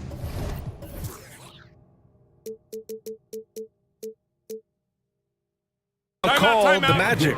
Without question, Tyrese Maxey displaying all his skills today. Guys, you have got to find a way to slow this man down. This is a great timeout. Orlando making some changes. Wagner's checked in for Houston, and Harris is subbed in for Fultz. And Philadelphia also making a switch. Melton's checked in. Kicks it out to Isaac. Harris on the wing. He's covered by Oubre. And he'll draw the foul. He'll head to the line for 2. Kelly Oubre picks one up. Now, Gary Harris, simply put, guys, has been not only one of the best free throw shooters, but one of the knockdown shooters in the league. For him, it's really been trying to stay on the court and away from injury has been his biggest challenge. Anthony against Melton. On the take. Deflected. And he's able to get it back. Out to Covington. We've got 1:08 left in the third. Harris on the wing. Pass to Melton. From the arc. Another 3 for Philadelphia. Well, if you offer no resistance defensively, he's going to knock down the 3. It's really that simple, guys. Wagner finds Isaac. And Carroll with a screen on Melton. Three-pointer, Anthony. It goes again. His 6th basket in 7 tries. Just keeping things simple on the offensive end. Cole Anthony more than happy to shoot in these kinds of situations. Harris a screen. Melton with the ball. Wagner picks him up. Back to Melton. To the paint. Here's Embiid. Oh, Embiid with the flush. At 7 feet tall, Embiid looks to dunk often, especially when he's got good positioning. Anthony against Melton. Back to Banchero. Fires from deep. And again, it's Orlando with a 3. Impressive offensive versatility for a big. He can show you a variety of looks. Melton outside. Inside. Here's Harris. Tipped. It's all tied in Orlando. And fourth quarter basketball will be coming your way on 2K Sports right after this. The 76ers. And let's take this opportunity to show you our State Farm assist to the game. And I'll tell you what, this was a no-brainer tonight. Take a look at the precision on this feed. Couldn't place it any better. And when you're the beneficiary of a pass that good, you better deliver, and he did just. And they're not happy with the call here. Coach has given the signal. He's going to use his challenge. Probably a good idea in such a close contest. People were worried that this would slow the action. The NBA was smart to adopt this challenge policy in 2019. You know, one thing this does for a coach is let his players know he's got their back. If they're adamant that the call was wrong, he'll back them up and make the refs take it. After review, the ruling on the floor stands. And they've made their decision. The call will stand. And as much as it hurts to lose a challenge, I think Coach would challenge that call again if he could. He really disagreed with the foul, and he's still peeved. Time now to hear from our reporter, Allie LaForce. I was able to listen in on what Nick Nurse had to say to the team. He told the team he has complete faith in them, saying, we're right there, now we just got to make that push and really take hold of the game. We can do that. To me, it looked like his players are on the same page with him. Guys, back to you. Thanks for that, Allie. And the foul on Gary Harris.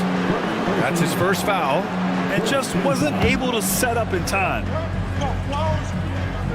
Here's Maxey. Pass to Embiid. Back to Maxey. That's tipped. Oubre, a screen on Harris. Just 5 on the clock. You have to love the hard work of Gary Harris on the defensive end. Alters the shot right there. Wagner outside. And now we've got an intentional foul. Second personal foul. Second team foul. And so here is Orlando. The lead is 2. Pass to Isaac. And Carroll with it. 6 to shoot. For 3, here's Harris. On target from range. Well, the three-point corner is such a money shot for Gary Harris. Harris against Maxey. And the call is going to be, yes, an illegal screen. He had played mistake-free basketball until that one. His first turnover of the night. 60 ticks off the clock here in the 4th. Orlando has gone 6 of 9 from three-point range. Harris on the wing. He's covered by Oubre. Let's go with a 3. And again, it's the Magic from deep. They're getting torched on the perimeter. 4 of the last 5 buckets have been threes. And Philadelphia calls time here. Things just aren't going their way. He clearly wants to talk it over. Well, night in and night out, sometimes it's a battle of runs. Who has the most? Melton, he's checked in for Oubre. It's your 407 speed. And so here is Philadelphia, trailing by 8. Maxey passes to Harris. And out of bounds. The Magic will take it.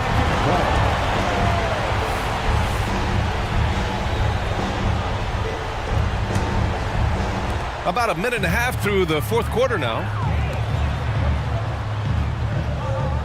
Harris against Melton. And Carroll with a screen on Melton. Isaac outside. Wagner in the high post. And it's Isaac with the basket on the assist by Wagner. Their offense has been unstoppable, just firing on all cylinders.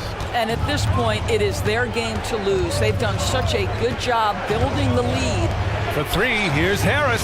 Oh, he drains it. His 6th making 9 tries so far. Always ready to fire. Give Harris a good pass. Tobias will get you an assist. Here's Anthony. Isaac for 3. And again, it's Orlando with a 3. Wow, their opponent is doing a tremendous job spacing the floor. Embiid, a screen on Harris. Maxey against Harris. Good work there as it goes. Maxey's got 9 points now in the second half. Man, he's on fire. Playing patient basketball, not forcing shots. Isaac finds Anthony. Harris a screen to the middle. An easy 2 on the layup. Harris has got 8 points in the quarter. As of this moment, they look absolutely unstoppable. Boy, it looks like their confidence is at an all-time high, just feeding off each other right now. Here's Maxey. It's hauled in by Isaac. Isaac's got 6 rebounds in the game. Wagner, the pass to Isaac. Isaac with a screen on Covington. And Carroll. And Carroll goes strong down low.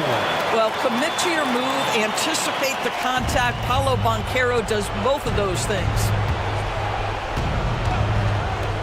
Maxey passes to Melton. Outside Maxey. Here's Harris. And Harris throws it down.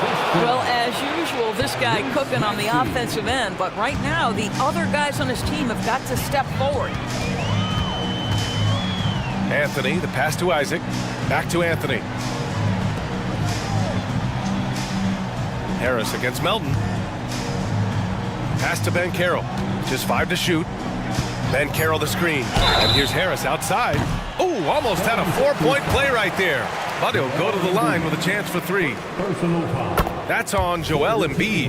Now the savvy veteran now, Gary Harris, drawing the contact. He's off on the second. And he nails the third. 1:07 left in the fourth quarter. And they had an advantage tonight. Came out sharp and did what was needed.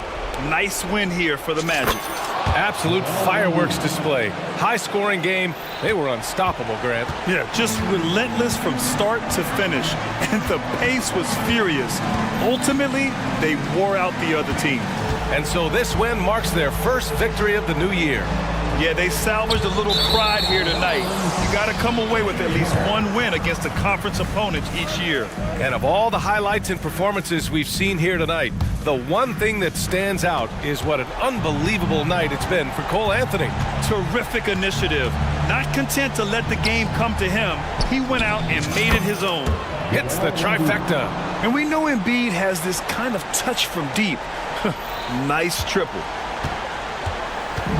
And here's Anthony. He'll bring it up for Orlando. They held a 12-point lead earlier. Finishing the game strong.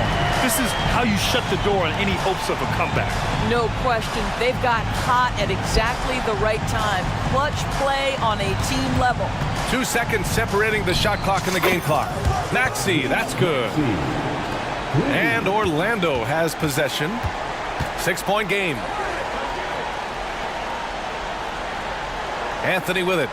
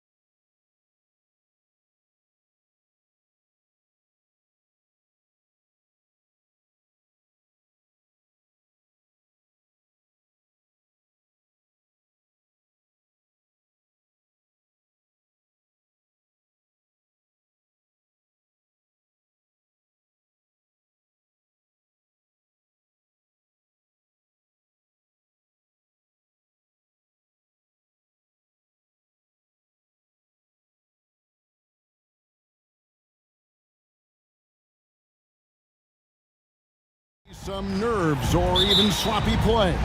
No doubt. I mean, as a player, you put so much time and effort into preparing for the season. Sometimes emotions can get the best of you, and it can take a little time to settle into again. Here are the 5 for the Clippers. Paul George is out there with Harden. Then there's Kawhi Leonard. Then it's P.J. Tucker. And it's man in at the 3 spot. And the jam by Harden. Crafty off the dribble. And the moment Harden gets an angle on you with his strength, it's over. Harden against Gilgeous-Alexander. Dort passes to Gilgeous-Alexander. Just 5 to shoot. Lays it up and banks it in. Shai Gilgeous-Alexander shows the innate ability to use change of pace dribbling as an offensive weapon. Harden and the jam by Harden. Hey, dunks aren't always for the big fella. A serious power move from the point. Forget just landing in. He wanted to make a statement.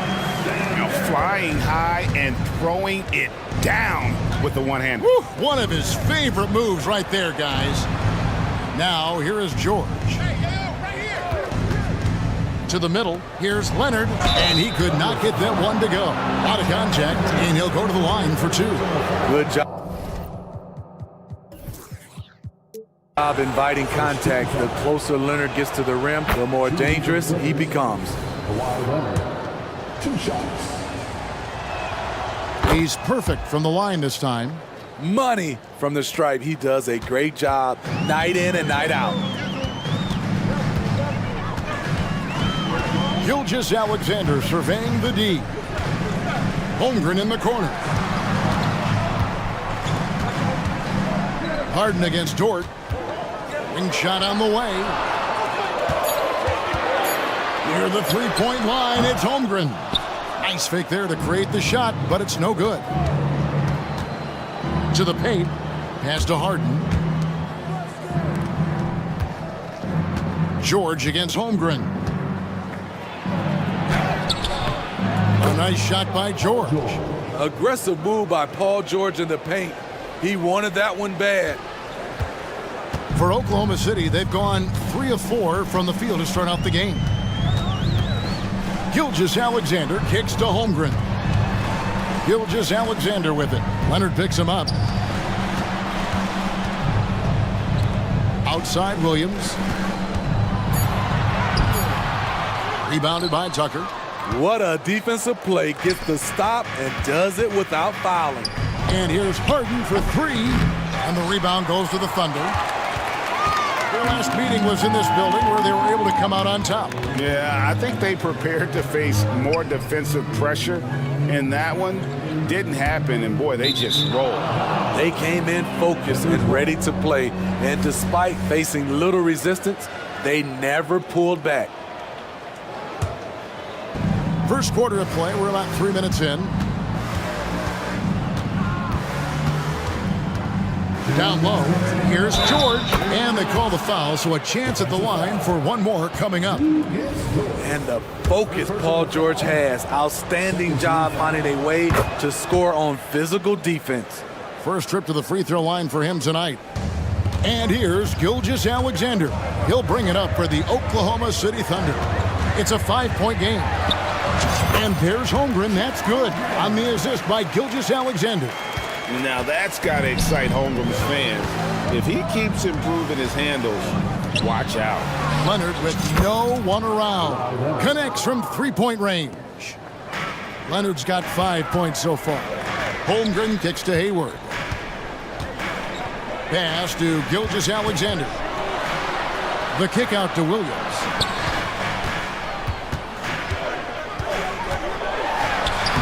It's hauled in by George. And here's Los Angeles. They're on a 14-6 run. Here's Leonard, and he slams it down right on top of Chet Holmgren. So explosive with the dunk. Kawhi Leonard gets up quick to slam it down. Here's Gilgeous-Alexander. Good, and it's Williams who picks up the assist. He has 6. And really, it's been a major aspect of their offense in the early stages here. Their success working the ball inside and getting points from close range. Now, here's George. He has 5. And And then George with the jam. Insane move by Paul George, a high flyer who can create in midair. Here's Holmgren. Sweet move. 2 points. That one goes. High offensive IQ. He makes great reads and adjustments on the fly. The Thunder shooting their first free throw of the night here. First personal foul. First team foul. Free throw drops for Holmgren. And Holmgren possesses sky-high potential. His length and versatility making him such an intriguing prospect. Now, here's George.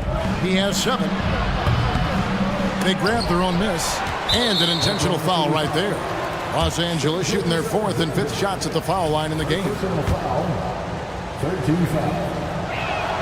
The free throw good from Kawhi Leonard.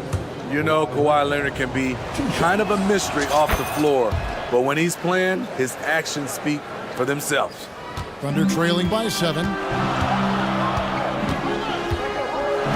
Gilgeous Alexander with it. 6 points for him.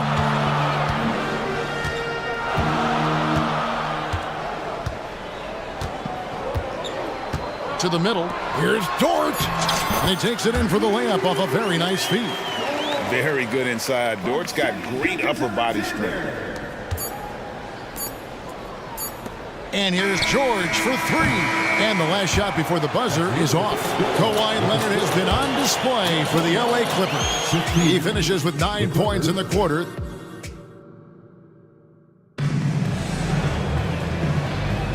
And hope you've enjoyed the broadcast so far. Halfway through the first half in this one. And let's get your take, guys, on the scoring breakdown for the Clippers.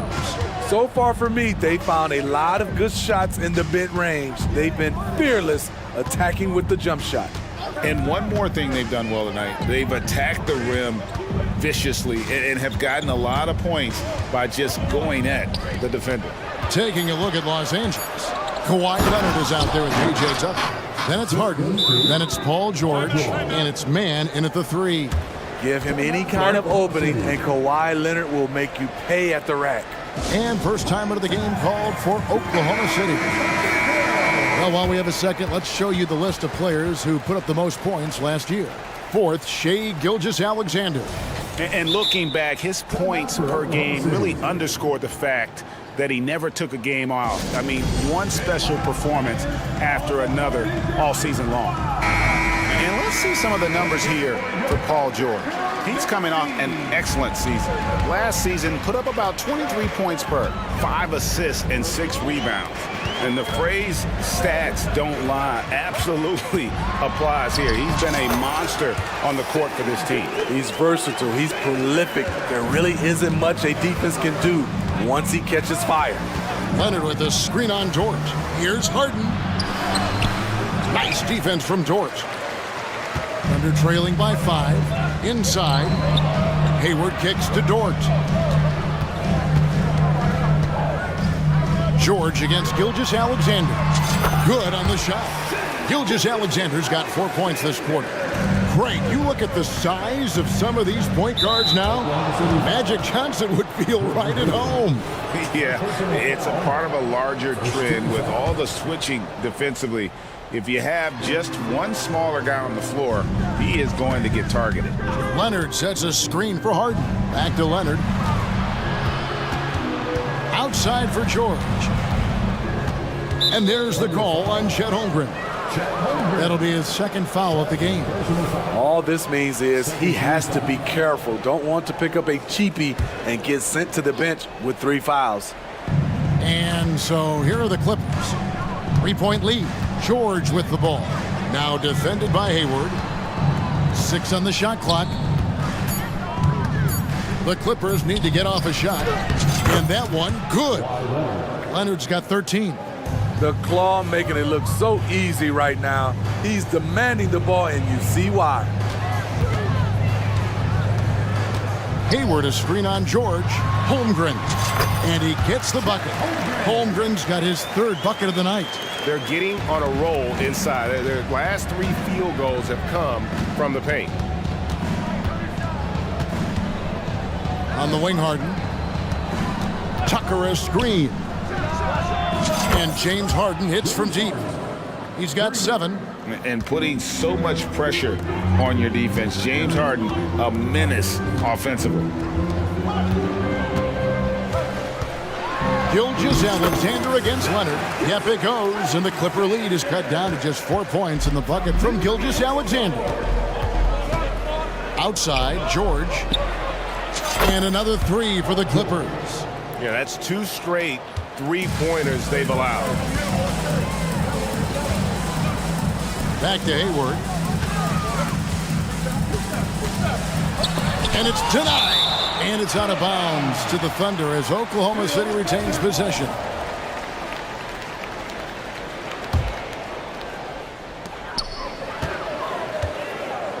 Harden against Dort. Pass to Holmgren. 5 to shoot. Fires the three. The Clippers grab the miss. Here's George. Kicks it out to Leonard. Here's Harden on the wing. He's guarded by Williams. And Harden with the stuff. All the way up. The beard.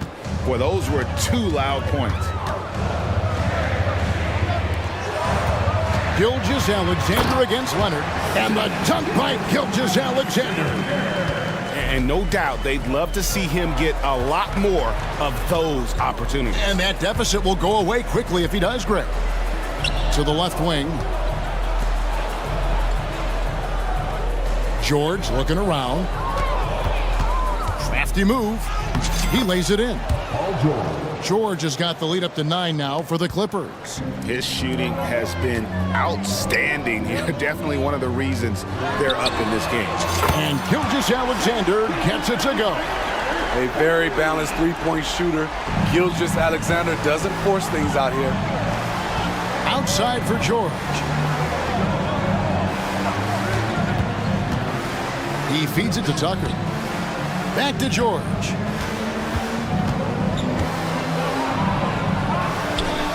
And the layup falls. George has got 14. An elite player in this league. Paul George is going off tonight. Something we've seen PG do a lot. Right side, Williams. Some nice passing by Oklahoma City here. Hayward kicks to Williams. Solid play on the low block, and that one's good. Williams has got his first points in this one. And this is why you gave Hayward big money, not just a score in this offense. The pass to George. There's 10 seconds left in the first half of the game. Leonard sets a screen for George. Back to Leonard. That ball's nice feed that time from George. George has got his 5th assist in this one. And so it's Los Angeles holding on to an 8-point lead heading into the break. And they've done a phenomenal job down low. So many of their points coming right at the rim. And now we'll send it over to David Aldridge, who is... Thanks so much, David. And we'll step away briefly, but get you right back out here for the start of the third quarter after this break.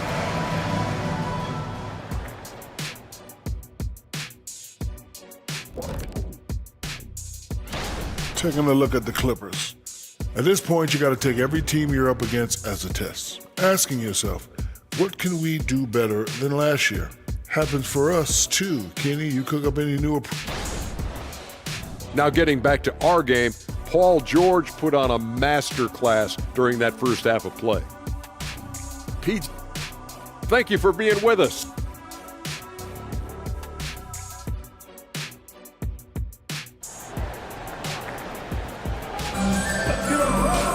And happy you could join us. We've got 2 quarters left to go in regulation.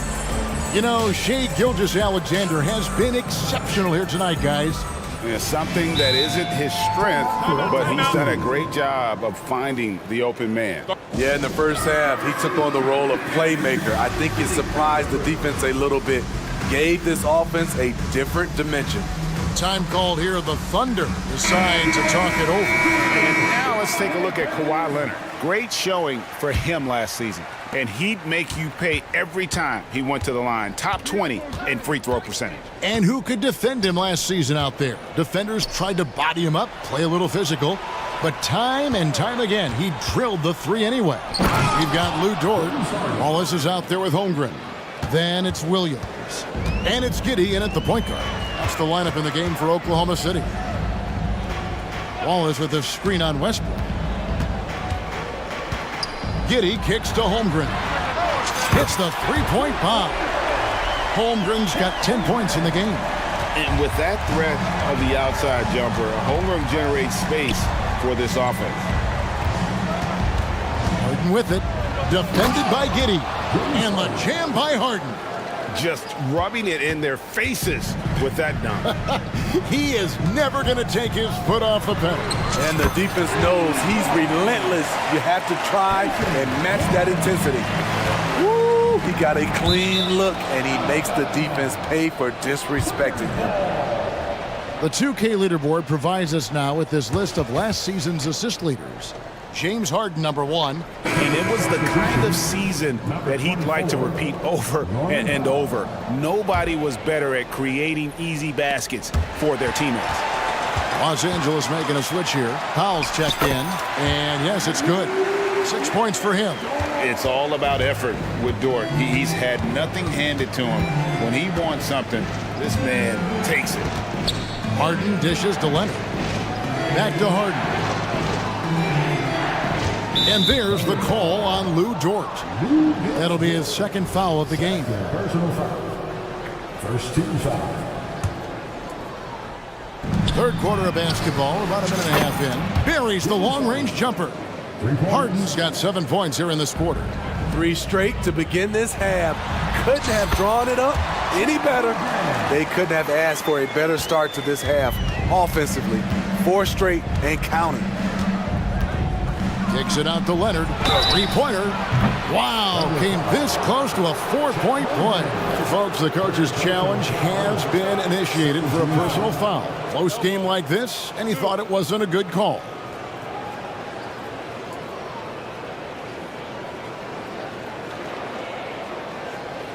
And this is the time now where the officials can review in closer detail what constituted the original personal. The previous play is under review. A lot easier to determine. Indeed, and the one thing with replay review is that when you see the slow motion replays, you really get a new appreciation for just the immense speed at which these players are moving at. The ruling on the floor stands. And so the word is in. They've decided that the call stands as it was made on the floor. And, you know, even if a coach still feels this wasn't the right call, you got to acknowledge the effort being put in to review it. With double-checking, and the game continues on. And he hits the first of 3.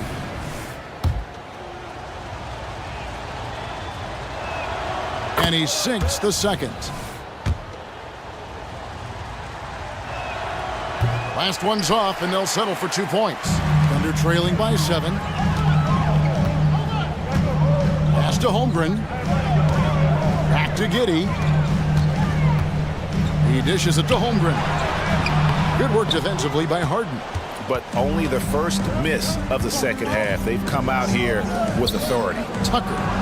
It's good. The assist that time from Harden. Harden's got his 3rd assist on the night.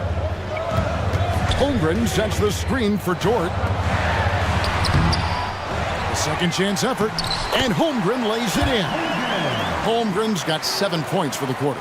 He's hot this quarter, getting the shots he wants, and he's delivering. Harden draws the double, and so they foul intentionally. Holmgren for a personal foul. 13 foul.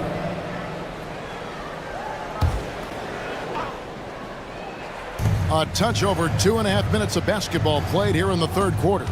Harden with it, defended by Giddy. And Harden with the basket on the assist from Tucker.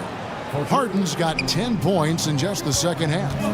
Riding the hot hand, and why not? If something's working. Oh, that was something else! It's a whole nice job there from Holmgren. His guys appreciate when they're open, he gets them the ball. Harden outside, fires for 3. And he's going to get whistled for that foul, GA. That was intentional, but not exactly logical. How about pointless to foul there? I mean, I don't know where his head is, but it's not in the game. Harden against Dort. Second chance shot. Whistle blows. Basket is good. So a chance here for a three-point play. Man, he has been locked in this quarter, shouldering the load at the offensive end. And what's remarkable is how complete Harden's game is. Making shots or making passes, he can create points in a number of ways. Dort finds Giddey. And the shot goes down. His team is down because he's not shooting enough. There's no reason he shouldn't be getting more looks right now. And the latest now from our sideline reporter, David Aldridge. David, it's all yours. Take it away. Thank you, Kevin. The NBA has a three-pronged approach to globalization. One is hosting games on foreign soil. Two, teach youngsters to play through academies and camps. And three, make broadcasts more accessible via television and the web. The returns? 15% growth year over year for the last decade. And an opportunity, in time, to maybe be the biggest sport on earth. Kevin? Those are big plans. A lot of competition, but I love the way they think. DA thanks. Here's Dort. Kicks to Holmgren. Leonard with the steal. And now it's Leonard running. Here we go. All the way. And Tucker has it in the corner. Outside Leonard. Here's Harden on the wing. Just 5 on the clock. Back to Leonard. Good. It's Harden with the assist that time. Leonard's got the lead up to 14 now for the Clippers. Powell against Wallace. Lets it go from deep. And again, Oklahoma City with the triple. 15 seconds left to play in the third. Tucker. Again, Los Angeles. Offensively, Tucker's role is a spot-up jump shooter. Now a timeout called by Oklahoma City. And they're committing an awful lot of fouls here, and not of the good variety. You don't want to give up easy layups, sure, but it's been a non-stop parade to the foul line. Let me hear you. Timeout call. Clippers. And please give a big round of applause for your partner, Houston. Los Angeles calls timeout.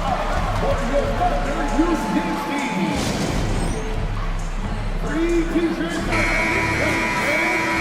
And coaches looking to seize every advantage, maximize every possession. Critical part of the game. You have to be flexible. You have to be able to adjust what you're doing. Here's Gilgeous-Alexander. 17 points in the game. The shake. And they call the foul, so he's got the and one chance here to make it a three-point play. Yeah, I mean, take that. Holmgren, he knows defenses want to rough him up a little bit, and he welcomes the challenge. Outside Leonard. And the Clippers call time here. Start it.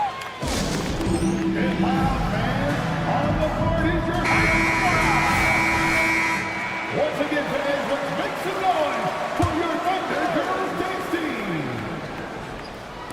That will count. And he got that one up in time, but doesn't go in. And Holmgren plays with great anticipation on the defensive end. He alters so many shots. James Harden getting it done for LA. He ends up dropping in 2 from distance. How about a look at today's State Farm assist of the game? And I'm glad this was the pick because I love this pass. Such a great dish. That's what I call court vision.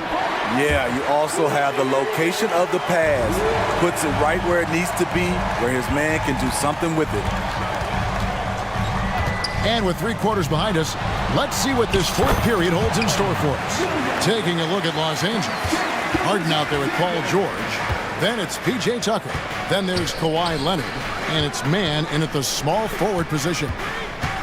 It's Harden with the drive, and the jam by Harden. The numbers are talking. Harden with a huge night, showing great versatility. Left side, Gilgeous-Alexander uses the glass to finish the layup. Gilgeous-Alexander's got 19 points. Playing from behind right here. Not easy, but he is answering the bell. The reason why is not just scoring, it's the way he's doing it. Efficient. That's what you need at this point in the game. And the jam by Harden. And there is no better way to add to the lead. Isn't that true, GA, especially when the slam is coming from the point guard? It sends a message that we're going to be aggressive no matter who's taking the shot. And love Holmgren's rise and fire approach. This speaks to his level of confidence. And George kicks to Leonard. Back to George. Leonard sets a screen for George. To the wing on the left. Man, that falls. Nice feed that time from George. George has got 6 assists now in the game. From deep, Gilgeous-Alexander. Here's Wallace. Banked in off the glass. That's now 8 points for Wallace. How about the floor awareness by Gilgeous-Alexander? Solid at just spotting his open teammate. And that one goes out of bounds. Last touch by Gilgeous-Alexander.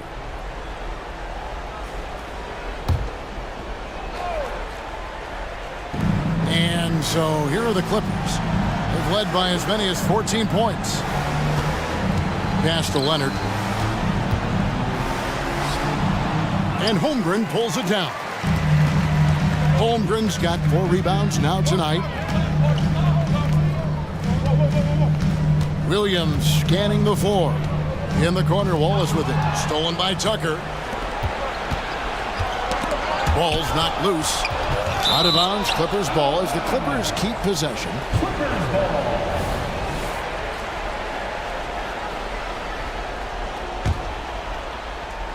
Fourth quarter of play, and we're about 2.5 minutes through it right now.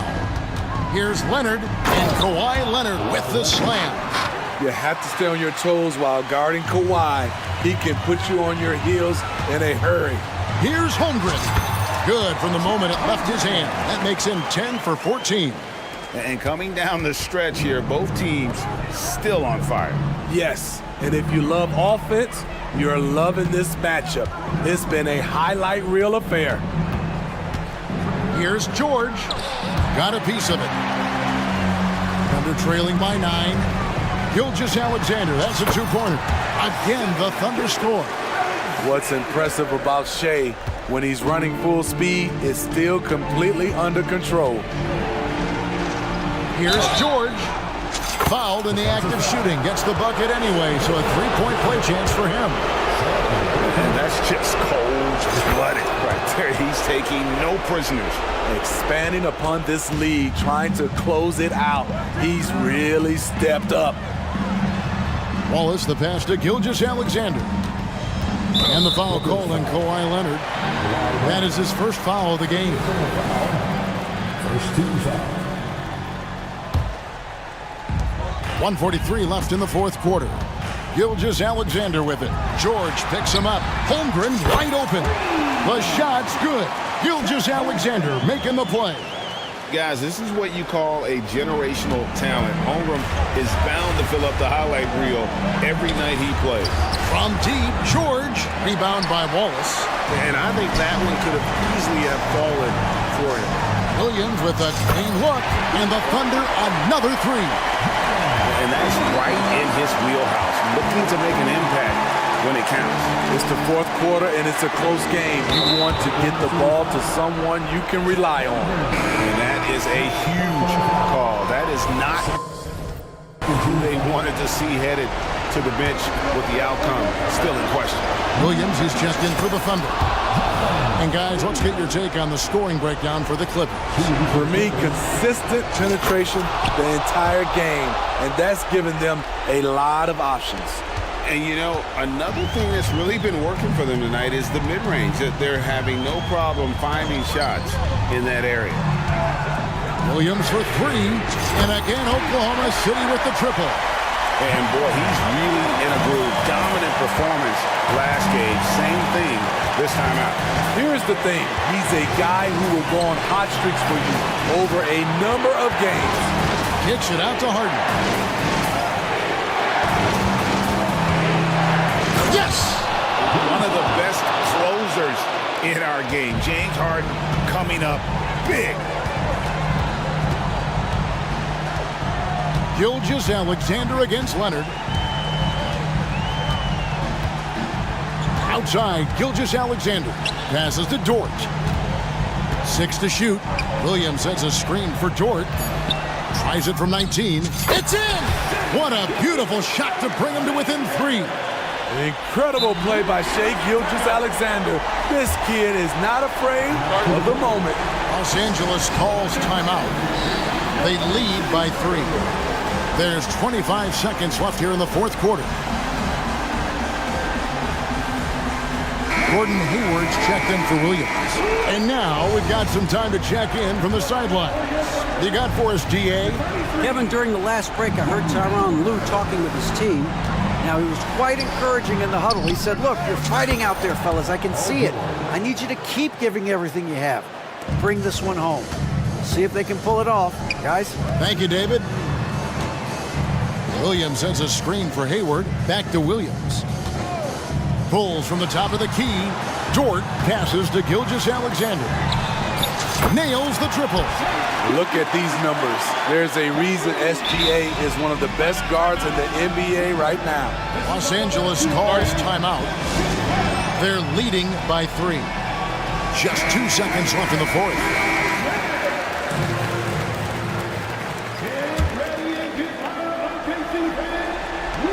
And now an intentional foul. They need the ball back as soon as possible. That's right. No other option but to foul and hope for some misses.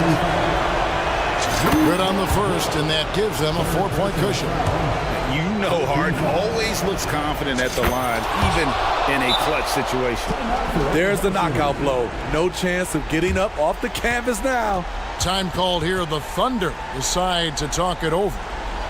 They're trailing by 5. 1 second left in the fourth quarter of this one. What's your take, guys? And I don't think they'll be able to climb out of this hole. I just think they have to focus on the moment. Don't worry about the score. Worry about executing the next play.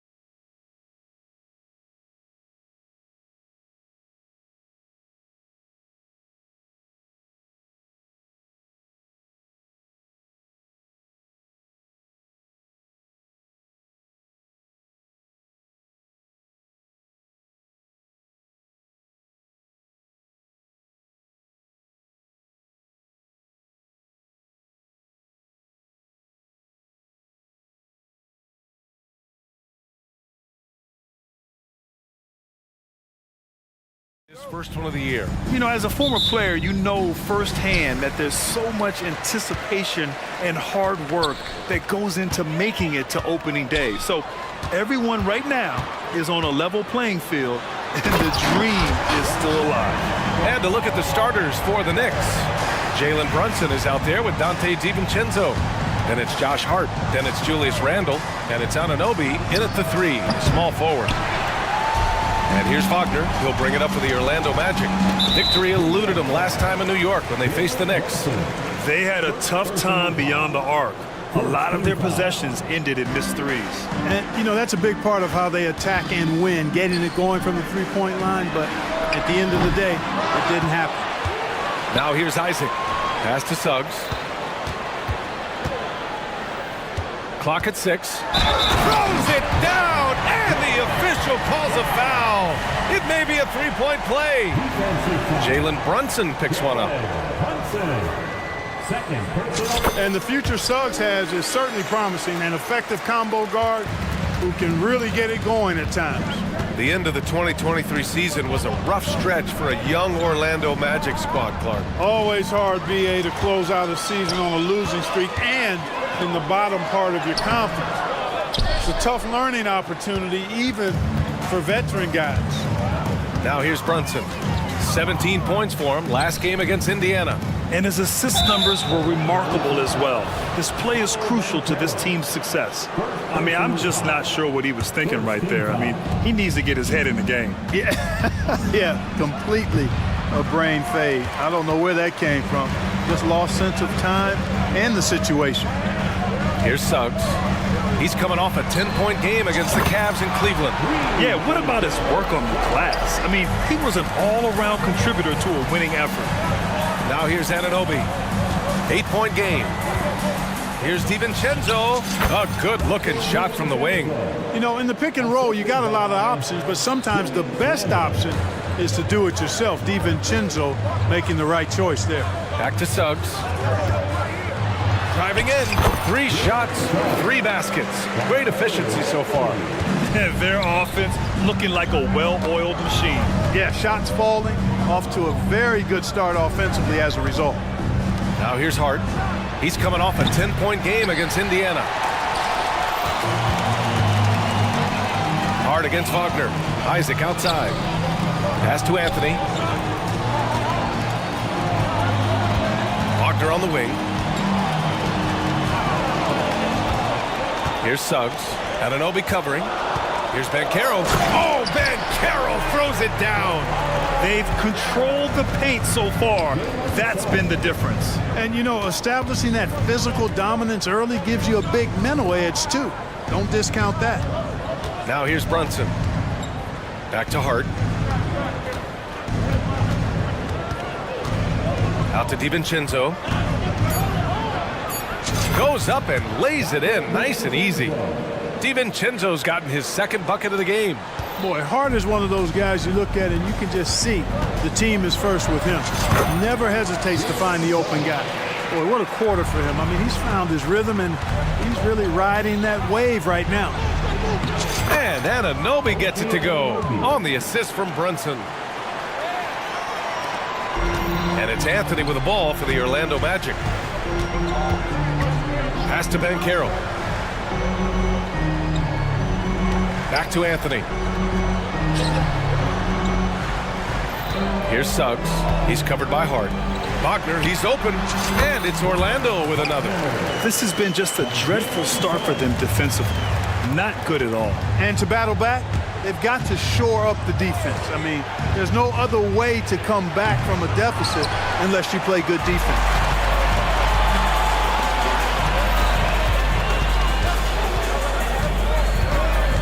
Pass to Isaac. Banchero against Randle, and it falls for him. He's hit 3 of his first 4 attempts. They're really working the paint now. Hart passes to Anunoby, and he makes no mistake. Slam dunk.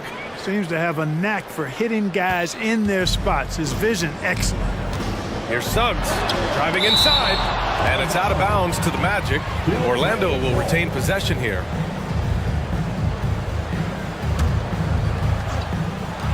And so here is Orlando. It's a 10-point game. And he drains it. A solid 5 for 6 now. Looks like we're starting to see a pattern here.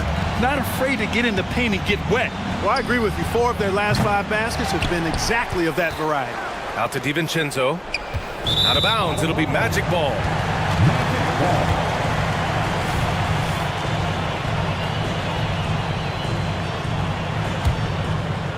Orlando has gone 1 of 2 from three-point land so far. We've got a 9-second difference between the shot clock and game clock. Anunoby with it. He's picked up by Banchero. So it'll be 2 free throws. He was fouled in the act of shooting. You know, guys, Josh Hart is somebody that's going to give you everything he's got.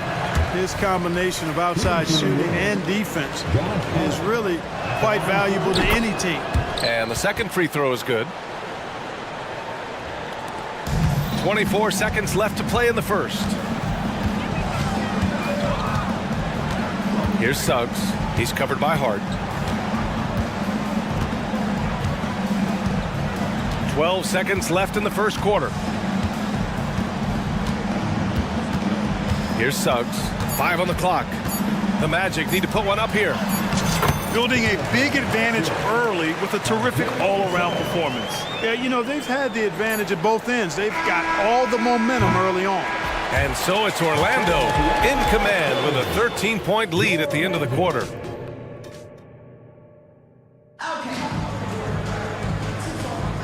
We welcome you back to second quarter action. Plenty of basketball left to play, but this one has been one-sided so far. And let's get your take, guys, on the scoring breakdown for the Magic. I really like how they're knifing inside with confidence, exploiting any openings they see in the defense, taking advantage. And another thing, they found the open man. Really playing unselfish basketball, moving the ball around there on the perimeter. So here are the 5 for New York as they start the second.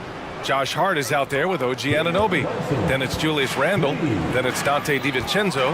And it's Brunson in at the point. Suggs. Pass to Banchero. Out to Anthony. Back to Banchero. Anthony outside.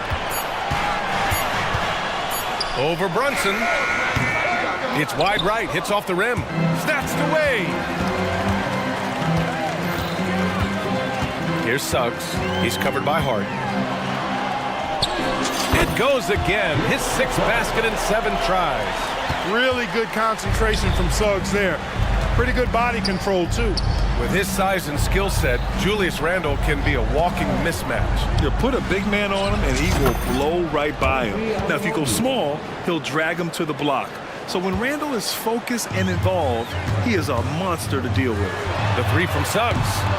The Knicks with the rebound. And he almost made them regret defending him so loosely. Brunson against Isaac. Anunoby a screen on Isaac. Back to DiVincenzo. And the ball out of play. The Magic will have it.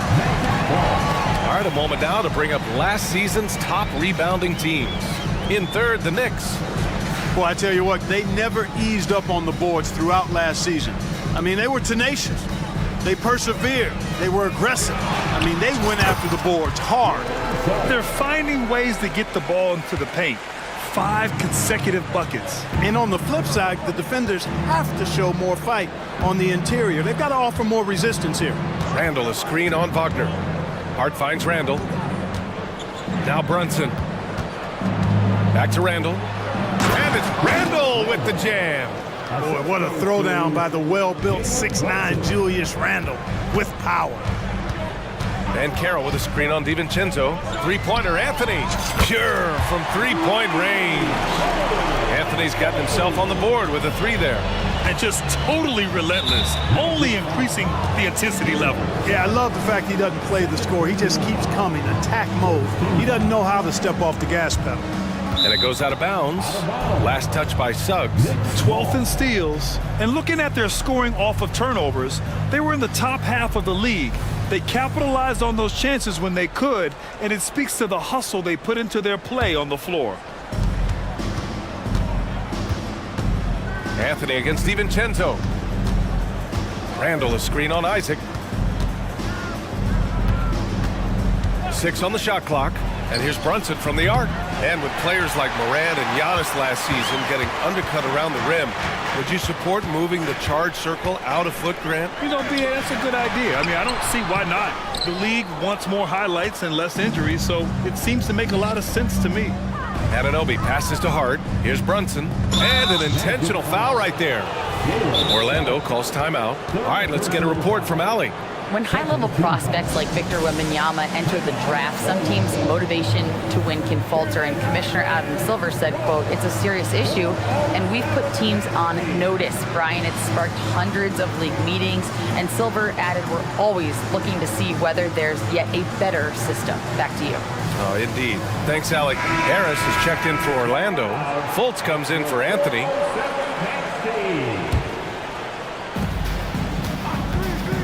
And here's Brunson from the arc. Ooh, Brunson, the sweet lefty stroke.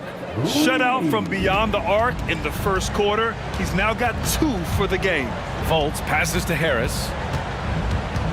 Lets a floater go. That one falls. Nice assist by Fultz. Harris has got his first 2 points of the night. They just look so overwhelmed inside. You know, that's why they continue to get attacked. Yeah, I think they've got to ramp up the aggressiveness. If they don't, things are just going to get worse from here. And the layup falls. And their offense seems to be coming around. Now they're shooting upwards of 50% from the field. And, you know, that's a really good sign. I mean, they stumbled out of the gate, but they're starting to look a little better now and regaining some ground. Taking it right at the rack. I mean, that defense is looking real frustrated. Well, they should be. I mean, it has not been a good performance for them at that end of the floor. Hart finds Brunson. The 3. Oh, my. Came close to a 4-point play. He'll head to the line for 3 free throws. They'll pin that one on Jonathan Isaac. And each year, Brunson seems to get better. And that's a testament to his impressive work ethic and drive. And he nails the 3rd. That's a great job getting to the line here.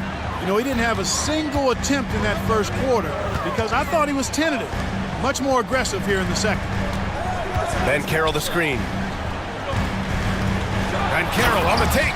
Banchero's got such a smooth game for a guy so big and powerful. Moves extremely well and has deceptive speed, too. Anunoby for 3. And again, the Knicks missing. And so Banchero will bring it up for the Magic. Fultz. And a foul called on. And coach doesn't like the call at all. He's opting to use his challenge. He wants the officials to look at the replay. And even with the coach's challenge in place, we've seen so many of these personal foul calls still disputed even after the previous play is under a lot of these calls. But at least we have the option to take a second look, so the officials can be sure they get it right. After the review, the ruling on the floor is overturned. So they see clear evidence of a bad call, and they're going to overturn it. Probably the right decision. And give credit to the officials for recognizing the mistake and correcting it. Nobody likes to say they got it wrong, but they fixed it in a hurry.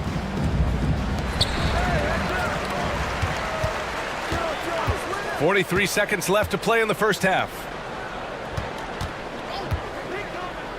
Anunoby against Isaac.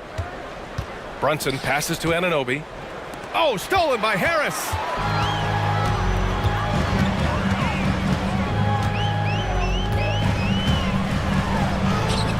Lays it up and banks it in.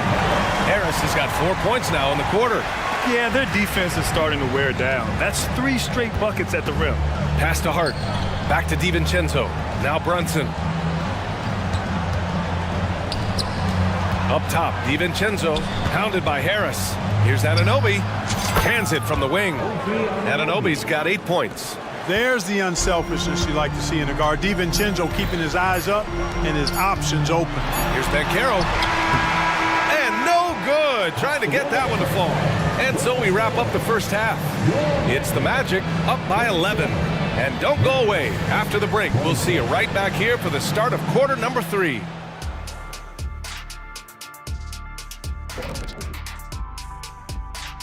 Thanks for take a look at Orlando. At this point, you got to take every team you're up against as a test, asking yourself, what can we do? And back to the matchup at hand. everything has been going smoothly for the Magic. Offensively, thanks for tuning in.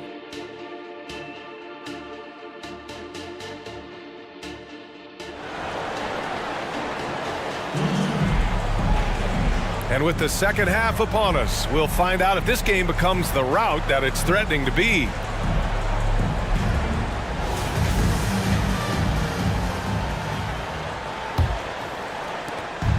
And here's New York now. They trail by 11. In the backcourt, it's Anthony and Suggs. Franz Wagner out there with Gary Harris. And it's Ben Carroll in at the center position, locking down the middle. That's who's out there for Orlando. Down low. Here's Harris. Oh, and makes it with the kiss. 6 points for him. Man, that's now 10 straight points in the paint. I'm not sure what's happened to their defense, man. I think they've really got to start committing more bodies down low and really kind of close that area off defensively. 2 open that time. Made it look easy. And a nice, smooth,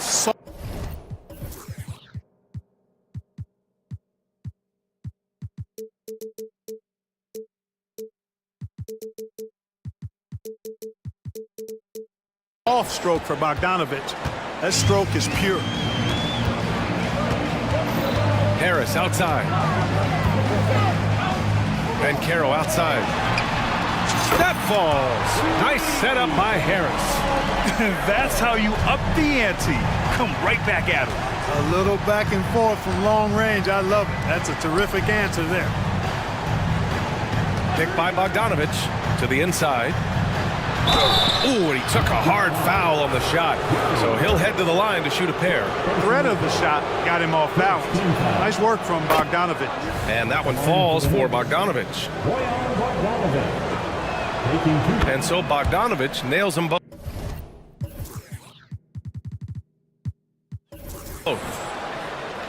And with a little over a minute gone by, the second half is underway. Wagner with a screen on Hart to the paint. And Wagner gets it to go on the assist from Suggs. Suggs has got his 4th assist in this one. Bogdanovich passes to Hart, tries to keep it alive. Wagner with a steal. Here we go, one-on-one. The 3 from Suggs. And again, it's the Magic from deep. And they're rolling. 4 straight makes to start the second half. You think of Wagner mostly for his offense. But Clark, he's a great defender as well. You know, B.A., he really...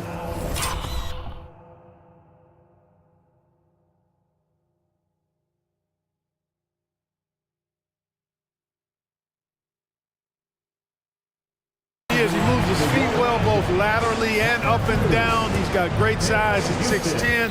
He can step out and defend guards in the pick and roll. Very versatile defensively, and he's got a nice zeal in how he goes about it. Houston, he's checked in for Wagner. They've been a little soft with their defense on the interior. Yeah, and they're really getting pummeled on points in the paint here. Burks goes in, and the layup is good off the glass. Burks has got his 2nd basket on the night. Excellent execution coming out of the break. They've taken 3 shots and made 3 shots. Here's Houston, 2 points. That one goes. And they've really steamrolled out of halftime on a major roll. Now a timeout called by New York. Attention fans, now on the court is your Knicks squad. Get loud and let them hear it.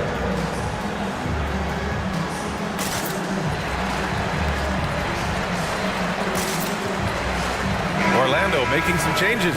Wendell Carter comes in for Banchero, and it's Isaac in for Harris. Bogdanovich with a screen on Isaac.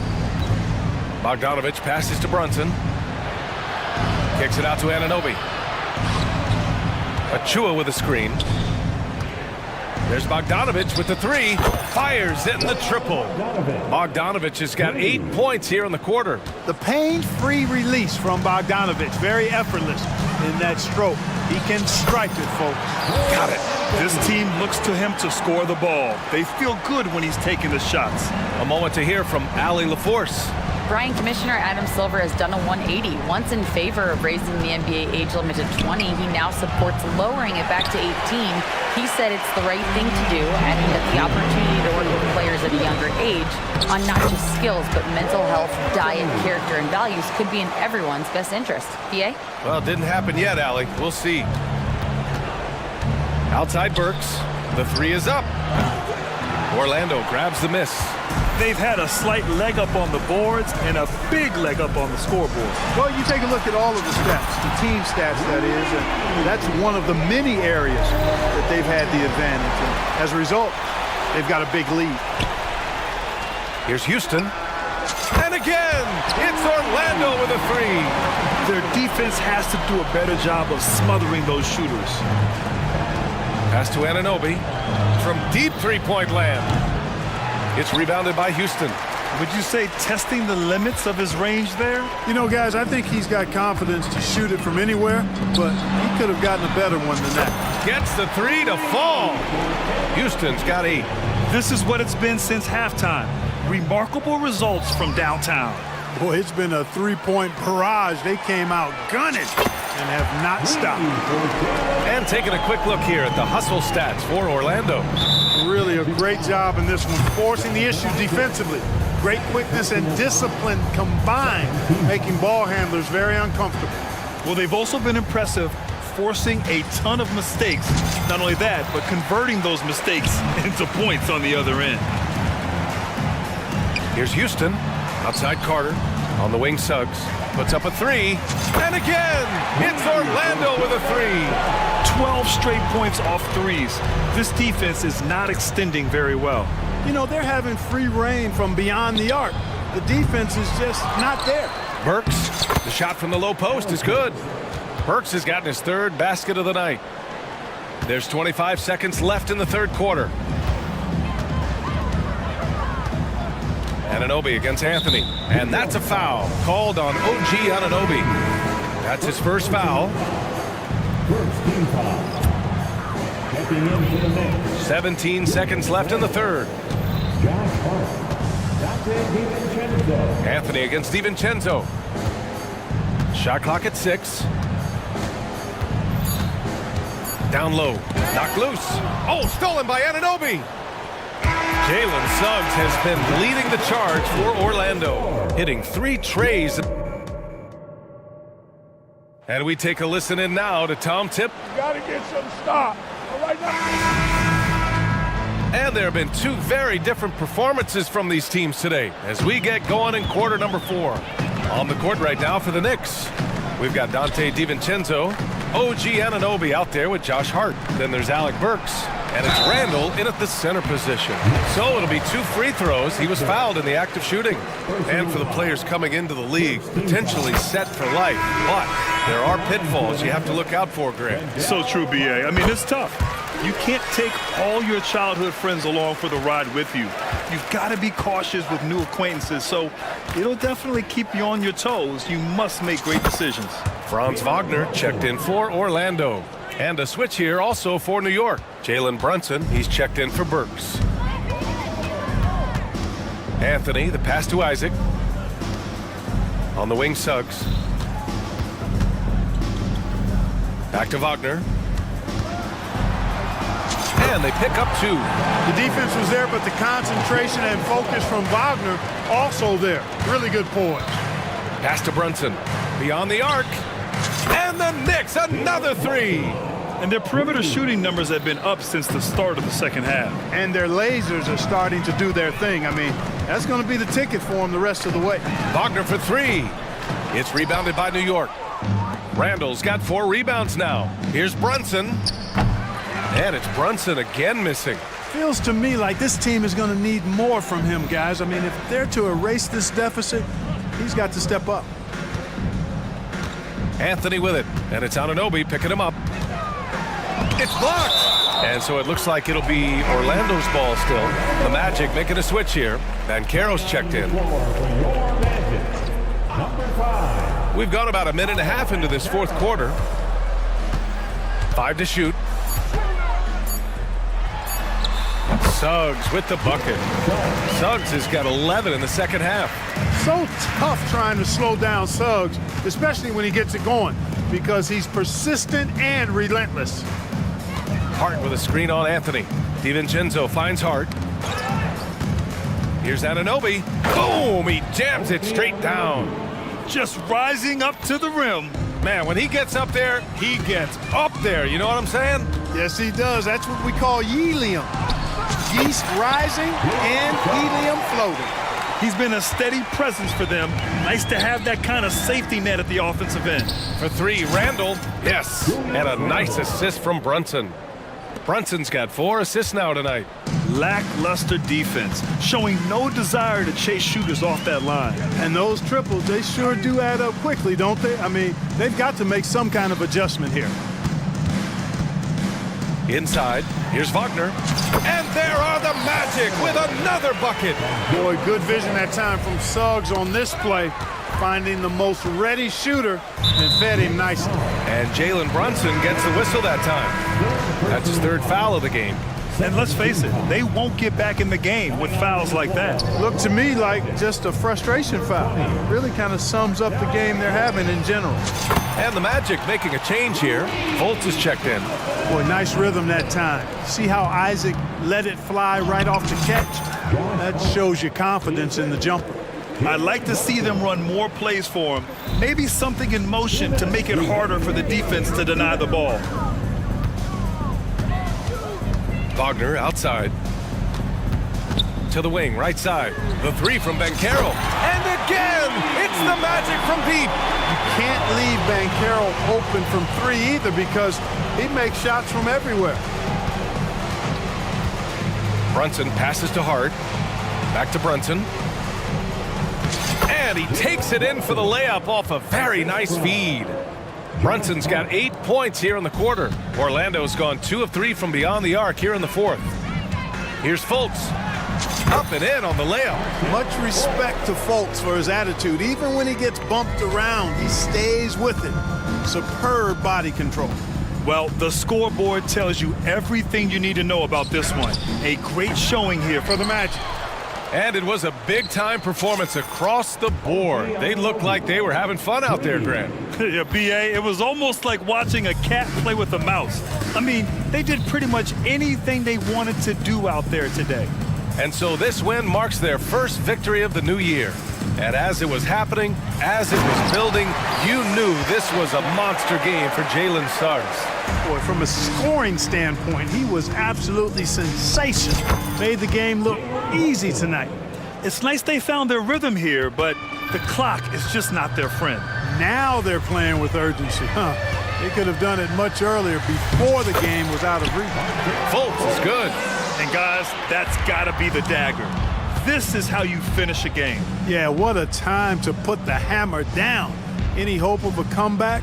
Diminished. Here's Anunoby, and that one is stuffed right through. And the find by Brunson, more than capable of running the offense. Here's Fultz.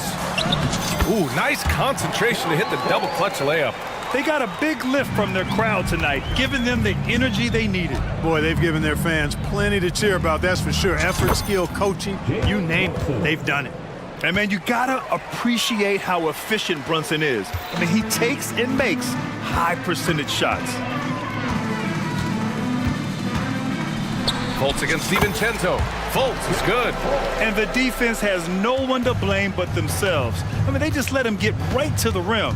You know, he should be getting extra attention from the defense, not less. Here's Randall. And he was fouled while in the act of shooting, so he'll take 2 free throws. Plays with nice force. I mean, Randall heading to the line now. No good on that one. Randall, 2 shots. And he's good on the second.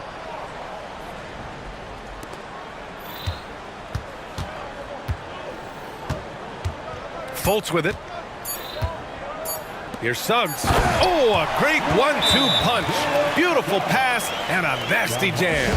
So good at getting to his spots and then cashing in, making the game look easy. And now let's take a look at the New Balance player of the game, Jalen Suggs. Yeah, and this game really has his fingerprints all over it. He's been dominating and making it look effortless. It's always fun to watch someone just flat out take over like he's done here today. Wow, he really played phenomenal tonight, but we've almost come to expect that from him. He feeds off the energy from this crowd, and it certainly plays a part in elevating his game.